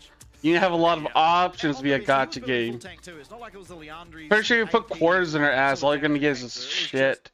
Criminal that it happened. Honestly, or like, unbelievable. What is it? Herpes or some shit, you know? Gonorrhea. But yeah, I mean, CFO, if they win this, they all but seal the deal. They are first for the rest of the split going into playoffs. There's no one really that can test them from this point on if they just take this match out cleanly. But I mean, realistically, if GAM take a game away from it does. Why are the LCP gaming chairs so ugly? What are you talking about? They're cougar chairs. Driver, by the way. He's getting zen. I can't tell if his camera's frozen. Oh, okay, he's moving. He is. Yeah, he's in. He's in. He's locked in. He's getting himself into that. What the fuck's going on? I ain't gonna fucking read that shit. That word is too complicated. Dude, it's a gaming chair though. You sit your ass on it. I can't wait. The only time I want my chair to be cute is if it's like my waifu or some shit, you know? That's a raw. Then yeah, when I sit, I want to be like kawaii, ooh. I can't wait for it. Esports World Cup, MSI, driver's gonna be dancing on foes. Yeah. Perpa Gano Silful AIDS. Oh, look. If it's not CFO, I don't know. UFO? I do not foresee a world in which the only way that CFO do not make it to MSI Esports World Cup is if they all retire tomorrow. Nah, look. Whoa, what are we doing? Don't jinx my team. 2 years, and there has been, and admittedly, split one, they've curbed that, but a very concerning trend when it comes to CFO in the playoffs. Split one, they did fantastically. Yeah. I don't know. I don't see a situation where CFO... Dude, I think I even fucking cast the current CFO? What's wrong with these people? Heads on the rift. They've been locked down when it comes to the drafting. Coach Chowie's just been... It's not even that he feels like he's been riding these guys. He has just been giving them the reign that they need to and keeping them pushing in the right direction. Yeah, man. What the fuck, man? Job with this roster. Obviously, the very late edition of Junja has leveled up this roster. Easy slap. In a crazy way. I mean, this guy comes into the league. I fucking hope so. He's the best jungler in the league, just based on historic performance over the Dude, it's just that like Kadi owns ours. Oh yeah, I think Kadi's better. Because going international in the past, he would kind of choke. Honestly, when he'd go to MSI or Worlds, he'd kind of choke. He wouldn't look like the same Junja you'd expect from the domestic league. Now, he went to that first stand, and he was looking like the Junja we know, the Junja we love. And you can only have great expectations going Okay. We will at long last head now into game number 1. I know my VCS knowledge. Hell yeah, dude. I mean, LCP so far, I agree. The Kai's looking really good. I mean, there is just such a strength, a presence of CFO on the rift. We got the cheering. You love it. CFO! Jayo! They normally support just getting in, getting loud, getting rowdy in a crowd is just something else. Yeah, for sure. It's great to hear it at the arena. Now, tough lane for Kaiwing and Doggo to navigate. Misfortune and Nico. Yeah, bot lane's going to be kind of rough. I mean, you just put Nico of anything. MF Nico, Jin Rel. Usually paired up with her. Yeah, we're going to be big chilling in the bot lane, but I think that mid and top is going to be really nice. CFO are lucky Chiefs aren't trying. Dude, I don't think that's the Chiefs' problem. Yes, other ADCs can play with it, but Of all the problems they have, I think not trying is not one of them. Okay, Honku, beat his ass. But we'll go a little bit south as another. Let's go! Already zoning, dude. So good. That is limit testing. He's got KDA Gragas popping. Yeah. Leo getting very low down the bot lane. Is that what? There's a KDA Gragas skin? Not really threatened so far here. Will get better for the Misfortune as What the fuck? Levels. But likewise, it gets better for Kaiwing as he gets levels. So. Yeah. Wait, they're getting zoned out already? Oh, they used heal already. He's a man who loves to dance, and there is no better skin or subgroup in this game than KDA for dancing. I'm pretty sure he also plays the. Doggo streaming in the CFO basis day? Yeah, he streams a lot. Doggo, Driver, and Kaiwing, I think, are the people that stream the most. He's always down for a laugh. Yeah, like after scrims, he'll like stream in the gaming house. Now, good pro here for the bottom lane of CFO as heavy trades in all three lanes really early on. Levi looking for that invasion. Oh, there's a gank mid. Flash the mid lane. There's two flashes. Oh, let's go! Is it going to get taken? No, but Junja gets first blood in the mid lane. Nice!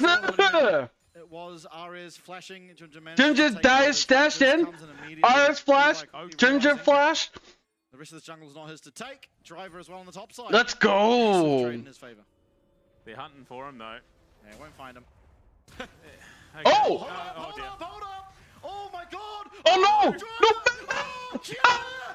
Oh, what the fuck? What a turnaround! What the fuck? Not for the fact that Gragas is mana dependent. That was Driver all day, every day. But Yeah, that was pretty popular. Just an overcommit. There's no two ways about it. Yeah, look, RS. How you use it. Look at that, dude. Junja matches it immediately. Ooh, Junja! Driver just two. That's what Kevin says. Insane work. Runs out of mana. Didn't have the mana to press W. Yeah. Unlucky. Yeah, well, overcommitted that. Listen. When you have a 2-inch penis, you gotta fucking find excuses. Just a smidgen of health. I just go for the fast finish. That way, like, you know, even if it's disappointing, at least it didn't like last long, right? Aggression. Like the worst thing you can do is like watch like a 2.5 hour movie or 3-hour movie that's like really bad. If it's like a 10-second TikTok clip and it's bad, you're just like bing chilling. What in the fuck? What? Great aggression. They can just do that? Kaiwing late to the play. They sent 3 people up there. Gold actually favoring the side of GAM now after the misplay up top and great productivity on the bot lane. Bullshit. Yeah, I mean box traps laid. They get themselves a pretty gnarly catch. 2 kills early for GAM. I mean, the VCS region really makes a name for itself. They love to fight. They proved that in split 1. And Exactly, dude. At all. They continue that. I mean, this is GAM. Short disappointment is better than long disappointment. And I think that's exactly what they need to do against a team like CFO. Yeah, for sure. Still. Yeah, but that's if you can, dude. Phased, I would imagine, Dude, I'm an old man, dude. I can't last that long. Like 2 minutes. That's all I have. Aggression in his jungling, looking possibly for this top side of Levi's jungle, in which they would meet once more. I come too fast. I come too fast. A couple of strokes in my erection is a thing of the past. I come too fast. Alright. Not quite as pacey as you would like. Oh, sorry, unrelated. Oh, nice. Artemis has to flash out. Let's fucking go, Kaiwing. Well played, but still losing both those sums now. Punishable down the bot lane. As we see, do not be fooled. That's an eco. It is not a Talia randomly walking bottom. 2 misfortunes. Which one's the real one? The sparkly looking one, that's the answer. But 6 hit there, Kia does have the world ender. So it's going to be just a little bit harder to straight man fight for Driver, unless he does. How do I become a ladies man like you? Oh, older, just do the opposite of everything I've done in life. And you should be good to go. He's not matched in terms of experience. He's not far off, and he is going to stick around to try and get that. Yeah, an unfortunate misplay out of him has really made this lane Dude. harder than it needed to be. If I was ladies man, I'd have at least one lady, dude. I'm not a picky guy. I'm looking for a lady that'll let me like lay on top of her for like, you know, 2 minutes, 2.5 minutes. Explosive cask. Is that too much to ask for? Yeah, and I mean, you could make the point. Rest wouldn't have died there, but only because Rest wouldn't have looked for that. At least I'm a wizard now. And that is why you bring the two top laners. They do have two pretty significantly different play styles. Driver is hungry, he's keen, he's going to look to force the issue every time that he can.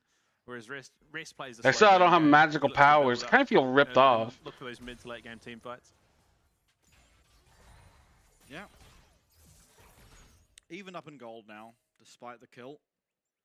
So CFO ultimately feeling pretty good, and pretty sizable CS lead actually for HongQ, who is being okay. HongQ, let's go. This mid lane matchup, not a lane that Talia should be struggling this hard in. How did Doggo lose the 1v1 to Aris, dude? That's kind of embarrassing. Of course, largely due to the early gank that Junja did provide, finding advantages. And again, this is sort of what we touched on before the game, right? Is Junja now spending a lot of time around his mid lane. He does the bottom 3 camps of Levi's jungle immediately into a mid gank, and that has just alleviated all pressure that Talia can exert onto the Victor. And now HongQ finds himself pretty accelerated. Now you get those traps down through the bot side jungle of GAM. 22 seconds to grub, so again, we are going to see a bit of a passive. As we give grubs. Oh, Kaiwing! Kaiwing now stuck under that tower. Will be alleviated. Walk out? Okay, okay. God damn, dude. Close attempt, close attempt. An unfortunate misplay from Kaiwing, not quite got the range to oh my god, now skillful trying to clip. Despite the missing summoners. Should just be Void Grubs now, picked up by Levi, who has remained on the top. Oh my god, it's a come through fast song. Please, chill. The side of the map that Levi is on, so doesn't just step up too far, doesn't overcommit. So the first grab taken. You can already see I love the sex every day. Boku that sex daisuki, ichiban daisuki. Maybe able to look for the one. Ultimately stopping the 3 is a reasonable thing to do. They drop the Chaos Storm and won't really but the explosive cast is a disaster. Oh! It's an absolute disaster. Driver, unfortunately, will not really do much but just help the fuck? Back to safety. Look, it's far from the end of the world. It forces them back, gives CFO the priority into the tower. It's a Japanese rap song. But yeah. Levi looking for Kaiwing. Kaiwing goes the aggressive way. Oh, Kaiwing. Unfortunately, no flash used in the bottom. Oh no! Run, bitch! Ah! Blue team has claimed the feat of warfare. That's some bullshit. Wait, Driver's ult is still up. At least on the fucking UI. He used it, right? The UI is just trolling. Dude, what the fuck? Why is the UI just like trolling me, dude? Realistically, Kiai should be 0-2 right now. Well, where's 0-1? Oh, he has flash. He should be able to get out. That hits. But the Vi coming in, he needs to realize the danger he's in. Thankfully, he has that trap set up. Alright, kind of a late dragon. It's 10 minutes in, but fuck it. We take those. I don't think that's how you train. New patch, Gragas has unlimited ults. That positioning, with the fact that Kiai was looking to try and match Driver on the top side, they should be able to get the Drake, and they will at that. So, I mean, objectives being matched across the map, and so far we've seen a little bit more out of the Drakes with the new changes. Hey, well, Gragas, you know, he can be 0-1 and die solo and still be pretty unmovable in the top lane. Oh, what? Okay. Work. Showing his level of expertise. Let's go. He's definitely got something to prove after that first death, unfortunately. Yeah. But, I mean, at the moment, there's... I mean, the goal is still even. Online that you'd want them to be coming on. Rod of Age is going to be there for HongQ, so he's going to start scaling up more and more. Rod of Age is... I mean, this Catalyst is there for Driver. He's got a cloth armor to try and negate some of the damage that Kiai is going to be putting out. Damn, double rod. Let's go. Stellar run so far. He unfortunately is a bit behind in terms of CS at the moment, but he's got himself 2 kills to really negate a lot of that. Yeah, I mean, every league has like a tournament at some point. Is really the point of strength. Look at him. Very dominant in the mid lane. I think sort of to the point, and you could see it before as well when Levi was sitting up in that top side looking for him. It's just a showing of growth from this player. Early on, the split driver goes aggressive. Oh. Able to make his way out, but Woo. as I was saying, it's a show of the growth of Honkyu, where early on in split 1, there's a good chance he overplays his hand. You know, he's ahead, he wants to go and I mean, the patch has been out. I mean, like, you could test it out for a while, like a week plus, right? He knows when to play safe, and when he plays aggressive, it's very, usually very calculated and accurate. It's not that bad for this situation. Like, there's a very clear reason why he's going to be looking to make those plays. He's not one to just gamble. He wants to know. Sometimes they like fuck up, have the advantage, but this time around it's not that bad. Teleport's coming in, but it's going to be driver into the river. Yeah, Rod of Ages completed. That's 2 Rod of Ages versus just the 0, unfortunately. The big problem being, though, for so many more. Oh, what the fuck was that? This is true, but the anti-synergy circles is the good news for them. The Gragas circle is kind of a fake circle because it dissuades the rest of them. Only so long as he uses the big circle. If he uses the smaller one, he's fine. Yeah, that's true.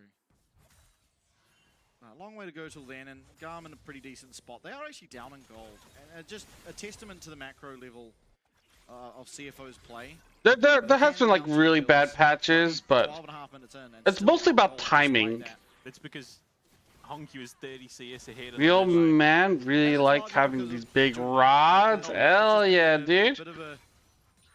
Look at my rod of the ages. By surprise, and Honkyu doing a great job to not give over that lead back or fault at all.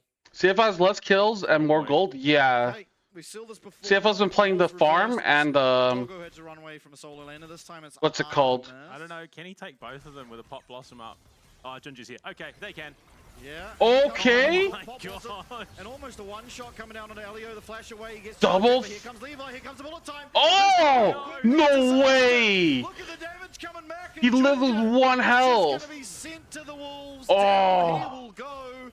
Curtain call coming out, but not finding its mark. It's a 1 for 0. The turnaround from GAM. What?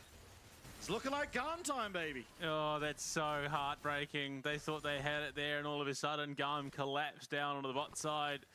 Luckily, they negate the losses. Honkyu survives. They only lose Junja. And I think they want to keep that acceleration. I don't know. He like lived with like 2 HP. That was so unlucky. Surely there's no way Kai Wing looks to initiate anything here. Hard recovered? No, dude. We're only like 700 gold down. Yeah, but like when you want to analyze, you have to like kind of look at the gold more than the kills, because there are times when like one team will have a lot of kills, but they'll be down in gold still, because they're only focusing on kills and not focusing on like farming or taking objectives. Yeah, the rod needs to be a little bit bigger. I think what it comes down to is a lack of respect for the global mobility. The Weaver's Wall, I believe, is what gets RS in position to assist here. You look at the damage coming out, the Pop Blossom stores it out. Yeah, they use double flash, heal. Oh, look at that. Elio living with 1 HP, dude. That's crazy. As well as the curtain call not connecting, so all things coming up GAM thus far. Still tightly contested affair. Everything's coming up Millhouse. Gold leads. Pretty insignificant amount on most of the champions here. Rift Herald spawned. At this time anyway. It becomes more significant around the time where, you know, one team completes an item and the other team is... Dragon also spawned. Cam with the Uno reverse card. True. He's got a lot to do in terms of these team fights. Yeah, well, he might just be the man to do it. Rift Herald will be going down. Almost certainly. Although Kaiwing's not so okay. And Junja steals it away. He'll take the eye and he'll look the opposite. Junja stole it? Bullet time is coming through, but it's not hitting. Oh my god, they're so low. Okay. Come on, let's go. Junja lives.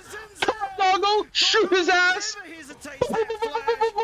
Bam, bam, bam. And then I just started blasting. Boom, boom, boom, boom, boom. Let's go. That's what I'm talking about, baby. Dude, why the fuck did they even do red tail there? What? Because driver stops Kiaya's teleport down on the bot side. Ooh.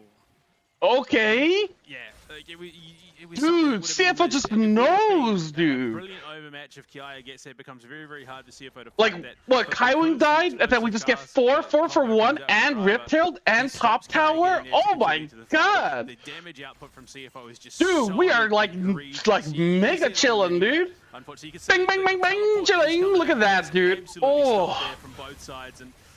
Yeah, like Kaiwing dies because he was creating space with Jinja. Then look at that, they go way too deep. Nothing landing where it needs to for GAM and CFO. Like, oh, Elio, your fucking Nico was ass. And look at that, they're trying to kill Jinja. It's like, no, bitch. Bam, bam, bam, bam. We'll do so, and I mean, dude, I blew a hole in my pants. That's how hard I came, baby. Well, he more than did so. Jinja Katai, let's go. CFO, Jayo. Look at that! Look at that gold grab, baby! Look at that shit! God damn, boy! Now, attempting to find a play on the opposite side of the map, but driver not. Go wipe it off. Hang on. Oh. Be a tower going down. No champions to fall. Sorry, it's like a fucking ocean. Lucky. No kill. What the fuck? Are you even an analyst? How can you not understand greatness in front of you? It's all skill, baby. Ain't no luck involved. Dude, if anything, they have misfortune. They should have the luck. If anything, we got the skill, boy. No one to be found. The stroking. Let's go, baby! I'm surprised that that Rift Shield fight went as well as it did. And it was stolen. Yeah. Yeah, I mean, all parts of it, right? Of course they're surprised. It's surprising to watch greatness unfold in front of you. Hongq here, almost 2K. Has a second item online. Dude, that's why I'm not allowed to be at the studio. They had a test screening, and CFO won, and I just splooshed everywhere and just got all over the computers and the monitors and everything. They're like, listen, dude, if you're gonna sploosh that hard, you can't have it here, man. I was like, okay. My bad. Even still, I mean, it's not where the just popping a champagne bottle of victory, baby. Yeah, wants to be in, which is exactly why. When CFO does well, I'm like, But you look at it, Levi. And dude, we even have 2 dragons already, dude. So good. If given the opportunity, Hongq will just straight run him down. Somebody stop me! Let's go! I don't know if GAM take this in a 3v3, honestly. Oh, you're pretty GAM lose. 3v3 whenever Hongq's involved at this point. Let's go, baby. Come on. Look at them, dude. They're running. They're recalling. CFO bait them out. It allows driver to set the wave up. Carrying on, pushing up on the top side. It is going to be a top side Atakan as well. Doggo, 2 items under the belt, too. He's having a great time on the Jin. For sure. Not a whole lot of threat. Again, you can just stand so far out of range, playing off the slows of Gragas and Victor that you never really need to get up. Okay, Doggo farming well. He's already used everything. Hongq with that needlessly large. Doggo's play rapid fire, which I don't really like, but fuck it. Hopefully is on his. Doggo's a beast. Maybe I'm just stupid. Is almost nothing without him. Yeah, I mean it's the smart build path. Well, you'd love to go Death Cap and Void. Oh, absolutely. It's you quickly find yourself in a bit of a spot. Explosive pass comes out and Driver's going to get himself out to safety. With that, blue pings being spammed on the Atakan, they realize there's an opportunity where perhaps CFO can look for it. A little slow with the Jin, of course, but we know. Let's go, run, my boys! Omnipresent observers. Nice. I thought I was going to crash second time. Okay, Hongq got his 10th stack on Rod of Ages. He's now level 14. He's not to hit level 15. CFO can look to force GAM into a decision-making situation. Do GAM try and steal a dragon away, which then allows likely CFO to start up and potentially take the Atakan, or they bait the Atakan and then go for the Drake. Oh, what the fuck? Dude, that recall? I was like, who the fuck is that? I didn't realize it was Rel. I was like, what the fuck? The way it was like recalling, it looked like a fucking I don't know, dude. Changes to the rift that we've seen coming into There's no horse there. Significantly larger lull periods in terms of macro momentum. Dude, these skins, man, they confuse the fuck out of me. As CFO for that, your Jin and Victor are gonna quietly scale very well. But not Gragas, though. Oh. I'm Gragas. Last thing you want is to just be constantly under the pump fighting. But Junja, speaking of under the pump, doesn't pop the ult, chooses to save it. Definitely had an opportunity there to get RS. 0-1-4 misfortune support. A possible play, but true. Just getting that Weaver's Wall gone does mean extra safety for Doggo as well as Hongkyu. Yeah, I think. Okay, dragon spawning. Let's go. Get that third dragon, baby. Get on that soul point, boys. With the dragon 20 seconds away, there is going to be that ult disparity. Dude, the most fed member is Vi, dude. What in the fuck? I got recognized for my clips. Oh my god, 5 views. Let's go, Skillful. Making me popular. Let's go. Okay. Looks like they look dude, that's almost double. For the dragon. Now I think you can just leave Junja to solo this and send the Victor. They're gonna do Otacon? In fact, they're gonna leave Follow age 51. What the fuck, spam? I don't think this is a wise wow. decision Okay. From GAM. Very slow is this Otacon, especially if you only have 2 people.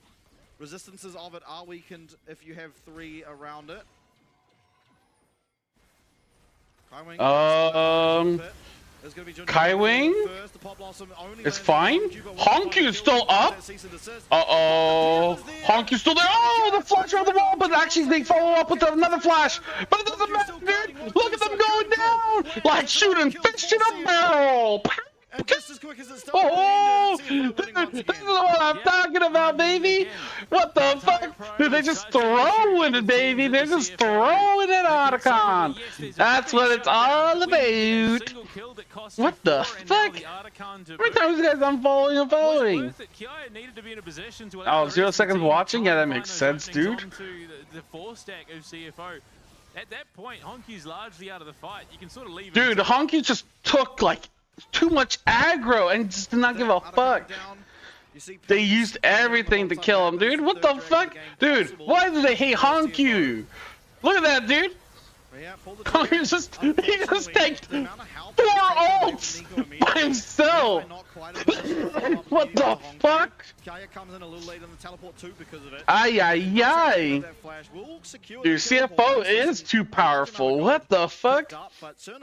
Oh, we're not getting Dragon? Ah, I guess it's fine. On the back end of that fight. Now, Dragon, after respawns come through, tempo's a little better for the side of GAM, and will stop that Dragon. I mean, they get Otacon, so fuck it. Buying themselves 5 extra minutes towards that song. I mean, the biggest thing. Honky walked so everyone else could run. Got dropped before Honky was locked down, and as a result, Levi just melts.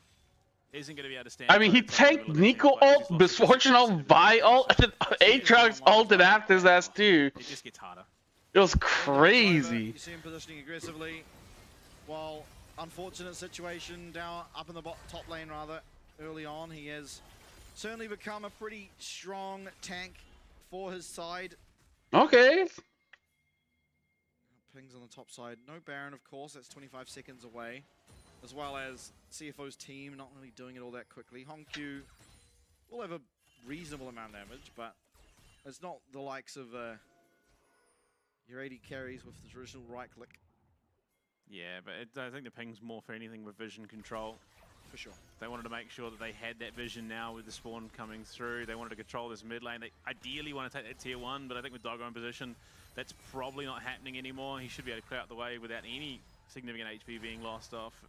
So GAM, the first initial plan fails, but they will clear that vision out, which again means CFO just have to try and clear things out a little bit more. Driver. Damn, dude. The Gragas is hella tanky. The Whiffed 1v1 and the Whiffed ultimate knocking Kaya to safety. He's still been a real problem in these team fights. Yeah, and Hongkyu up 2 levels. Of course, he has the Rod of Ages, which cheats 1 level, but still a ridiculous lead. Damn, Doggo! Doggo's just like piss chilling, dude. It's so fake looking at these damage dealt graphs when the top laners are the most, because you know they're just ramming their head against each other. No one's dying. Of course, the early game, one did, but for the past 20 minutes, neither of them realistically going to die, and they just hit each other. It's just been slap fighting in the sidelines. Yeah. True. And they both have sustain as well. Yeah. So you hit them, They sustain. You hit them again. They sustain. Okay, Doggo got IE third. I like it. Doggo though having a phenomenal game on the Jin, and I've been critical of it. Honky carrying. I think it's again the case of the situation where you kind of need to have a good game. Jin from behind is just. Is it Honky or Jinja? 3-0-3. He's got. He's matching. In fact, Honky CS. He's got the Infinity Edge as well. We have not really seen Jins get to that third item, let alone finishing the second one. Usually they're in such a rough position by that stage of the game. Not sure who I would pick. But I think importantly. But so far this game, I think Jinja and Honky are the best performing members. Not saying the others aren't performing, right? If you had to pick one MVP. He's going to need to get a last whisper item next. But you really want this Infinity Online, because when you get this Infinity Edge Online is when you really start to pump out that damage. As They need to upgrade their booties. No, wait, maybe. Did the gold value go up? I didn't check, actually. I know they buffed the boots. So, feels pretty comfortable getting the IE. Fuck, I can't find it, dude. Not really anything to worry about in terms of the armor pen at this stage. Certainly will need it next, though, as Junja going aggressively will just pop that ultimate. Weaver's Wall coming through, but Ari's not really able to join his team. And, a bit of a nothing burger, realistically. He's keen to turn it around. Yeah, deadly fast lands. Oh boy. Oh shit, what's going on here? There's a huge fight going on. Driver's tanking. Driver's tanking. He can't die, dude. No bueno. Let's go. Run, dude. Look at them run. Hey. Let's go, dude. Hung go, baby. The Hung go to the victory line. Feels the need to try and drop the cease and desist. Goes on to Doggo, but by that stage, the team fight split. GAM, he's got little to no support, and it's only Ki out there. Dude, why duck ass that shit, boys? So far disconnected that the bullet time was never. Damn, baby.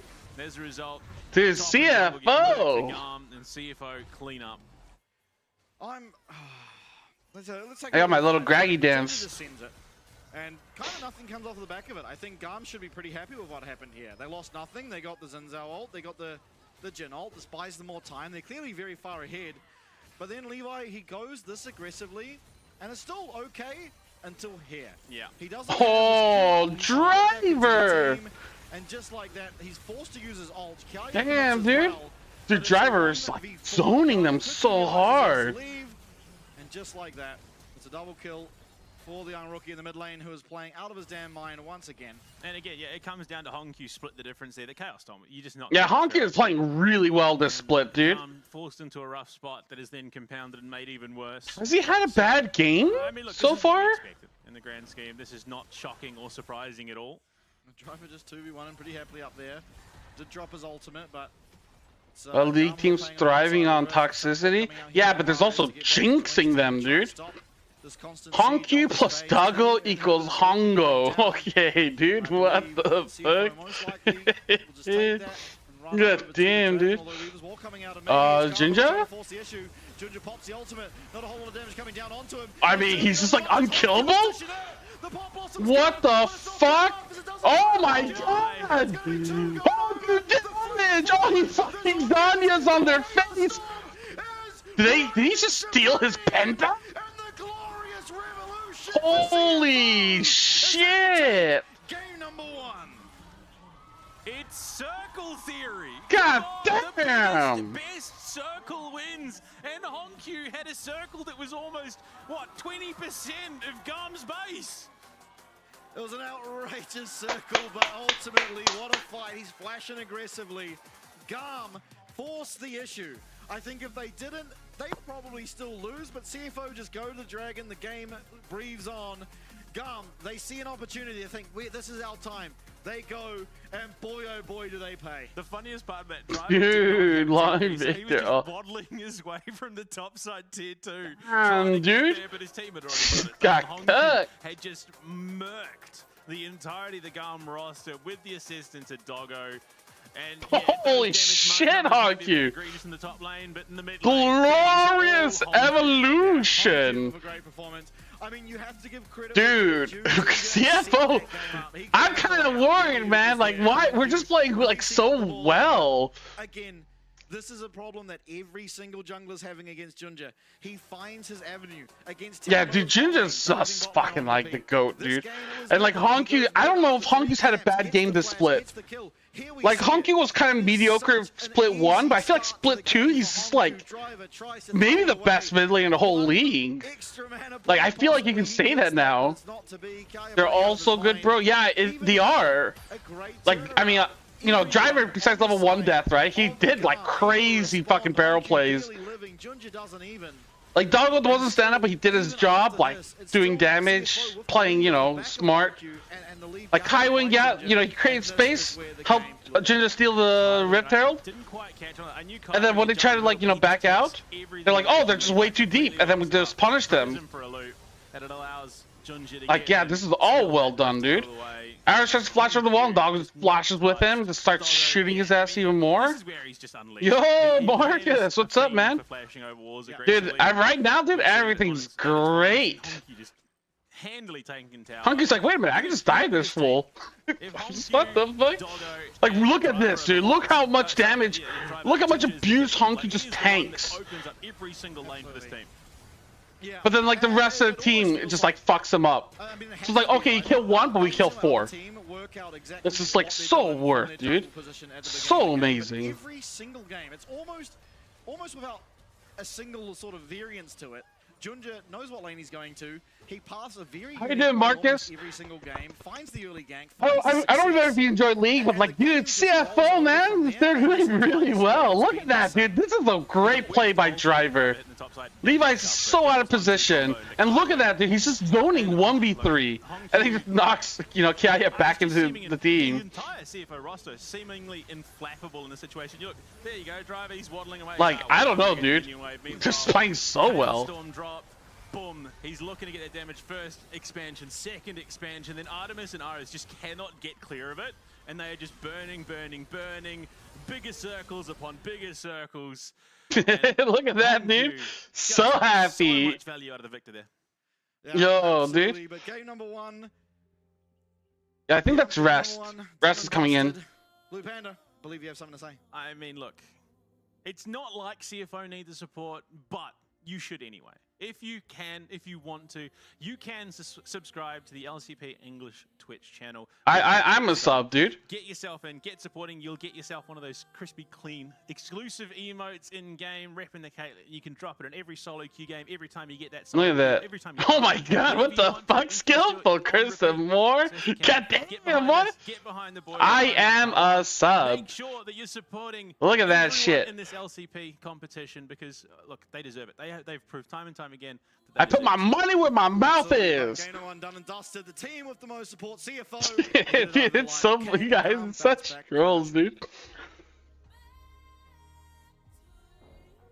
Chris helped them, true. Dude, is this like 2-0 today? God damn. Yo, I think I'll take a piss, dude. I'll be back. I need power pee. Alright, we'll be back, guys. Give me a few minutes. BRB.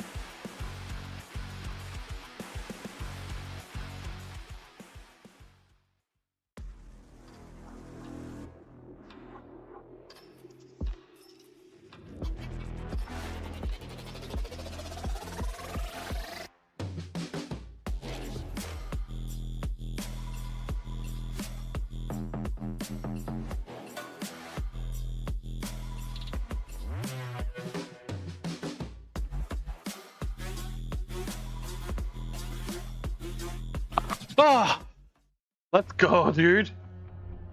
Listen, man. When it comes to CFO winning, I can fucking like beat my meat like all day, every day.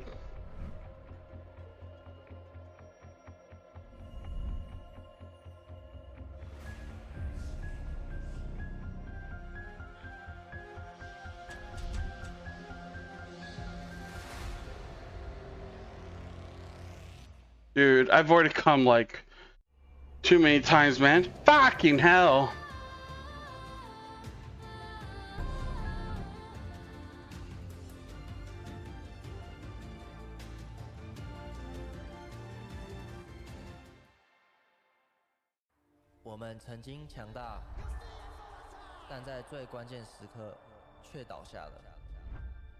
Tụi mình đã đánh giá sai trận đấu.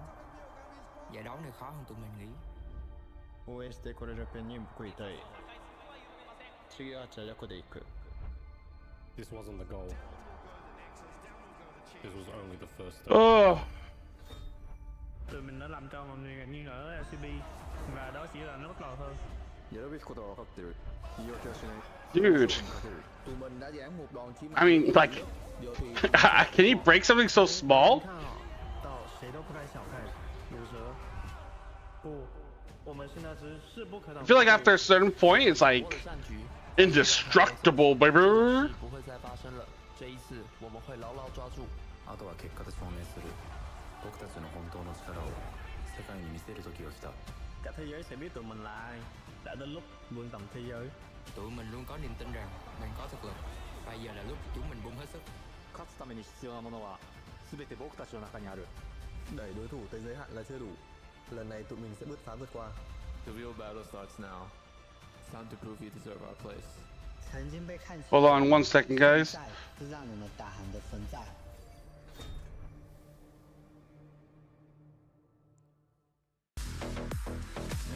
And we are back. Rest is in, and one more game for CFO to set themselves as that primary first place position. But no slouches across the rift from them, as GAM looking to get themselves there as well. Yeah, I mean, look, again, a pretty solid showing from GAM, all said and done, but CFO just could not be stopped. They played exactly the way they needed to. They provided those openings. I mean, Hong Q is such a linchpin to this team. If he's having a good lane, it's kind of hard to recover from. And the fact that he was so far gapped in that But they're on pole style? is just so problematic. Yeah, absolutely. Some unique jungle pathing from Junja once again, getting Hong Q ahead, and Hong Q just running away. Fell asleep. Fuck Really you, well bitch. played. I mean, ultimately everyone on Talon played well by the end of that game. Well, Driver maybe as they well, did, just but it was CFO playing, not Talon. Yeah, well, I like the new CFO jerseys. It's kind of like different. It's like baseball style. To getting that solo kill. It literally came down to mana. If he had mana for W, he gets it. Admittedly, Kaya playing phenomenally to find the turnaround kill there. You get down to 1 HP. You're not often looking to just get. Damn, he's got diamonds on his wrist, dude. Able to do so, and it just unfortunately didn't really matter, as it was just so hard for him to find any forward progress into Hong Q, who was more accelerated on the Victor.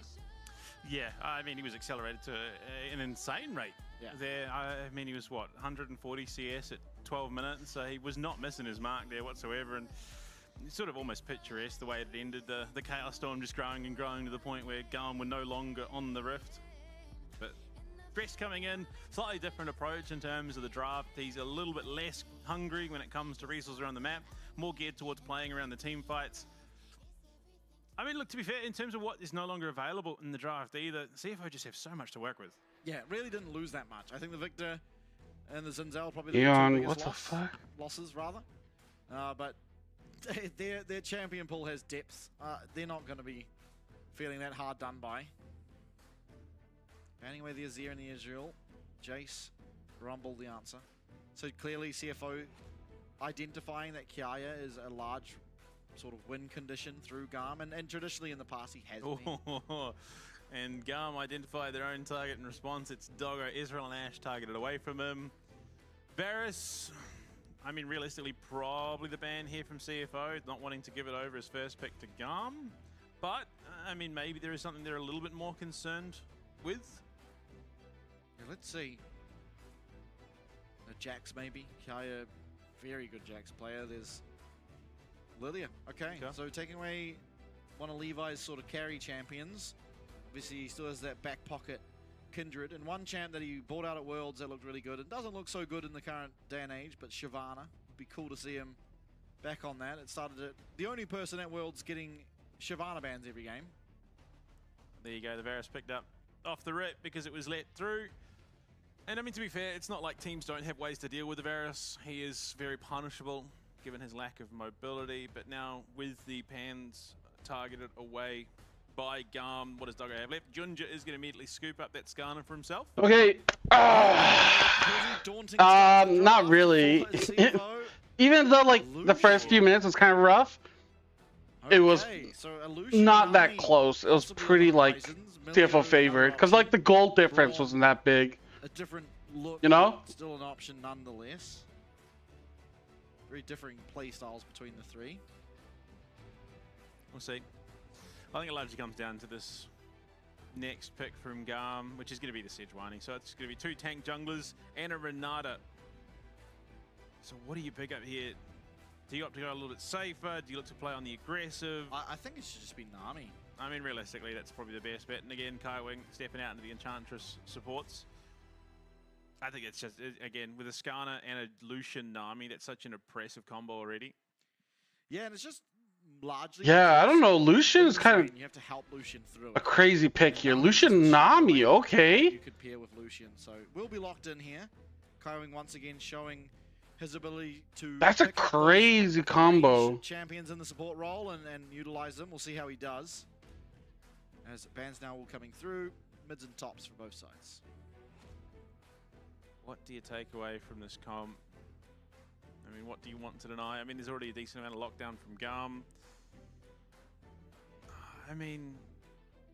I don't really know. Yeah. Okay, I'm not sure I wasn't sure if it'd be like Lucian mid or Lucian top.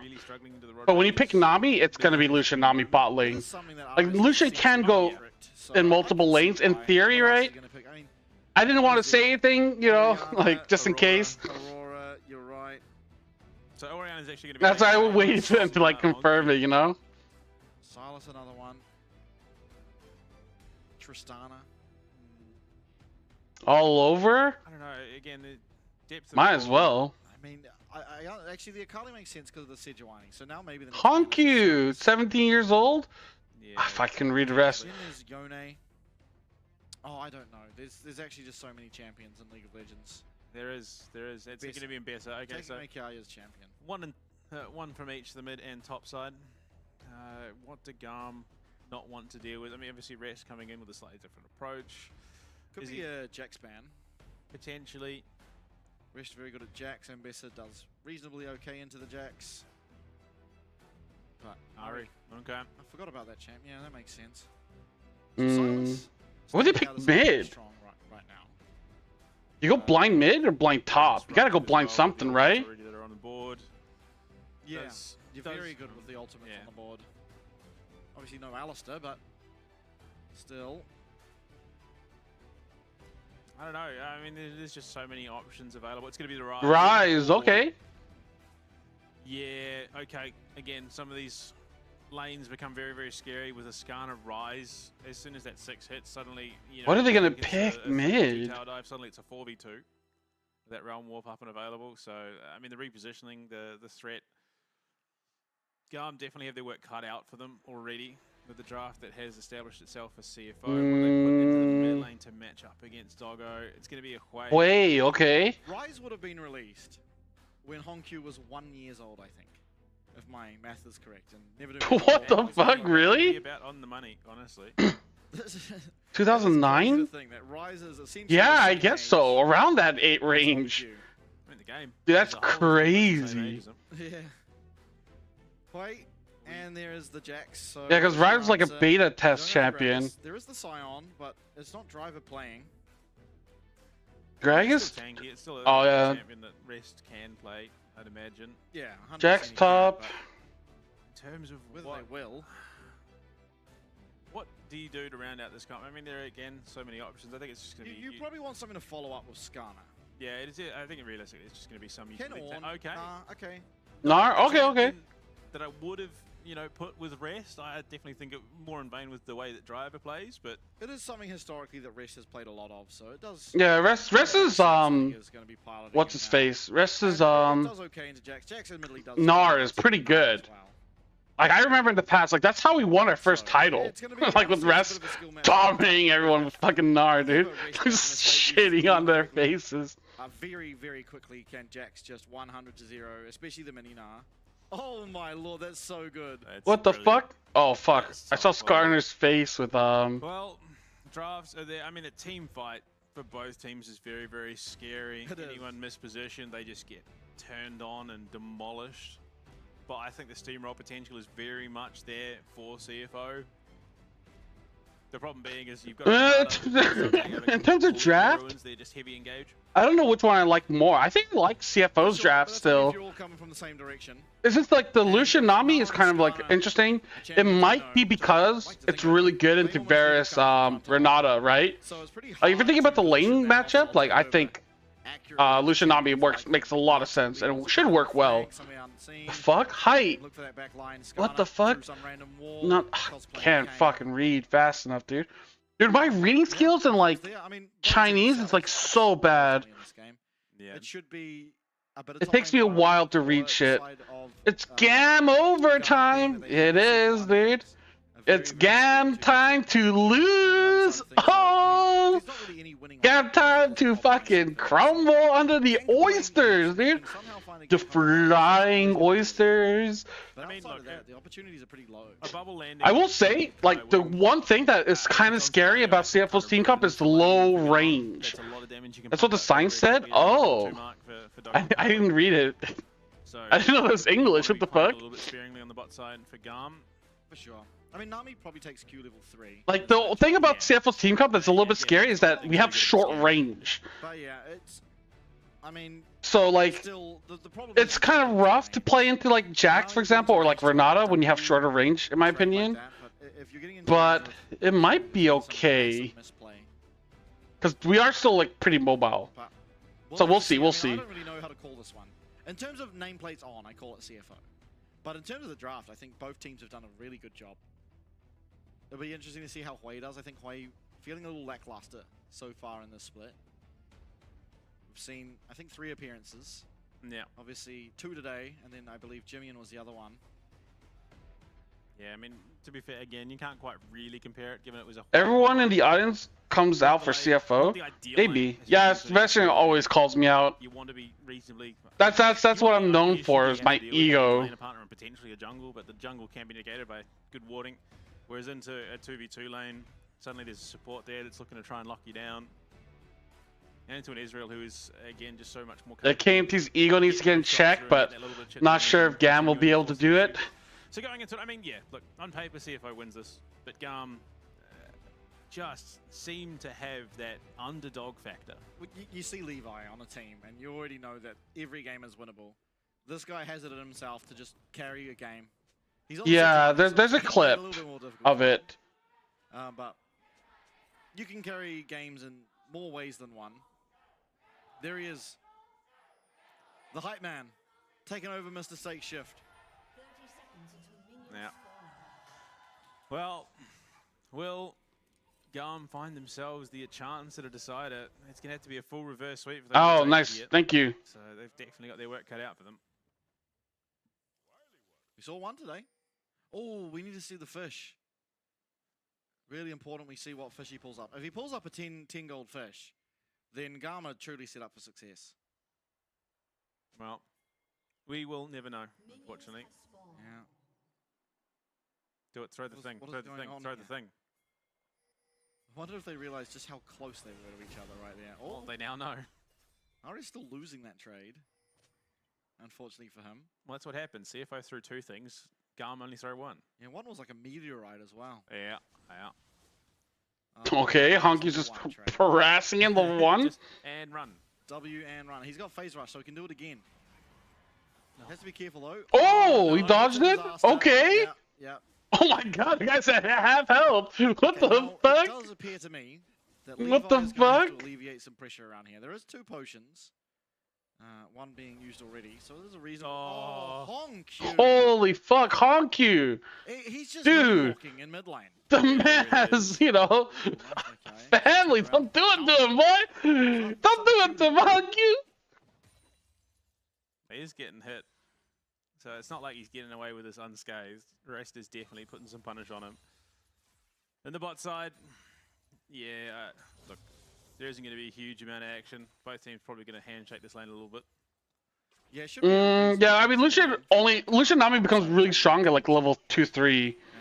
So it's fine.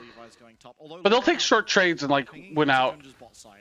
So we could actually have some early action based on the junglers coming across each other. Junja's not going to be wise to this, so he might just get one of the stuck out from underneath. Oh boy. Going down. That's going to be the cleanse out of early cleanse. That's kind of crazy.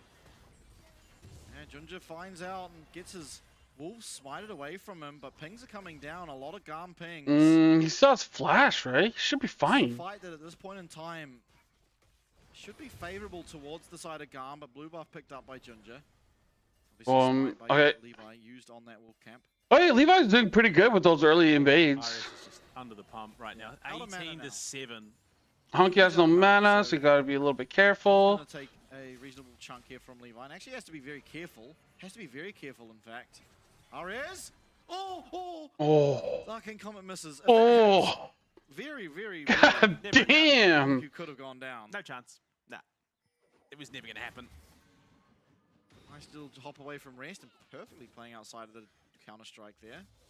Oh boy, okay, so yeah, he aggressively flashes onto Arias and just rips his entire health bar apart. Lucky to have survived. But with Levi coming back, it allows Arias to get some farm back and he's able to teleport back into lane. Okay. Actually get anything for himself, unfortunately. Yeah, definitely a bit of back for I mean, so far so good. Well, so I don't know why Kaiwing's like sticking around. Into the lane, gets the what 19 CS he has now, and is now backing off to pick up his first whatever it is he gets from the shop. Yeah, I wonder what it would be. Dark Seal. Okay, tier. He goes a tier, so he's going the serious build. Rest, putting Kai under the pump.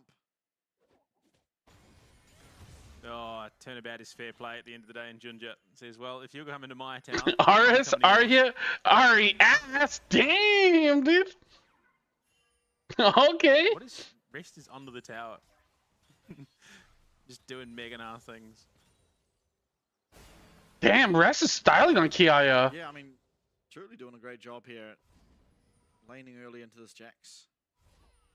Looking for the recall, but Kiaya's going to know. Will actually be level 6 first for Jax, so Rest has to be really careful with this wave pushing. There's been a lot of desperate just sort of skirmishing across the map at the moment. Okay. Yeah, I just feel like inevitably something crazy is like the first thing that happened is most likely going to be a massive fight around something. I mean, so far it's looking pretty good for CFO. Like we have 3 winning lanes essentially. If you find these like really short trades and then you turn it into a big fight, then it's really good. But you kind of got a tidal wave and then the hostile takeover that will probably just end up crashing into each other and going forward. Again, yeah, the momentum has been... Yeah, right now, like, coming into they're trying to look for a fight bot, but even you gotta be careful. Levi is here. Not immune from that fact either. Oh boy, this rap could be very dangerous. Yeah, and here we go. Levi. Okay. Trying. Yeah, he's not gonna be able to do it. Ooh. Oh, okay. On the Ferris that will get it done. That's big. I mean, this has been brewing for a good while now, and realistically, I don't know if there is going to be much that really translates. I don't see it as a situation where this game now snowballs completely. Yeah. For this guy. There really wasn't much they could do. I mean, they could have warded, right? And like, they need to start them more safe, but. Yeah, able to pick up that first blood, but it's CFO looking to strike first in terms of the objectives as the Dragon will be started up. And okay. Livy in the area, maybe coming down to try and search for the fight. There's a 3 versus, or 4 versus 2 for the time being, but quickly the CFO bot lane coming to match. It's damn. A brawl on our hands potentially. There's no ultimates yet available, only Ares as well as okay. Hongq with them, and We might, yeah, we have to give Dragon. Ooh. They just had a better position. Take themselves that Dragon. The first of the game, and GAM putting themselves in a very good Okay. position. See if the enemy Dog gets a plate. Side and start cracking away at the plates. And I have to say, in this matchup so far, Levy, you've already proven his money's worth on the Sejuani. Yeah, this is gonna be like, you know, I'm not sure when we win. That's the thing. I don't know this team comp super well. You know, just the one hand. Like so far, CFO is doing good, but I don't know if that's just how this team comp is. This entire game has just constantly felt like something's about to break out. The Dragon fight where just sort of darting around. Honestly, the Dragon fight feels pretty hard for CFO because the power of Genalt versus... Oh, he's gonna get red buff though. Very incomparable. Now red buff being looked at. Could be another smite steal coming down. Or at least a smite fight, if nothing else. But Levy, he's just going to choose to give. Level 6 for Ginger may be enough to scare him away, as well as Honkyu arriving down. Oh, I can even use smite, so you can just take this one too. Ginger looking for more. Honkyu's here. Yeah, Levy rather, having to quickly skirt away. This is a 4v2 under the bot tier 1. Yeah, and no level 6. So okay. Hope for Elio to turn around. Round walk coming through. Levy in the bush just below them. So 4v3, culling, heal. TP is being used. They're just backing off. Okay, that's fine. Coming from base, so survived the gank they did, but still a win for CFO nonetheless, getting that teleport away. They do stop the backs, but I mean, baiting at the teleport's going to be... Oh, what the fuck? Walking forward. Oh, did they fuck up? Ginger, he actually misses. Oh, Ginger! No fucking way. He lives with 1 HP. Honkyu wants it. Honkyu wants it! He's like, give me my fucking kill, bitch! Artemis, can he find the damage? Oh my god, Honkyu's gonna look for it! On hit, rather. Punish his ass! Okay, no, never mind. Back off, back off, back off. But still, it is gonna be CFO who picked that up. Okay! Well played. I don't know what the fuck RS was doing up there though, but that was fucking kind of weird, but whatever, dude. Will take this opportunity, gets himself the grubs. He's not going to be contested here. There's just no one in position. Meanwhile, on the top side, Kiaya and Presti going at it, hammer and tongs again. Yeah, a little bit of brawling going on in that top lane. Still a bit of a win, really. We're giving up grubs? Not the greatest. You don't give up Dragon and grubs. Certainly impactful now, I think, being that there is no matching of them, right? You get the 3, you just have just straight up more power.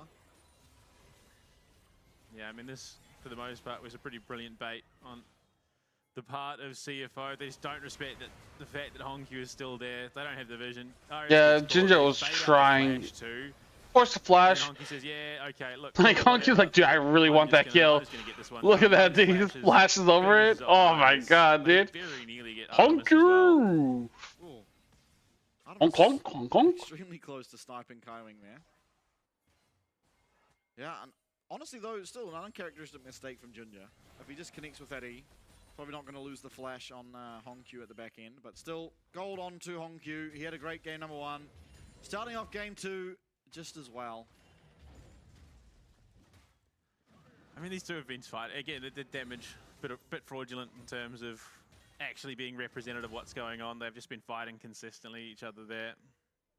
I mean, a 12 CS lead for Kiai. He's doing well in the range versus melee matchup, and with rest backing off, he's going to get himself that second item towards the Black Cleaver, because that's exactly what he's looking for. Finishes off the boots too, so he's going to be coming like pretty happy, honestly. The Honkyu's been outplaying the fuck out of Varus, dude.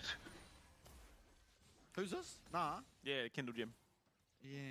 He doesn't have a Kindle Gem. Oh, he did. Okay, so he sold it and finished his boots instead. Yeah, I think he should be looking for Trinity Force, ultimately. Maybe just a bit of autopiloting there. I'll be interested. I mean, if he goes Black Cleaver, I don't really know. So far the Lucian pick hasn't really done too much. Dog got to do more damage to Levy, but I think it was probably just an I don't know if it's because like that's just the current state of Lucian. Trinity Force is just going to make that much more sense. It also could be because of that change they made to shop. If you click something, it just auto buys items for you. Yeah. That's caught me out a couple times. Just accidentally click the wrong thing, and all of a sudden you just have some bonkers item that you never planned to purchase. Oh, Honkyu. He's such a damn. Again, there was a gap, but all that time spent roaming around the map has allowed RS that avenue back in. He's still down by about 500 gold, but on top of that, you look at Ginger as well, looking to be that playmaker once again. For sure. Still, this game, more so than last, Artemis in a really good position. I mean, Nami has a support item already. God damn, dude. Certainly will be very strong and be able to deal with the Skana. It's actually kind of huge. Well, so really important for GAM to make sure that's online before they do anything too risky. I mean, GAM should not be fighting this dragon. If they fight this dragon, I think it's so troll. Like, Ginger has his item finished, and Kaiwing has his item finished. Rest again, just being hunted down by Kiaya. Oh, and look at all the HP damage he takes back. Rest building up the rage bar. Yeah, Kiaya has to be very careful in the situation. Dude, even Doggo has his item completed. He is available. He has flash, whereas Kiaya seemingly for that trade did use his. Now Dragon up. Artemis is taking dragon damage? Just taking a chunk of damage. Doggo's turn now. He might be able to kite it out in time. It is, yeah. It's just going to be that handshake. Oh, then what? Neither of us really wants to take it in this I feel like CFO should be in a strong position to do dragon right now. From the bot lane duo, Ginger looking for RS. Yeah. Oh, is RS fucked up? Yeah, he did. He stepped too far forward. Oh, dude, like Skarner. Listen, like you can nerf this champion, make him suck ass, but dude, that E gank is just so disgusting. Oh my god, Doggo! Got that dog in him. Ruff, ruff, ruff, ruff. Fuck him up, Doggo! Dude, he just fucking ulted and just melted their faces. What the fuck? Oh. Oh yeah, Ginger is just too good. Like he's just so good, dude. With Levy in position. Yeah. Like I think, like you know. No chains of corruption. Means that CFO like yeah, this jungler is too OP. Do it slow but sure. They will get it done, but Levy backs off, gets himself his heart steal. Like for MVP or like best player at each position, how do like first team All Pro? I felt like every position had like contenders for like #1 or #2, except for like Jinja. I just felt like Jinja was just the gap between him and the second best jungler is like so wide. Let this go, right? They're not gonna give over this. Like, you know, for like mid, he'd be like, oh, Fofo, honk you know. Oh shit! The berserk is going off. Kaiwing might be in trouble here. Oh, he lives? Oh no, he doesn't. Kaiwing stops off for a heal and pays the price. Partially, yeah. Still through the wall go Ginger. Okay. Nice fear to hopefully keep Ares alive for the time being. The handshake. Oh my god, they have to flash out. Bars and Honkyu is sending Ginger on a one-way trip. Levy, way of getting pushed down, and Ares and Elio, where are you going to go? That's damn. Ginger gets the ball. Ginger's trying to get more kills. Oh, okay, he gets it. Oh, watch out, you guys taking tower. There's no minions. No opportunity for a trade for now. Okay, Doggo. He might get fucked. Oh, Jack CP. A messy affair. Oh, that was kind of sloppy, but whatever. But it's still, again, give him pay raise? What do you mean, dude? Gets himself even further ahead. A bit unfortunate that Doggo goes down, but I mean, they're damn, dude. So well. They thought they had it in spades. The tidal wave slows things down. Try to bankrupt my ass. The change of corruption earlier, and it comes back to bite him pretty badly there as he gets sniped out by RS. But RS deciding to stick around, gets caught, gets punished. Forced to try and get himself out of dodge again. Burns his do pro contracts have bonuses? Yeah, of course.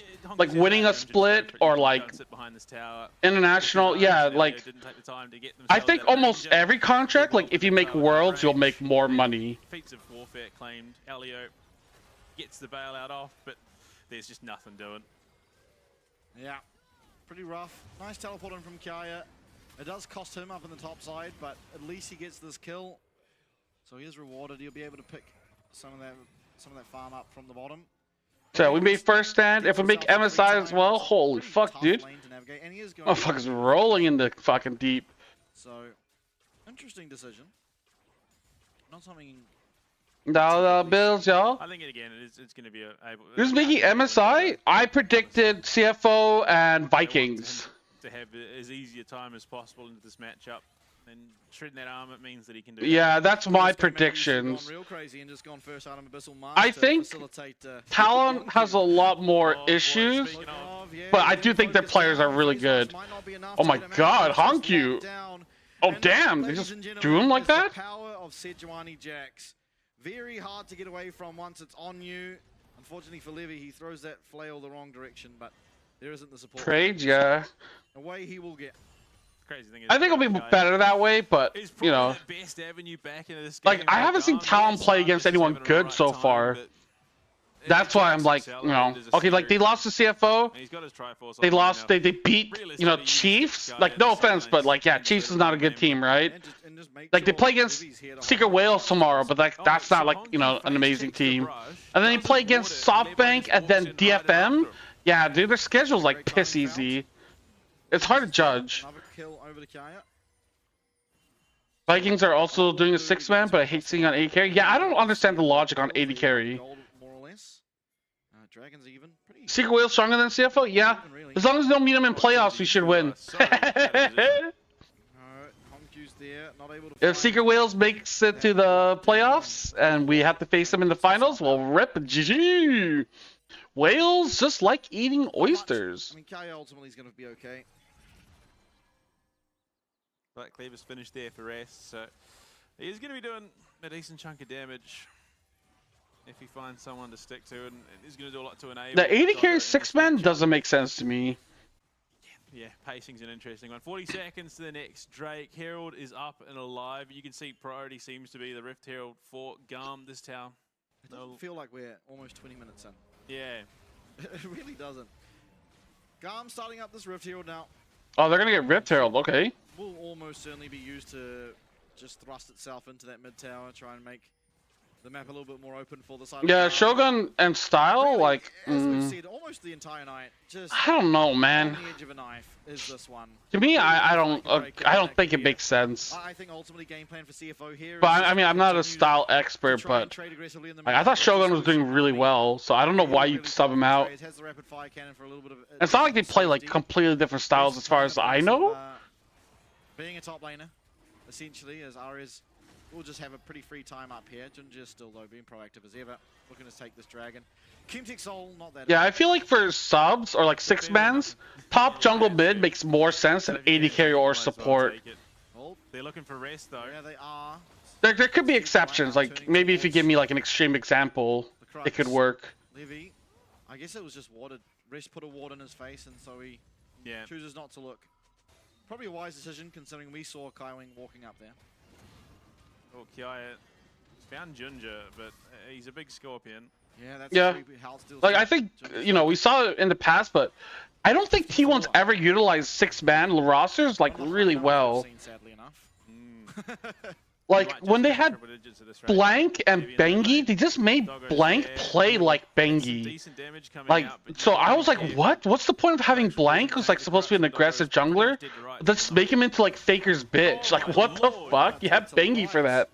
Artemis almost just gets completely. Yeah, exactly. So in that scenario, Odor, I think, you know, jungle would work. And there are players like that, you know. You might have a younger mechanical player compared to like an older player that's like, oh, I'm gonna play tank duty. He really is. So yeah, if you have someone that's like really good, like Nidalee, Lilia, mechanically speaking, plus someone that's like more macro based, like Sejuani, yeah. That's why I think jungle could work. At least in terms of his playstyle. He's just ducking, diving, and dodging. Dipping as well. Yeah, very much so. Okay. Oh god. I mean, there's no way top this can be. Yeah. Okay, it's a good find. Rest, he has flash. He shouldn't really. Rest is big chilling, dude. It's just the Heartsteel stack. Oh boy. They want to threaten his tower, which I mean, to be fair, I think. Yeah, it should go down. Yeah. Guys, here though. Spot this out, but little can a Jax do. Yeah, I mean he can fight, but Jinjo's just smite it. Will just be the Otacam picked up. And these days, you don't have to go and collect all the flowers, you just get given them. Yeah. Alright. Otacam for newbies. Easy mode. But, I mean, look, taking half of that top tier 2 as well is going to be big, especially for Kai, who's going to be looking to probably play the side lanes for the rest of the game. Have we seen Lucian Nami this year yet? Because this might be the first Imperial mandate we've seen. I don't think we have. Yeah, I don't remember seeing it either. I think it was banned out because they picked Lucian first phase, Nami was banned second. Either way, I'm pretty sure this is the first Imperial mandate we've had. Yeah, I think I have seen that support item forever. Usage. Really not many champions that can use it. They're just not trying hard enough. Here's 2090. Cam is still relying Ki and Levi from the grave. It's a combo. One of those ones where it's usually coming about. Yeah, I mean, but like, true. I have nothing to add to that. He was 100%. I mean, you can say the same thing about any LGL team. The year is 2090, and SHG are still relying on Heavy to not be dog shit. Really nice because you get to skip boots. You have absolutely no real reason to buy the boots, and so you just get to those items a considerable amount quicker. As Kai is going to spot out Honkyu. Honkyu though, with phase rush, should just be able to get away, and in fact turning it around. And my god, damage. Damn. Okay. Oh my. Elio is just cannon fodder right now. He's had full HP, now he's at 60%. And I mean, look, it's criminal. Here, look at it. Doggo is just absolutely working GAM right now, but he's only 200 gold ahead of Artemis. So far from streaking away in this game right now. If you think of this game as like a throwaway game, I think it's kind of smart to pick like Lucia and Nami, just to like threaten the fact that like, hey, it could be a thing. Oh my god, what the fuck? Honkyu! What the fuck? How the fuck did we end up over there getting caught out? Yeah, damn boy! Everyone just had to dip. Characteristic. I couldn't. Yeah, that's pretty mean. Okay, okay. A 4v5 that's fightable for CFO. The problem is they've lost the Mega Gnar. That was kind of wild, but hey man, whatever. Okay, Jinja's looking? What the fuck? Guys, don't lose your minds, please. We've seen that once. Looking still for this tower. Yeah, dude, they just five-man ganked Honkyu. Beat his ass. I was like, what the fuck? Still though, that's another key. Doggo's tanking up. Oh my god. What's CFO doing? Doggo is tanking towers, dude. Taking this tower almost certainly, I'd say. Dude, they really want this mid tower. What the fuck? Okay. Rejoining his team, this culling is hurting. Oh no. Jinja? It is a nice impale. Can they find the follow-up? Junja 1 HP! Oh! And Elio gets one last. Oh my god, what are we doing, dude? We're just throwing bodies at this tower. God damn. Oh my god, dude! What the fuck was that Daniel? Dude, look at Doggo's webcam. He's like, god damn, dude. Blatant disrespect from CFO. At this point, like, it does kind of feel like that. Some insanely questionable decisions. So, okay, Honkyu just runs over a ward. That's what happens there. Holy shit! Gonna pull the trigger, but all of a sudden he's that's a great Renata ulti. Yeah, I mean, the only thing I could potentially put this down to is just a complete. And here comes Jinja. Like, what the fuck? Nice fear once again out of Ares. I said we were taking this tower! Dude, that's what it feels like. This is like, we're not leaving here till this tower's gone! I don't care how many people have to run it down! CFO would have got roughly the same amount of gold, so it's no real big issue. I mean, we got it finally. Nami's zoning all kind of. So I think all things considered. Oh, dude, that's true. Nami ulted at the start of the fight, and then at the end, Nami ulted again, dude. That's how long we're just sitting at mid, trying to take that tower. Dude, that was some fucking NA RAM shit, dude. God damn, boy. Turn the momentum this game. I don't know, we're playing from North America now. Oh yeah, no more cheeseburgers, guys. No more cheeseburgers. We're not eating any NA shit. If any tank was, it's probably Sejuani actually. Just the real bro. Like, you go down, I'm down as well, Hunky. True, dude. He was like, oh shit, Hunky ran it. I gotta also run it down. Can't let my boy look like a dumbass, dude. What a true teammate, dude. This is why CFO is so good. Dude, win together, int together. That's just how they roll, dude. I mean, it's gonna come down to Kaya. Dude, Doggo has a fucking IE, dude. Holy shit, this guy's fucking beefy. Or strong. You leave Artemis, Elio, and RS defend for themselves, and you keep. Yeah, he is. With a bounty. True, what the fuck? Oh boy. Team fights. Luckily, the Jax is one of the few sort of bruiser champs that is very capable at both. Right, or Jax doesn't? Holy fuck. What the fuck is up with these bounties, dude? For GAM, you can only realistically look for positive fights with Kaya. I mean, the one time Res showed up mid, Honky died and just like ran it down. He's like, okay, well, I'm glad I showed up mid. Deal with this Lucian Nami because Lucian has the cleanse and Kaiwing as well. Purchasing that Mikhail's Crucible means even more CC reduction. Yeah. Yeah, damn, dude. Doggo's just given free reign. I mean, the guy, we've already seen him just dancing in and out of threat range. If he's just able to string those shots together, get the damage out, get the culling out, GAM are really going to struggle to face up under that. RS melts, Artemis melts, Elio is just paper in the face of this Lucian currently. Oh, this. When is the explosive fight coming? It's building up. Blue Panda, tell me. I mean, CFO just died like, what, we gave up like 2-3 kills for nothing for tower? Always teeter-tottering on the most minuscule amount of health all day. Critical mass gaming. Yeah, I don't know why Jax is 3-0-1 but doesn't have a gold bounty. What the fuck? It's so weird. Even to last week, just so that critical mass position build up. Dude, it's getting bigger. Nard's gold bounty's getting bigger. It was like 190 before, now it's 215. What the fuck? Why is Rev's gold bounty just getting bigger and bigger? It is so close at this stage. Doggo? Doggo's been found by Levy. Able to get that nice Oh my god. On to Doggo, it's all up to Hongq in terms of that damage. The buffing's there from the Nami. Junja being that CC. Great damage coming out though. And in comes the Berserk. Hongq off. Hongq Oh my god. He gets to flash away. The Crucible's there. He's still kiting. He's still trying to do what he damn well can. But the okay. Oh, let's go. Come on. Let's go, dude! Oh my god, Honky's dead. Let's go, rest! The time was bought. The kid has done it. He's kited them out. He's gone gold and he's got his Gnar there. Damn! Rest shows up, gets 3 kills? Alright, okay. I don't know about that. I wouldn't have thought it was that big, but it is just completely throwing off. Oh, dude, I mean, Ryan's so tanky with Seraph's, Roa, and fucking, like, Zanya's? Dude, what the fuck? Again, just this seemingly inevitable monstrosity. For real, close the PC, let's go rest. Yeah, damn, dude. Baits out the bailout as well. And they just turn it on their head. Rest comes Oh, okay. Yeah, Ryan knew that Rest was going to be like a fucking menace. Gave him a gold bounty a little bit too early.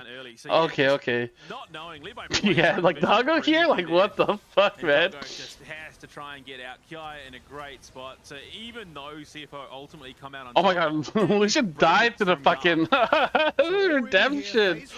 Yo, Speloogie, how you doing, man? Thanks for the follow. Dude, look how long they just live and just kite it out. On to Hongq now. They've made it onto him. Great Mikhails from Kaiwing. Without Kaiwing, this play is never possible.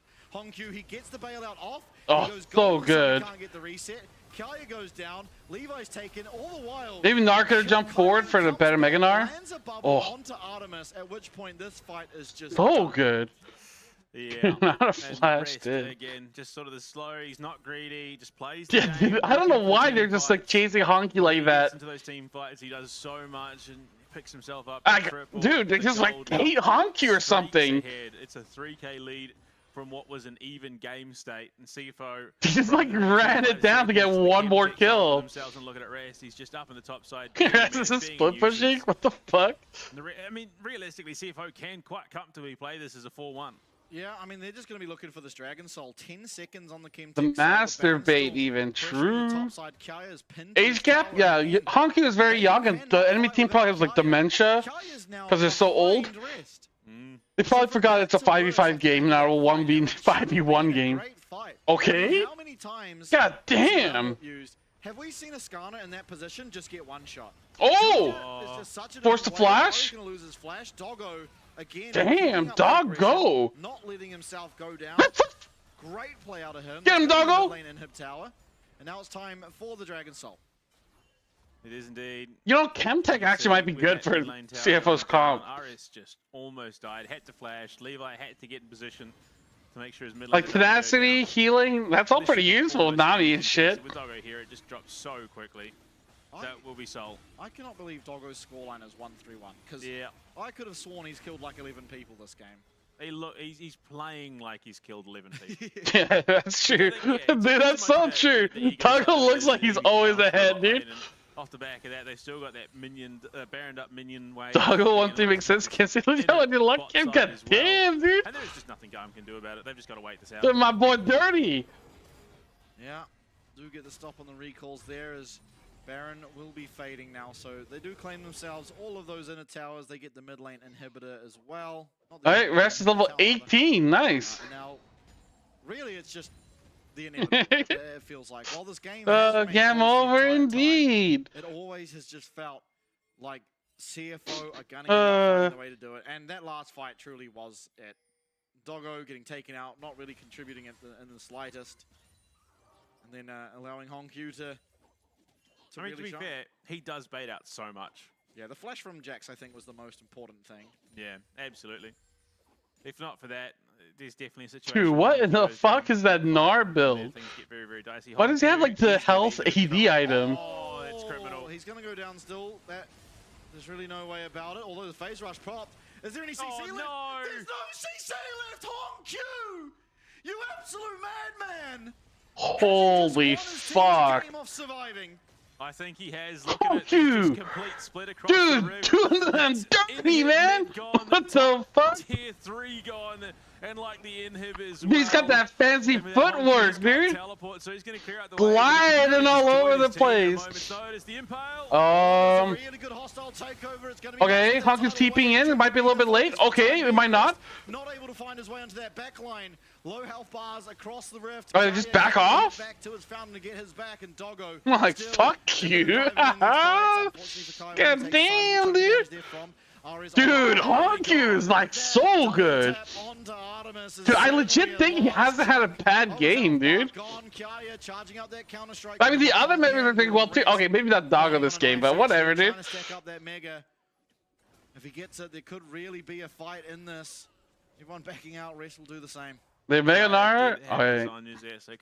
When is he 18? I mean, Hongkyu. Like in June? Most I think? criminal play of the year. Gets himself out. He was at a 4-5v1? Oh, July.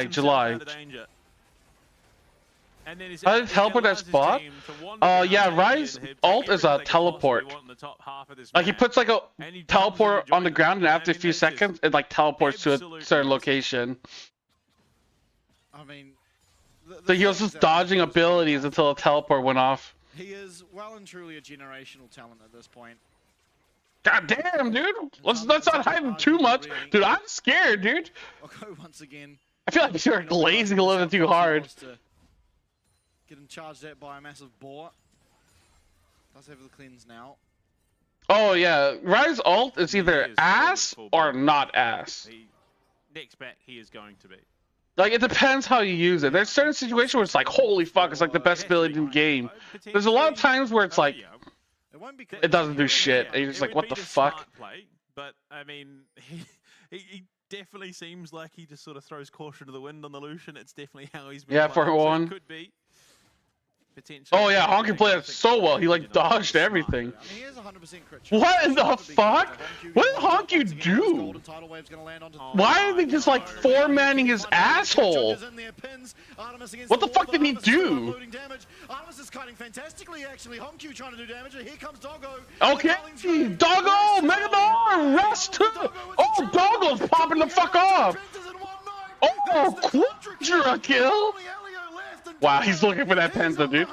He's like, where the fuck is that Renata? He's in the wind, but so is the game GAM. It was so competitive until it wasn't. It was building moment by He's just like gone. It's like, okay, no Penta for you. Games of the year. Damn. With the kiting, Doggo with the damage. 2-0. The fuck, I can't even see that. The low-key MVP of that one is Kaiwing. Oh, Driver's dad. The item usage. Not often do you ever have It's like green highlights, dude. I can't tell what the fuck it was. The perfect time up in the top lane. just time and time again, the redemption Dude. in there when he goes golden, redemption on top, comes out, heal comes back, and they're able to just wipe the team fight. Kai Wing, once known as a melee engage one trick, now coming out. Let's go, CFO, baby! God damn! I mean, the multifaceted nature of this CFO roster. Holy shit! I mean, uncontestable at this point. They are well and clear now, top seed in the competition, and I would. Dude, I was a pretty clean 2-0. Teams that now come close to where they currently stand. I mean, you look now at this every team he roster, plays is like, you said, a gets worse and worse. Honq, I've been saying it all year, has the potential to be one of the best mid laners this game has ever seen. Yeah, he certainly Dude, what the fuck is he doing? Oh, look at him. The performances he has. Driver, he comes out back onto the stage. He's in the back room. We get the Gragas dance. Yo, the Gragas, baby! Happy fans of CFO and honestly the coaching staff. Let's go, dude. This really was their last test, I say with quotations of the split. They had some split whales Doggo. still, but other than that, they've gone against the first Not quite. seed, the third seed, Oh the yeah, fourth true. seed.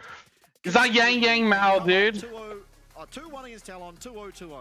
They are so clearly ahead of the competition now that every other team in this league has a lot to do to try and catch up. And it wasn't blood. He's I mean, like, can I stop? Felt like a contested game up until Honq somehow survives the all-in gambit from GAM, because that's exactly Yo, let's go, dude. Gambling that they could try and take down Honq and then look to transition into something else. Honq What gets the out. fuck? CFO make the brilliant. I thought Reds was gonna do something. Just shove it down mid. They'd already have top worked in. Courtesy of Dude, like a lot of our team is anti-social, dude. Honq might be a generational talent, but he is not alone with that claim, I think, at this stage. It's mostly Driver and Doggo that are like very sociable. Truly showing that it's no fluke, the split one. Damn, dude. We've come in and people are still working out their teams, still, getting used to their environment here in Taipei. Nothing like that. This was truly a showing that CFO is just them. They are them. They go international. They look this good. They are them. Holy fuck, dude. Yet again. It's just team fight after team fight. And this was the big moment. I mean, Honq, he gets the phase rush there. So he's already lost the phase rush. And still, he gets a little bit of movement speed from the Nami, of course. Continues forward. He's still kiting. He gets berserk. Mikhail's comes through onto him. Oh fuck, dude, the camera angle made me so confused. I was like, where the fuck are we? I thought we were in the bot lane. Perfectly times the reset. Kaya no longer. Yeah, okay. This is the top lane fight behind Baron buff. Oh my god, I can't even tell what the fuck is happening, dude. This slow brewing menace in the top lane. He doesn't come out flat. What the fuck, again? Crazy out the gate. But when he finally Dude, this is his third one. Generational talents. 90% kill participation. He's done a third of the team's damage throughout that entire series, and he ended with 4,000 gold. Yeah, an unreal performance out of him, and once again, it is just showing of the growth of him as a player. Sure, there were some missteps. There were times in these games where he's probably caught out where he shouldn't have been. You don't expect the five-man bot. Realistically, he should have gone down there. He managed to escape. Great mechanics, but there are these things that he can improve on, which is great. Has CFO ever had oysters after a win, though? Of course, dude. The fact that he you go get hot pot, dude, and get some fucking oysters, baby. It's just in the very infancy of his career is an amazing sign. I mean, the crazy thing is, and look, this is probably an incredibly ambitious statement. You look at this team, CFO, as it currently stands. They have gone from strength to strength. They have improved. And I think going into international competition through MSI and Worlds, they are really going to put the world on notice. But if this team continues with this trajectory, we might see another Southeast Asian team raise the trophy at a Worlds. Not this year, but I think there is a very good chance if they carry on going into next year. Yeah, absolutely. I don't see any real reason why not, right? The entirety of LoL Esports history, it's always been that Southeast Asia has been the underdogs. They got it done in Season 2, the Taipei Assassins. There's no reason why it can't happen again. But taking a look at the highlights, I mean, it was such a close game this entire time.